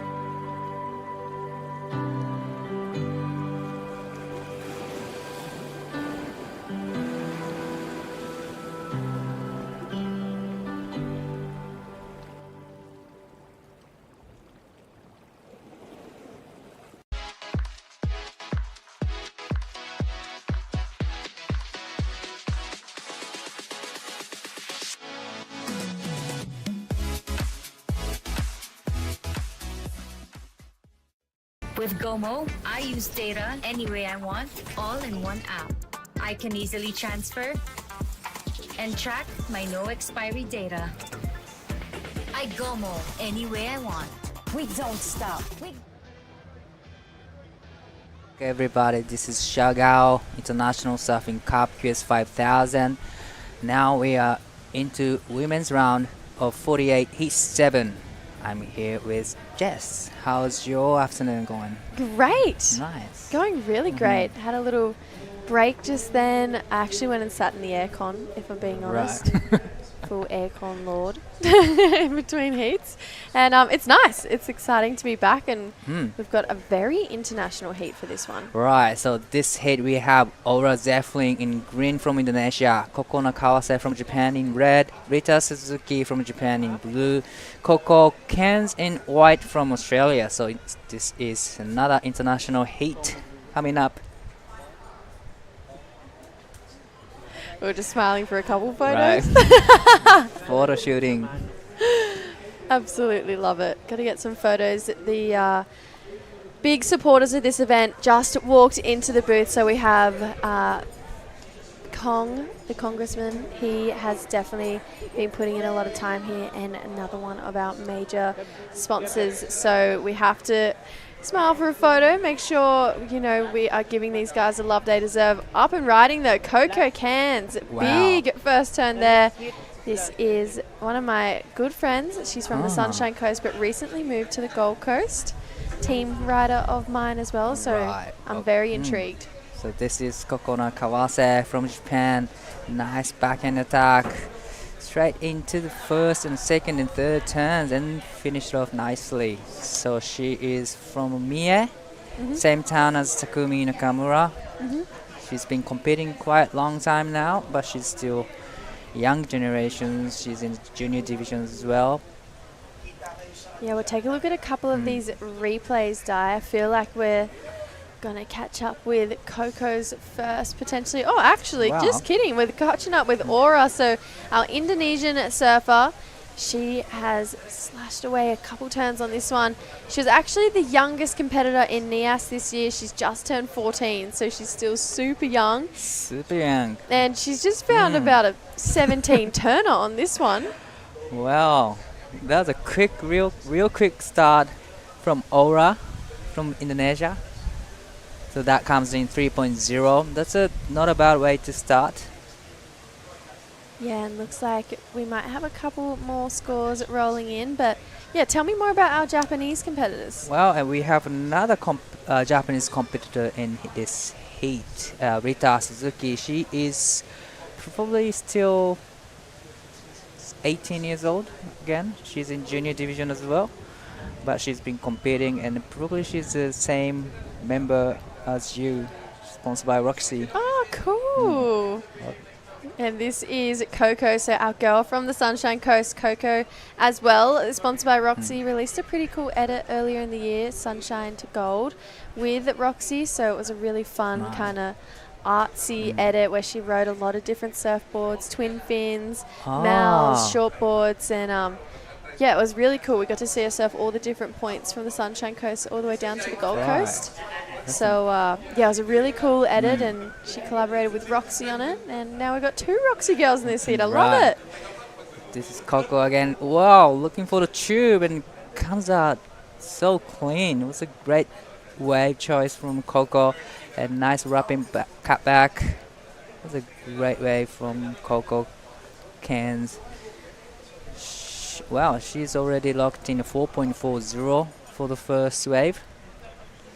Yeah, 4.40 basically just for those two big turns, but I'm feeling like the best part that wave was the first turn, but love that she got a bit of tube time there, got a bit of a cover up, and Coco loves a barrel. Even in her clip that she released with Roxy earlier this year, got a couple barrels in it. There's a wave at home called Stratty, South Stratty, and she definitely loves going there. Pulling in, she's always behind the rocket snapper, pulling into the barrels there too, so yeah, she's pretty good. さあそれではこちら川瀬心那選手の2本目のライディング、綺麗なターンしたんですが、ここでレールが引っかかってしまいました。ラウンドオブ48ヒート7、こちらには2名の日本人選手がクレジットされています。レッドに川瀬心那選手、そしてブルーに鈴木梨太選手。本日はこの後ヒート8終わると本日のスケジュール終了となる予定です。さあこちらリプレイとなります。綺麗なターンから次のターンへと行くところで少しレールが引っかかってしまいました。That was a great, rail work from Kawase Kokona, but unfortunately he broke the rail a little bit. Yeah, I feel like right at the end there she kind of just clipped a little bit far up her nose, maybe just dropping too far to the bottom of the wave potentially. So yeah, but she's such a talented surfer, Kokona, so she's definitely going to be able to find herself back out there and get a couple more. But while we have a little bit of break from our ladies, we are going to cross down to Justin with the winner of the last heat. Yeah, thank you so much, gang. I'm here with the last heat winner, Olive Hardy. We've had 1,000,001 chats over your young career, but we've never done it at a QS 5000. How are you feeling right now? Yeah, I'm just so stoked. Like, the conditions were so fun, and it was just so good to get some good scores on the board. Yeah. A little bit windy. We're used to wind from WA. Didn't seem to affect you at all. It was a tight battle, but a 6 and a 4.83, two good numbers in today's conditions. Yeah, the wind was definitely a bit of a challenge, but those offshore mornings at WA definitely helped me give the practice I need. You've done a few of these events now, Cruy and Nias, I believe. Does it give you a lot of confidence knowing that you've been in a QS 5000 before and you're back here, you know, with Dad and your sister? Is it a good feeling? Yeah, it's definitely helped. Like, yeah, just being with Dad and Willow as well. Like, it's so nice. It's such a good trip. It's just, yeah. You were waiting a few days for your equipment to arrive. Finally got here. Did you put in a few days worth of practice to, you know, get in sync with the conditions? Yeah, I've been practicing. I love the wave. Like, yeah, it's just such a fun wave. And anyone you want to do a shout out to back at home? Yeah, Mum watching at home and all my sponsors and everyone else who's tuned in. Well done, Olive Hardy. Smash that heat. We'll send it back to you guys in the booth. Amazing couple WA legends just there. Justin Majex, Olive Hardy. Olive, a part of a very talented surfing family. Willow, she's had a couple pretty good results in QSs this year.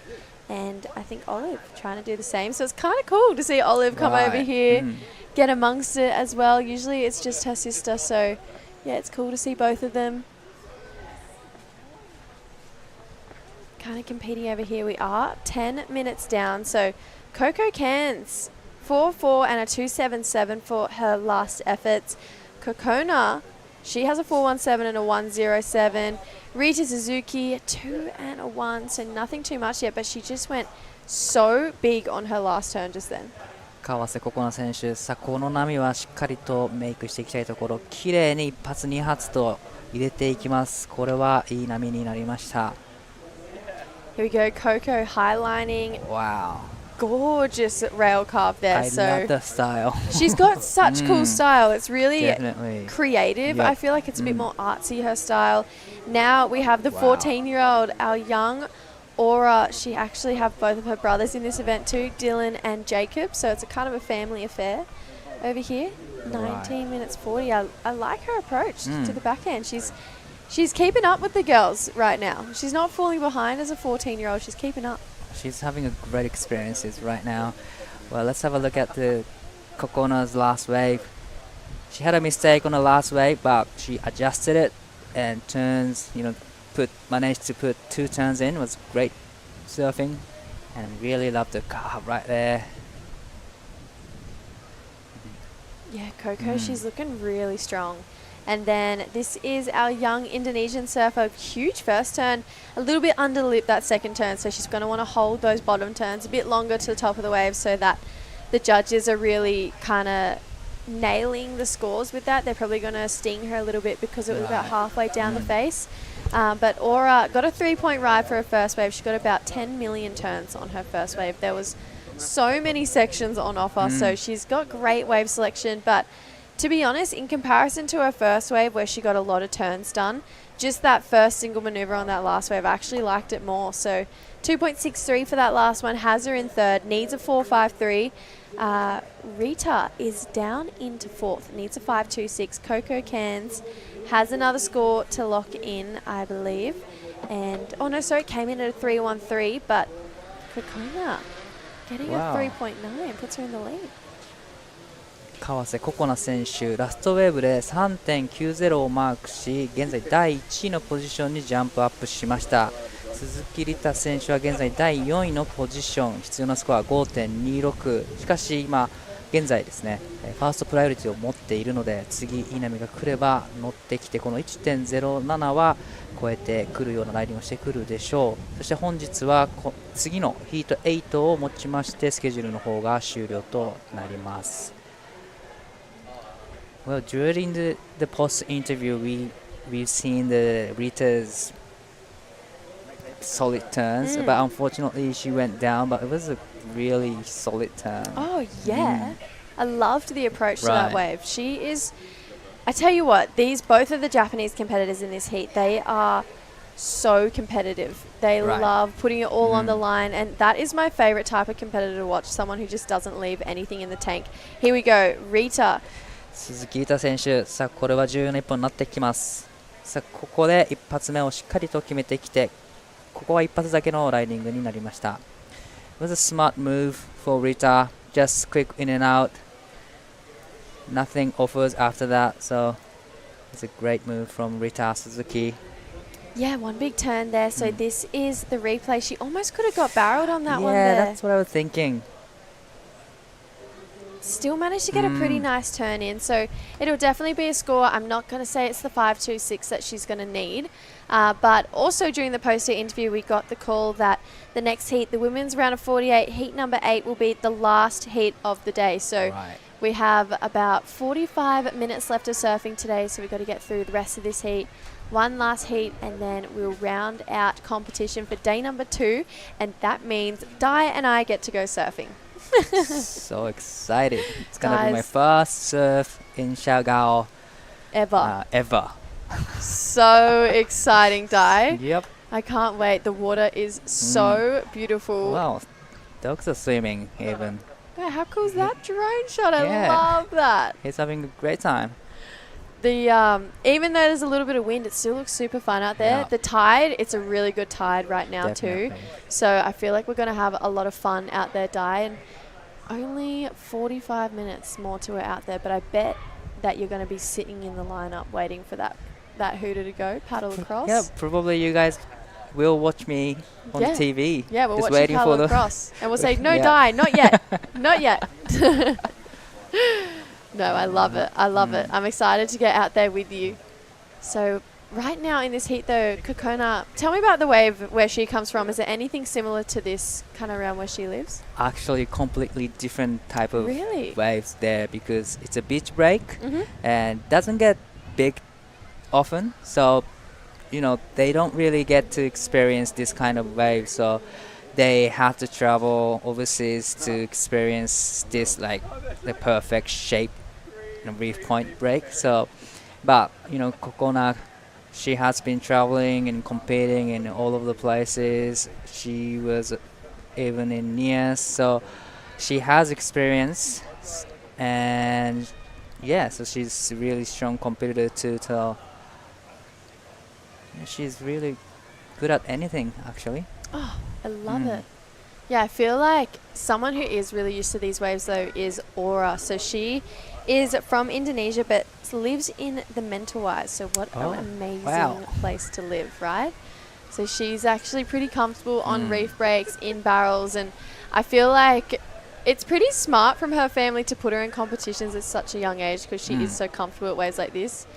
Coco trying to get another barrel, but I feel like just going a little bit too fast, but she's got a really cool barrel style, I reckon. She does. Remind me of Stephanie Gilmore style. Yeah, definitely. She actually has one of her old boards, and it was the board that Steph won the Karamis event on. And she absolutely rips on it. So she took it for a spin one day, and I don't think she ever gave it back. And she just surfs so well on it. And my dad, he's a very talented filmer back home and captured it, so I'll have to show you in the break. But she surfs so good on this board, so kind of itching to have a go myself. But looks like a couple potential mermaids being built in the sand just there. Nice bet right there. Nap time. Nap time. Loving it. It's getting to that part of the afternoon. Looking like a little bit of a line rolling through right now. So 13 minutes to go. Take it away, Di. 川瀬心奈選手、これはいい波になってきそうです。さあ、縦へのアプローチですが、少し波が閉じてしまったように見えました。ここでレールが引っかかってしまい、こけてしまいます。現在第1のポジションの川瀬心奈選手、3.90 以上でその差を広げていきます。残り時間13分を切っていくところ。現在シャルガオ島でクラウド9で開催されている WQS ですが、潮の方が上げに向かっていて、コンディションの方は向上していっている、そんな時間帯となっています。Love it. I know I don't understand what you're saying, but I feel like I do. I'm like, no, I get it. But I also could be so completely wrong. But I really like the approach on that last one from Kokona. I feel like she is such all systems go. She's a really attack surfer, but that wave kind of had a weird little ridge in it. Yeah, that's exactly what I said in Japanese. Oh, see? I knew it. It was kind of weird, yeah. It just dies off really quick, so that wave didn't offer too much for her. Wow. I knew it. I knew it in my soul. That's what you were talking about. We're the same. We're cut from the same cloth, Right. Di. Nice. Yeah, I feel like it's similar thing to happen on Rita's last wave as well. Like she really went for it, but there was a bit of a bounce on her section too. So yeah, potentially a little bit more wave selection needs to come into play for our Japanese competitors. But in saying that, Kokona is in the lead. She has a 4.17, a 3.9. Coco is right behind her though, only needs a 3.67. And sitting with priority out there is our Indonesian surfer. She's so young, cannot believe she's only just 14. Or she needs a 4.53. That's nothing.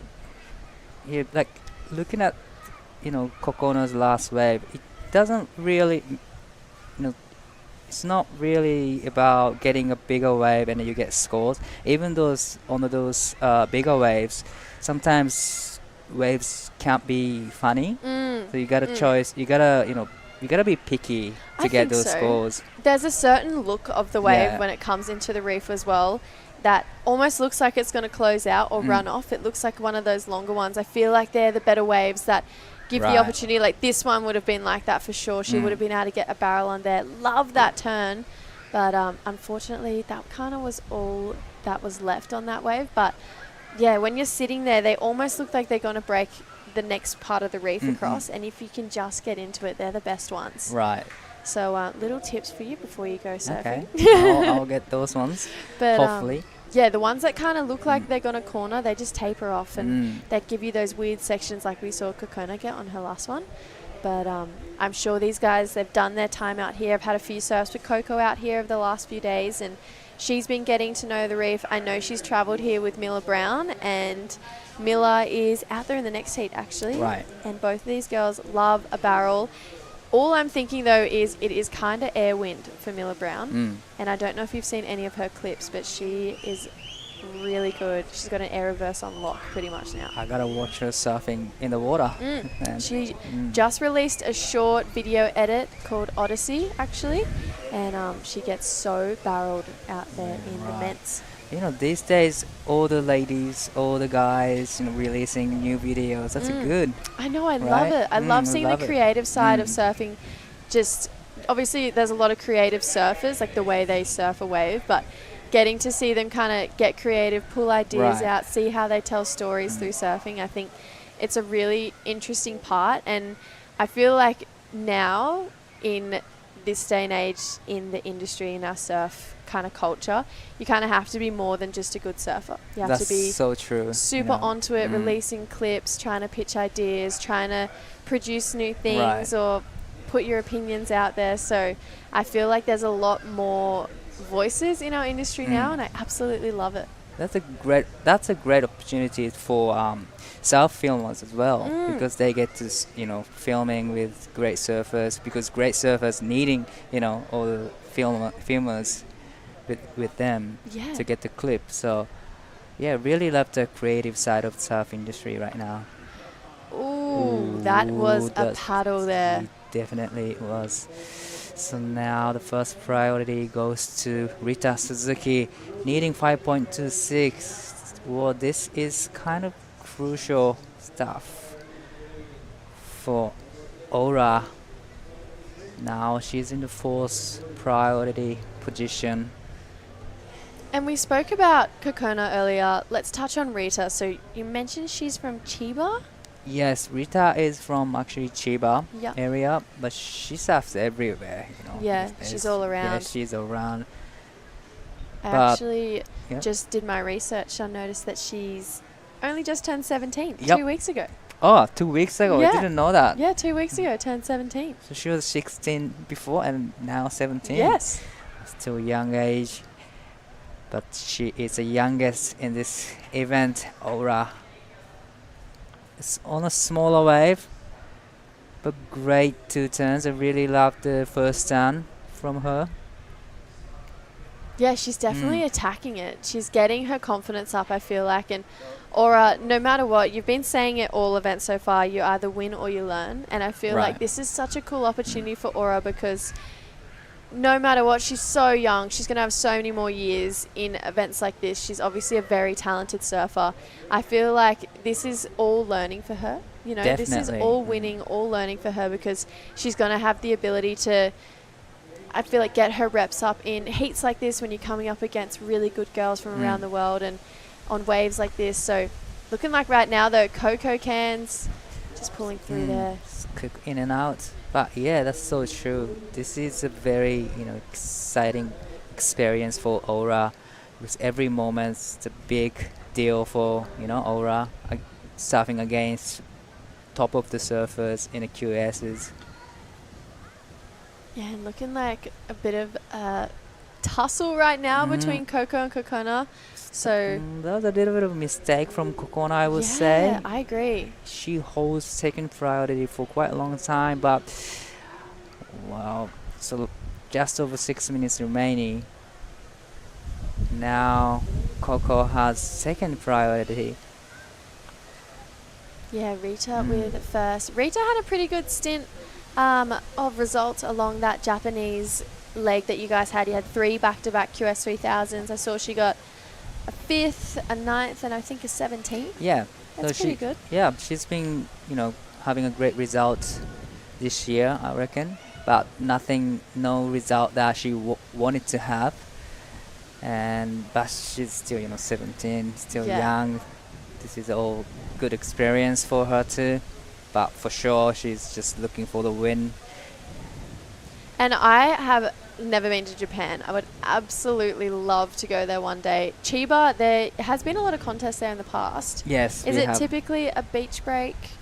It's like a typical beach break that where all the pro surfers nowadays live in Japan. Really? In Chiba? Like, pretty much like all the pro surfers in Japan come to this town and live there for practicing every day. No way. So it's like the Gold Coast definitely, of yeah. Japan. Exactly same as Gold Coast. Oh, like everybody I love it. just moved to central surfing industry area and practicing same area every day. Amazing. I didn't know that was the kind of surfing hub of Japan. It's Chiba. Yeah, it's Chiba, and you'll be surprised how there's so many surfers, like young surfers, professional surfers, surfing together, hustling each other. And there's a lot of cameramen and mom and dad just, waiting on the beach, filming. And No way. It's amazing. Oh my goodness, Yeah. I'm going to have to get there one day.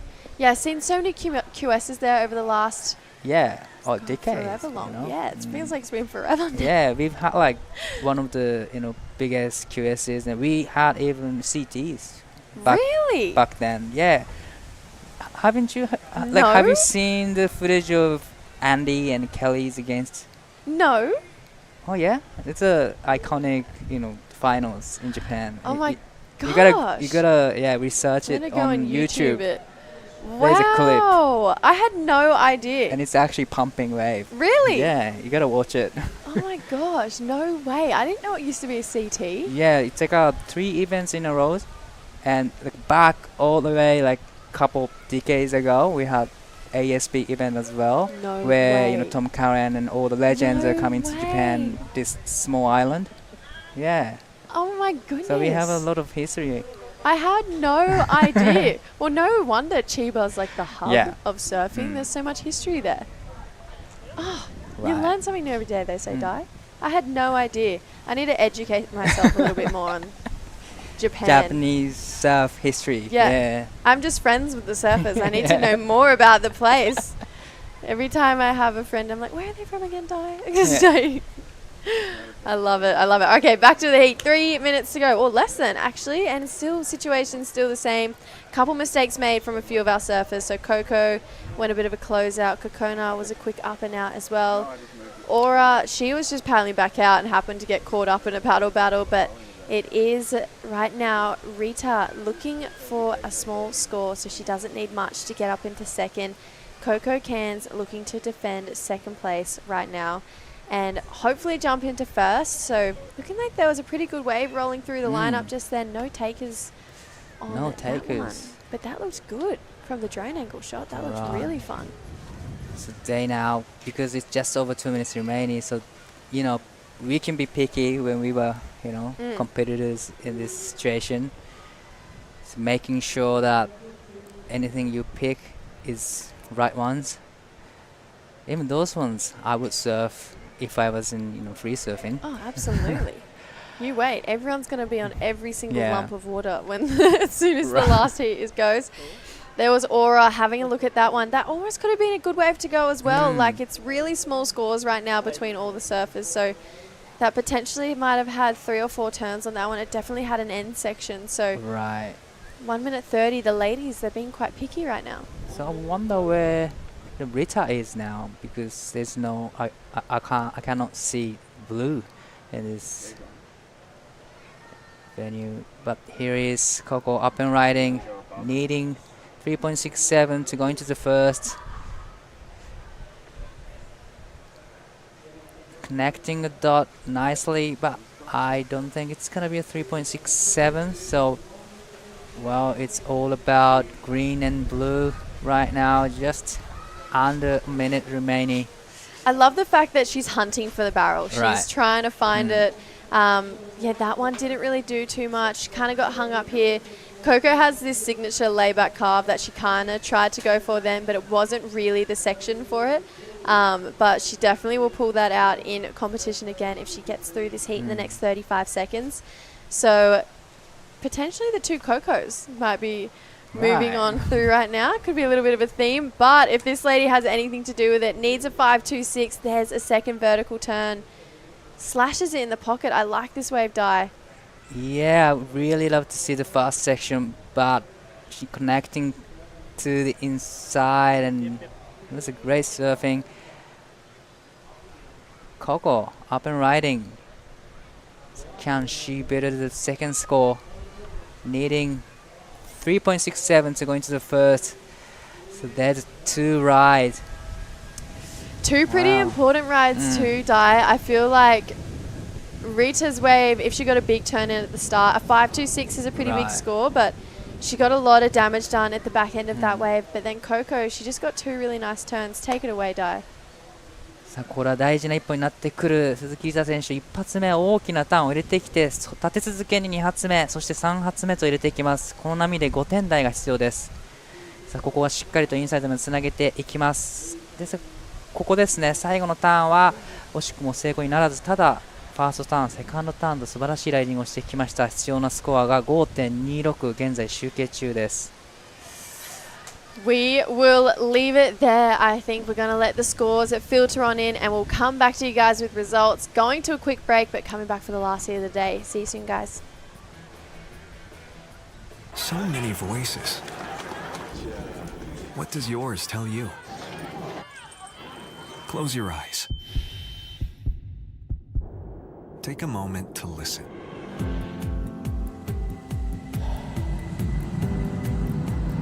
What do you want to feel?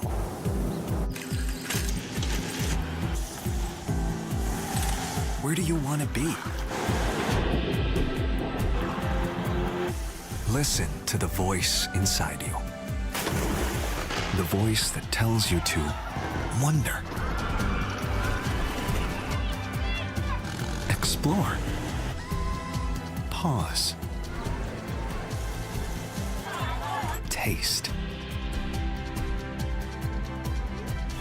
connect. Be where you've always wanted to be, and let yourself Mabuhay. Welcome to Philippine Airlines.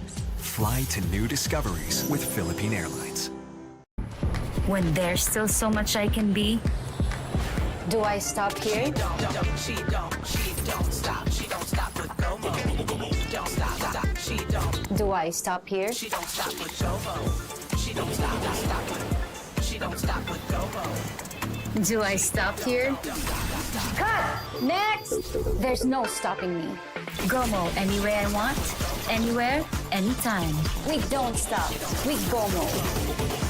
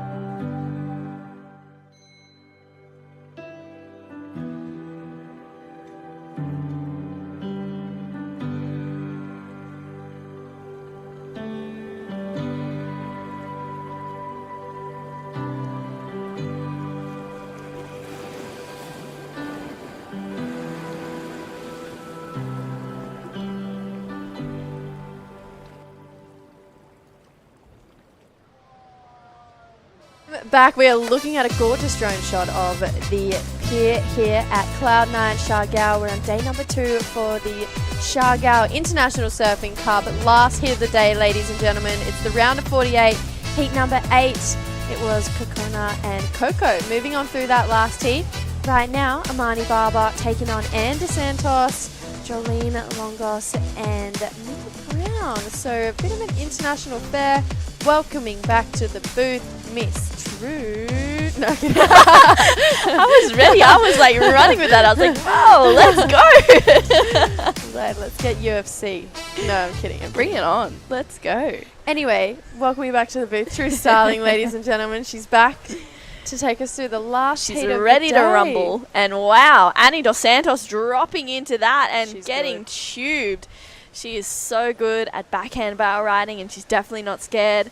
Annie is also a big wave charger, looking to get onto the big wave tour as well. So that was a great first wave from Annie representing Brazil.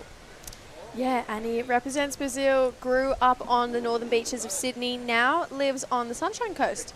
So she's kind of floated around a lot, released her first movie last year, 22, alongside the beautiful Shannon Hayes, which was a really cool film, actually, and you can find it on Murmurmac, because we did a write-up on it.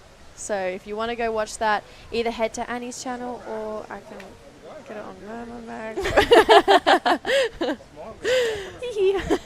But yeah, Annie, she absolutely charges. Yeah. She's surfed very big slabbing right-handers in Indonesia, so I feel like this is just really playful conditions for her. And then Amani Barber, I've only met her this trip. Originally from the Sunshine Coast, now lives in Bondi in Sydney. And a name that we don't see pop up in competition too often. But I love seeing new names. And one thing I noticed from the free surf, she has a real dig. But this lady on screen, Mila Brown, people are knowing her more and more these days. Yeah, that was a nice first turn, just really exaggerating the end of that as well, just pulling through that carve. So Miller, she's so good on her forehand. She's really able to find some steep barrels. She also released a clip, Odyssey, that you can find, I think, on Stab. Is that right? Stab, Roxy has it. Maybe, potentially. I know that Roxy was a big part of it. Stab, you definitely find it on Stab. And it's about a 5-minute clip of her just getting barreled off her head in the Mentawais last year. And it was filmed by our drone shooter who's here. So thanks, Ryan. And very incredible clips. She's not scared. She's definitely not scared. And one of the bigger days before the event started, she was out here absolutely charging, throwing herself over the ledge on these pretty sucky waves and not making a lot of them, but just coming up just stoked. Yeah. I was like, oh, and she'd come up and give me a full rundown of what her wipeout was like, paddle off, do it again, come back. Then this happened, I was on the reef doing this, and I was like, oh, yeah, let's go, round 2. She actually, when we were in Cruy earlier this year, we had a surf out at Jimmy's, and yeah, she was getting pumped out there, and same thing. She was just talking me through her wipeouts. It was so funny, but I feel like we'll see some big surfing from her in this heat. Yeah, definitely. We are going to cross down to Dai with last heat's heat winner. まずは一つ目のラウンドクリアというところですが、いかがでしたか？風が強くてちょっと煽られるところもあったんですけど、最初の方に少し決められて勝てたので良かったです。シャルガオと初めてということなんですが、どういうプランで、臨んでいたんですか？意外といい波が来てて30分ヒートなんですけど、みんな6本ぐらい全選手乗れてたので、なんかいい波待てればいいなというプランで行ったんですけど、意外と小さい波ばっかり乗ってしまってたと思います。So her original plan was to get good 3 or 4 waves in the first 10 minutes, but she ended up getting smaller ones. But in the end, she could get all right scores, so she's happy. では初めての、クラウド9いかがですか？すごい景色とかも波も全部良くて食べ物も美味しくて毎日楽しいのでこの調子で試合頑張りたいと思います。So this is her first trip to Cloud9, and she loves the food, people. She loves everything about Siargao now, so she's having a great time. ては、たくさんの方が、テレビの前もしくはパソコンの前で見てくれていると思います、メッセージの方お願いします。いつも応援ありがとうございます。QS でも勝てるように頑張ります。応援よろしくお願いします。Alright, this is Kokona Kawase. Back to you guys. Awesome. Thank you so much, Dai. Thank you, Kokona. She was super impressive in that last heat. And I feel like she was just sitting in first gear as well. I definitely know that she can surf a lot harder than what she was in that last heat. But Annie DeSantos, 8.17 for this wave. Yeah, she tucks in so beautifully there, gets behind the section 2. So Annie was just really ripping in, driving hard through that one. Yeah, we know that she's really good at doing pretty much everything, but to see her pull in like that on her backhand on her first wave and take that risk, she definitely got well rewarded. So an 8.17 for that first wave of Annie. That's probably the best score that that's the best score except for the 9 that we had this morning, but for the women, best score that we've seen.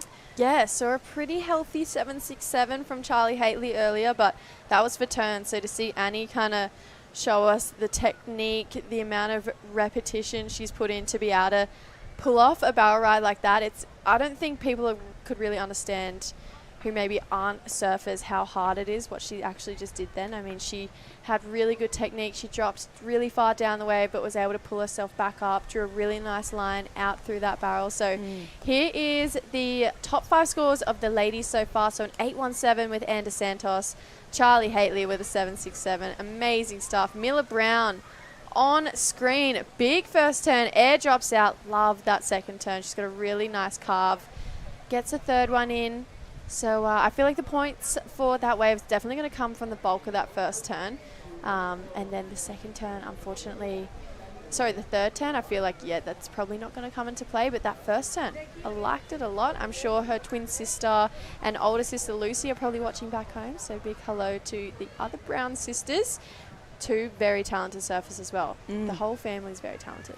Yeah, they are. It's amazing to see that, and it's great to have Miller here at this 5,000 looking to get some experience, gain some points, kind of move out of the Pro Junior Series into something with a little bit more consequence. Of course, the Challenger Series qualification on the line for everyone here, really, if they do well. And this is that last wave for Miller. You can see she goes straight up into the lip, almost gets caught off the back, but does well to get on that front foot. Nice carve there for Miller. And yeah, just coming off the back of that third one, but gets a bit of work done prior to that anyway, which is great to see. You actually acted as Miller's coach in Cruy earlier this year. I did. Yeah, well, I wouldn't say coach, but maybe mentor. I don't know. No, you were there as coach. Supporting coach. Maddie Cattle was definitely the head, head coach. It was great to kind of be around the kids and kind of try and support them where I could. I know how hard it is. You know, you can't really show up to an event and not surf the event side and expect to make heats. So I think it's important that you know, you put in the hard work and and dedication as well to really put time out. On the reef, on the bank, on wherever you are, because you know it's hard to surf these waves, and the more time you spend out there, the more experience that you have. So it was cool to spend a bit of time with Miller, and the rest of it was for the Northern Beaches, the rest of the Northern Beaches crew. I know that they're actually here again. I think Matt Granger is the coach supporting them for this trip, which is super cool. It's great to have him here. Supporting everyone. I know Dylan Moffat's a part of that. I'm sure there's a whole bunch of other names that I can't really think of right now. There's so many. Saxon Reaver, Kobe Clements. There you go, thank you. Axel Rose Carrotta. There is another one. I can see his face. Xavier Bryce. Ah, there we go. Great. Yeah, it's cool to have the support here for the Northern Beaches crew. Here we go. This is one of the local ladies. So she's from North Siargao. She's from a place called Pacificos, which is about an hour drive, I believe, from here, but a really beautiful part of the Philippines. Here we go. Mila Brown. Yeah, just saying that's probably not going to be it for me. A 4.33 for her last wave. But everyone, Coach True Starling, she's taken people overseas. She's giving me the sign. She's giving me the signal to stop, but come on. Credit where credit's due, girl. No way. You know what? You're just there to support the athletes they do all the hard work. You're just there to hype them up and nourish them when they need. Yeah, so I feel like Miller probably took a lot away from that trip as well. It was one of her first overseas trips without a dad. Miller is still pretty young. Well, first overseas competition trip, I should say, without her dad. She's still super young. I think she's 17, just turned 17, so definitely has a couple more years in that Pro Junior division. We did see the last Pro Junior just wrap up back home in Australia, so it was Isla Huppets and Huey Vaughan taking the win back there at home. So big shout out to those guys on winning that event. But now in the water, we are coming down to almost that halfway mark, that 817, really separating Annie from the rest of the pack. Mila Brown, she looked like she was in a good spot for that wave, but Annie DeSantos using up first priority here, looking to back up the 817. It's a turn wave. Nice first turn in the pocket, carves back. Hopefully she can get one of those ones with more on the inside, but bit of a weird wobble through that one, so you can definitely tell with that higher tide the waves are kind of getting a little bit wobbly towards that end section. They're not linking up as much, so hopefully these ladies can identify those ones that give them a steep wall all the way through, but still one nice turn on that wave for Annie True. Yeah, for sure. And Annie spent a fair amount of her life on the northern beaches, so, living at DY for a little bit. So it's nice to see her really link up. She's looking really sharp right now, moving up to the Sunshine Coast. I'm sure she's greeted by many, many rights up there, as well as finding a couple of sneaky lefts too. So yeah, Annie's looking really smart. It seems like the move has worked well for her, and it's great to see her just locking in some good scores. That 817 in particular, that's probably the highlight of the day. For me, it was nice to see her lock in on her backhand and get a little bit deep as well. But yeah, I don't know what she's doing at the moment, but whatever it is working for her because she's looking really sharp. Yeah, she definitely is, and there is a reason she's holding the lead right now. So a 3.6 to back up her 817. Miller Brown now chasing a 7.45, so not very often we see Miller on the back foot. This lady, our local competitor, looking for a 5.4, puts it up, gets the ride out. I almost was about to say, gonna get hung up with the win, but she gets the ride out. Amani Barber now tucking in. That was a good-looking barrel, but just couldn't come out. Love the fact that she's going for it, though. Wow, that would have been huge if she had to come out of that one. That she was so deep. She was just there. You could literally see the green rashi in the wall. She was almost making it out of that wave. That was so unfortunate for Amani. I mean, that would have really rivaled that 817 in my opinion. She got so deep. But let's take a look at this wave for Jelena. She almost gets hung up, but she knows this wave well enough to know if you get on the front foot, then you're going to come down and be able to ride out of those turns. And Amani just pulling in. She is so deep, and that was so unlucky. She was just there and just got clipped by the whitewash, it looked like. So that was unfortunate because it looked like it could have gone into a pretty excellent score. Definitely. If she had made out of that, that would have been probably the best barrel we've seen today. So Amani really she's been patiently waiting for one of those. Amani and Miller actually spending a lot of time together here. So I caught up for dinner with some friends the other night, and Miller, Amani and Coco were all out together. So unfortunately, sometimes when you travel, you just do pull your travel mate in your heats. It happens to me and Charlie Hurst all the time. We usually travel to events together, and we would pull each other in the first round every single time. I don't mind meeting in the final, but we would always match up in the first round. Looking like Miller Brown's having a good hard paddle. Ooh, bit of tactics there from Annie DeSantos. Wow. Potentially. Oh, there it is. I was like, wow, they're not going to change that. So Annie getting first priority, tucks into this one. Almost. Just can't hold on. She's got that on lock. Yeah, she's got that down pat. I mean, it feels like it's kind of getting better out there right now. Like, it's definitely allowing some more barrels this afternoon. This is going to be the last heat of the day, just with the wind that we've seen. I just think the ocean is just putting on a performance for the last heat right now. Definitely. Which is great to see. It's good to see some big scores. It's good to see the women out there charging and pulling into some pretty gnarly barrels, but it's nice to see.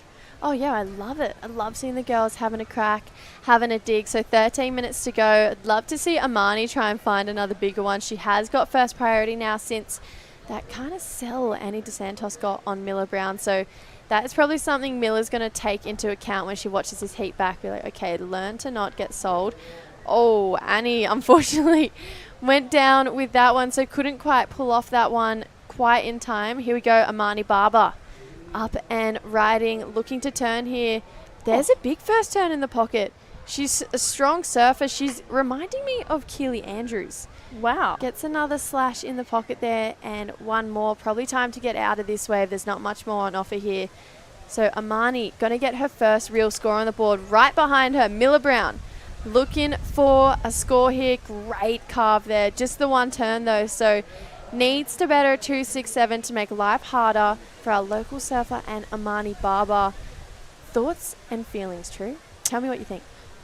I really like that wave from Amani. I thought those first two turns were strong. Like you said, she's super whippy. She's really tight in the pocket. Let's take another look. It's a bigger wave. She goes straight up into the lip. That was a nice first turn. Drives really hard through that second one. And gets a couple more combinations. These last few maybe taking out the, just trying to finish the rest of that wave off. I feel like she probably could have kicked out after the third turn. Agree. Sometimes less is more. Miller Brown, she gets one huge carve. That was huge for Miller. That was really nice. Just leaning into her rail each time. You could see her just pushing a little bit more. She got a 2.67. For that first one that we saw. So I wonder where that is going to go, because that was really close in the pocket, really critical. We'll see. But that last wave of Amani looks like it was a 3.57. I feel like that car from Miller didn't look like it had that much grunt from the drone angle shot, but then watching it front on, I actually went, oh, wow, that was a really sick turn. So so perfectly in the pocket. She had that moment there where she could have cut it short, but she held it just that little bit longer. So I feel like that's definitely going to eclipse that 2.67 for Miller. Here is Jelena, so trying to get a turn in here. Slashes that one back, but unfortunately it's just going to be the one turn for our Filipino lady. I just can't get that carve out of my head. That was really cool. Here we go. Amani, big turn. Goes down into the foam ball though, so she's going for it. And this is something I noticed from her in the free surfs. She doesn't hold back. Even when all the boys and girls were trying to hassle her, she definitely held her own. She was pretty ready to just paddle and go and pull in even if people were dropping in on her. So that's great. She's definitely not scared, Amani. Yeah. You're going to be like that in the QS crowd, that's for sure. There's a lot of people here, so it means that there's a lot of people that want to be out there catching waves. That last one of Miller Brown, a 4.33, just for that one carve. You could see that she was just turning on a dime. It was great to see, and right now first and second are sitting shoulder to shoulder, looking to maybe psych each other out a little bit. It looks like tense times right now. A bit of tension.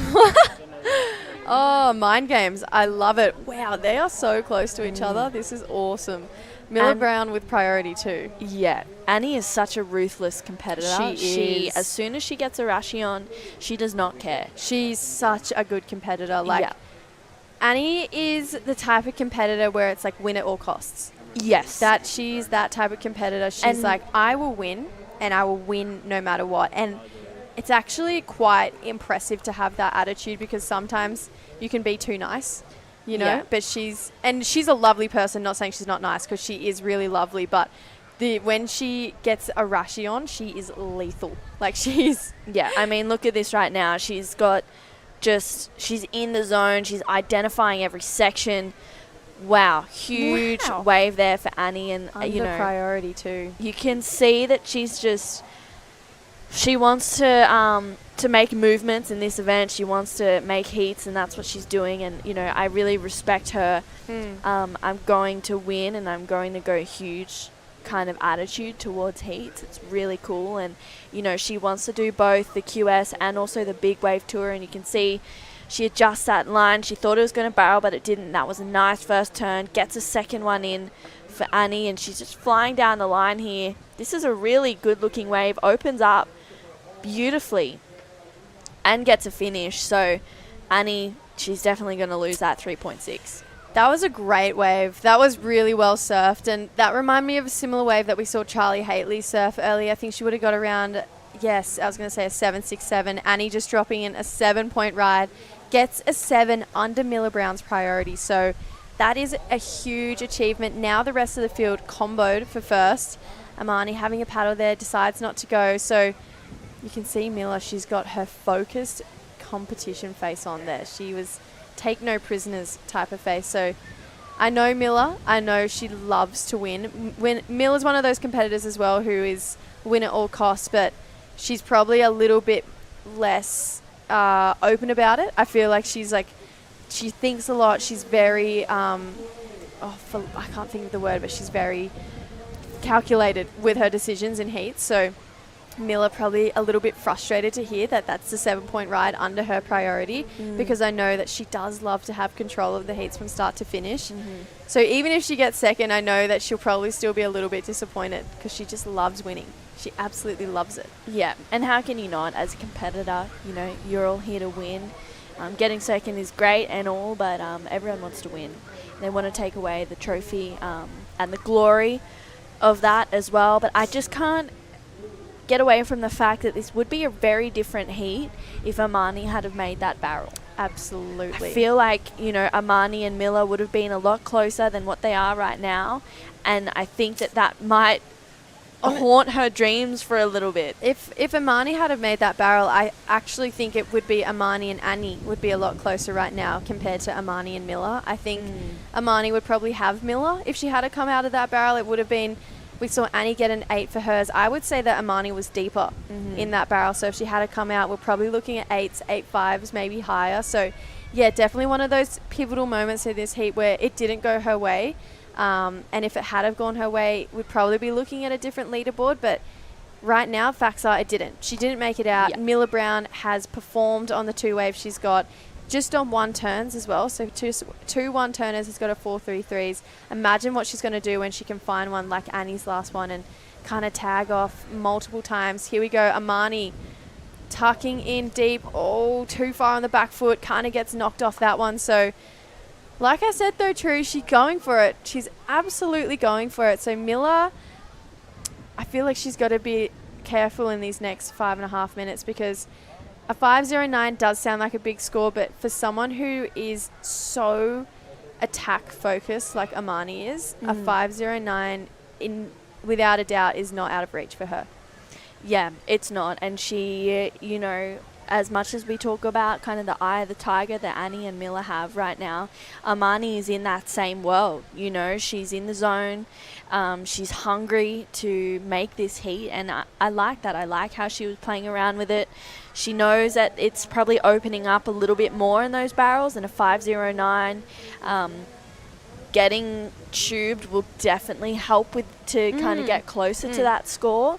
So we'll see if she gets another opportunity. There's 5 minutes, but right now Miller holds, she holds priority, and it kind of dictates the rest of the heat, especially for 3rd and 4th. Yeah. Because if the best wave comes through, Miller is able to go that.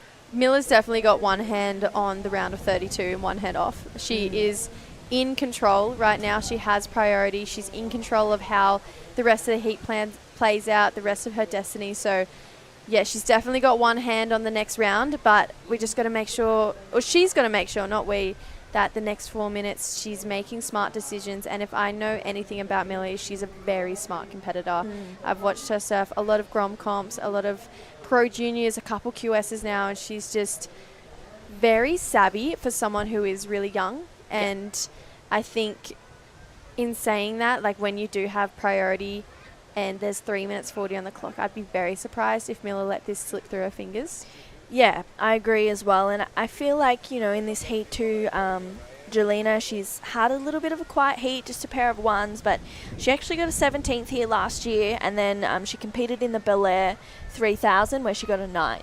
Oh, wow. Yeah, so she knows how to surf heat. She's got a really strong backhand, but she's just kind of been out of rhythm with the best waves of the heat so far. They've kind of been dictated by the other 3 competitors. But I do know that Jelena, she's also a very fierce competitor.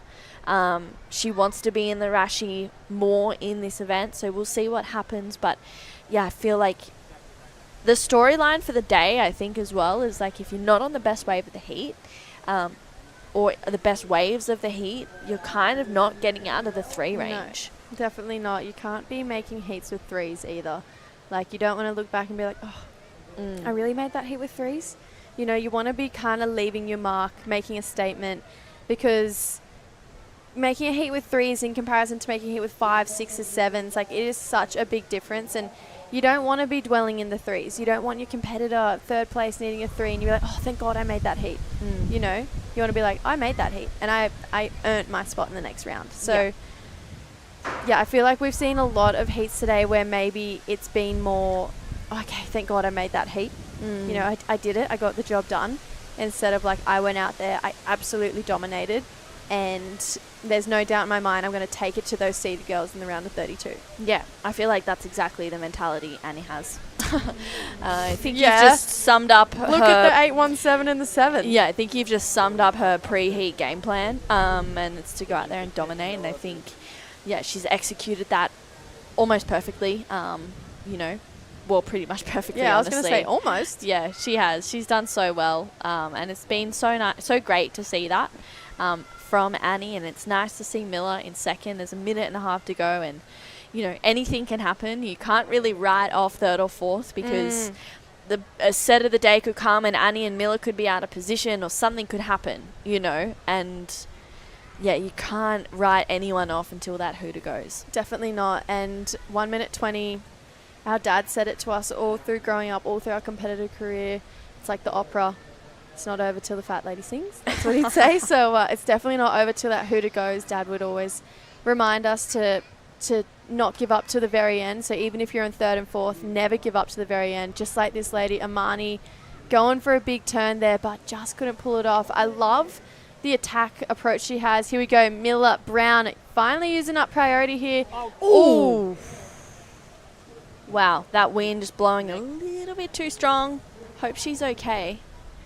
You can see she's having a chat with whoever's in the lineup with her.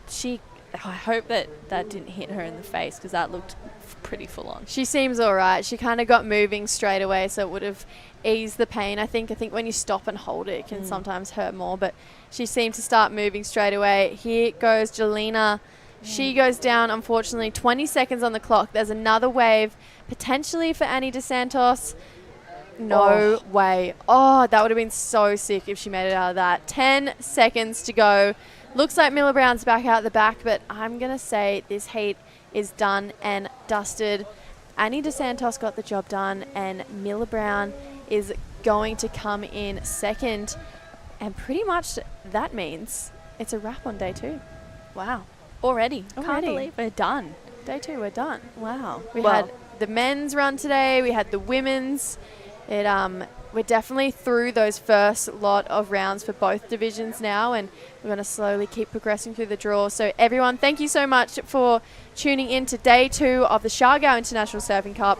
Next call, it will be at 9 a.m. PST. Don't go anywhere. We do have the highlights from today. Enjoy, guys, and we'll be back to chat to you tomorrow. Bye.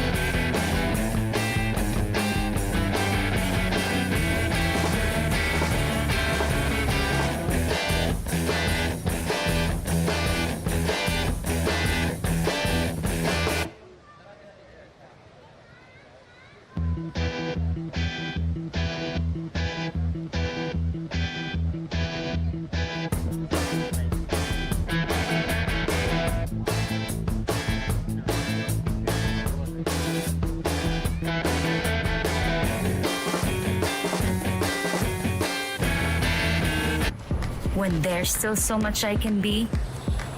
Do I stop here? She don't stop. She don't stop with Como. Don't stop. She don't. Do I stop here? She don't stop with Como. She don't stop with. She don't stop with Como. Do I stop here? Cut! Next! There's no stopping me. Gomo any way I want, anywhere, anytime. We don't stop. We Gomo.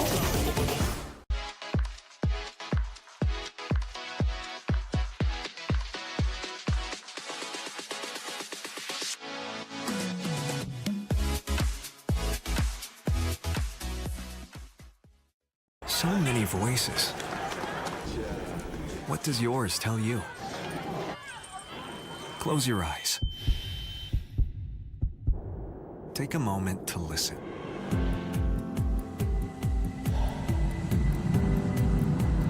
What do you want to feel?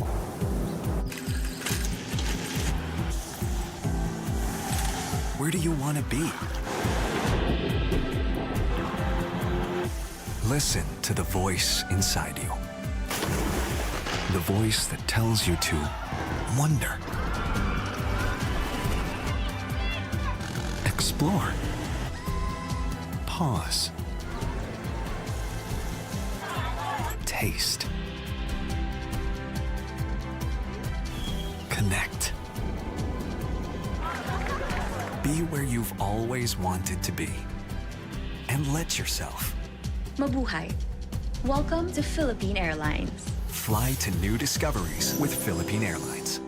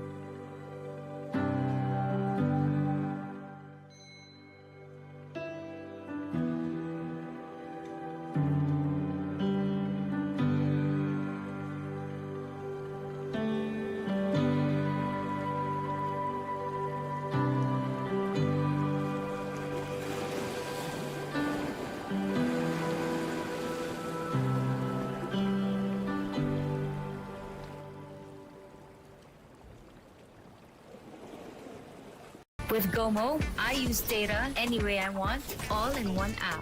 I can easily transfer and track my no expiry data. I Gomo any way I want. We don't stop. We Gomo. Ang pinakamaganda sa life insurance, it makes life easier.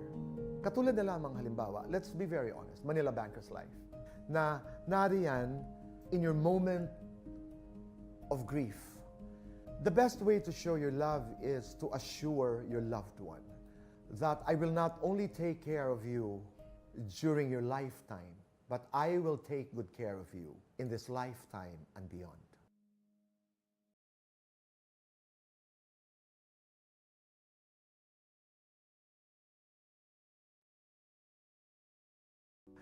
Bakit mahalaga ang life insurance? Yung experience pala na pag ikay nawawalan ng mahal sa buhay, hindi mo kaya mag-isa. Ang lungkot, sasadsad ka, gagapang ka, iiyak ka. Ang pinakamaganda sa life insurance, it makes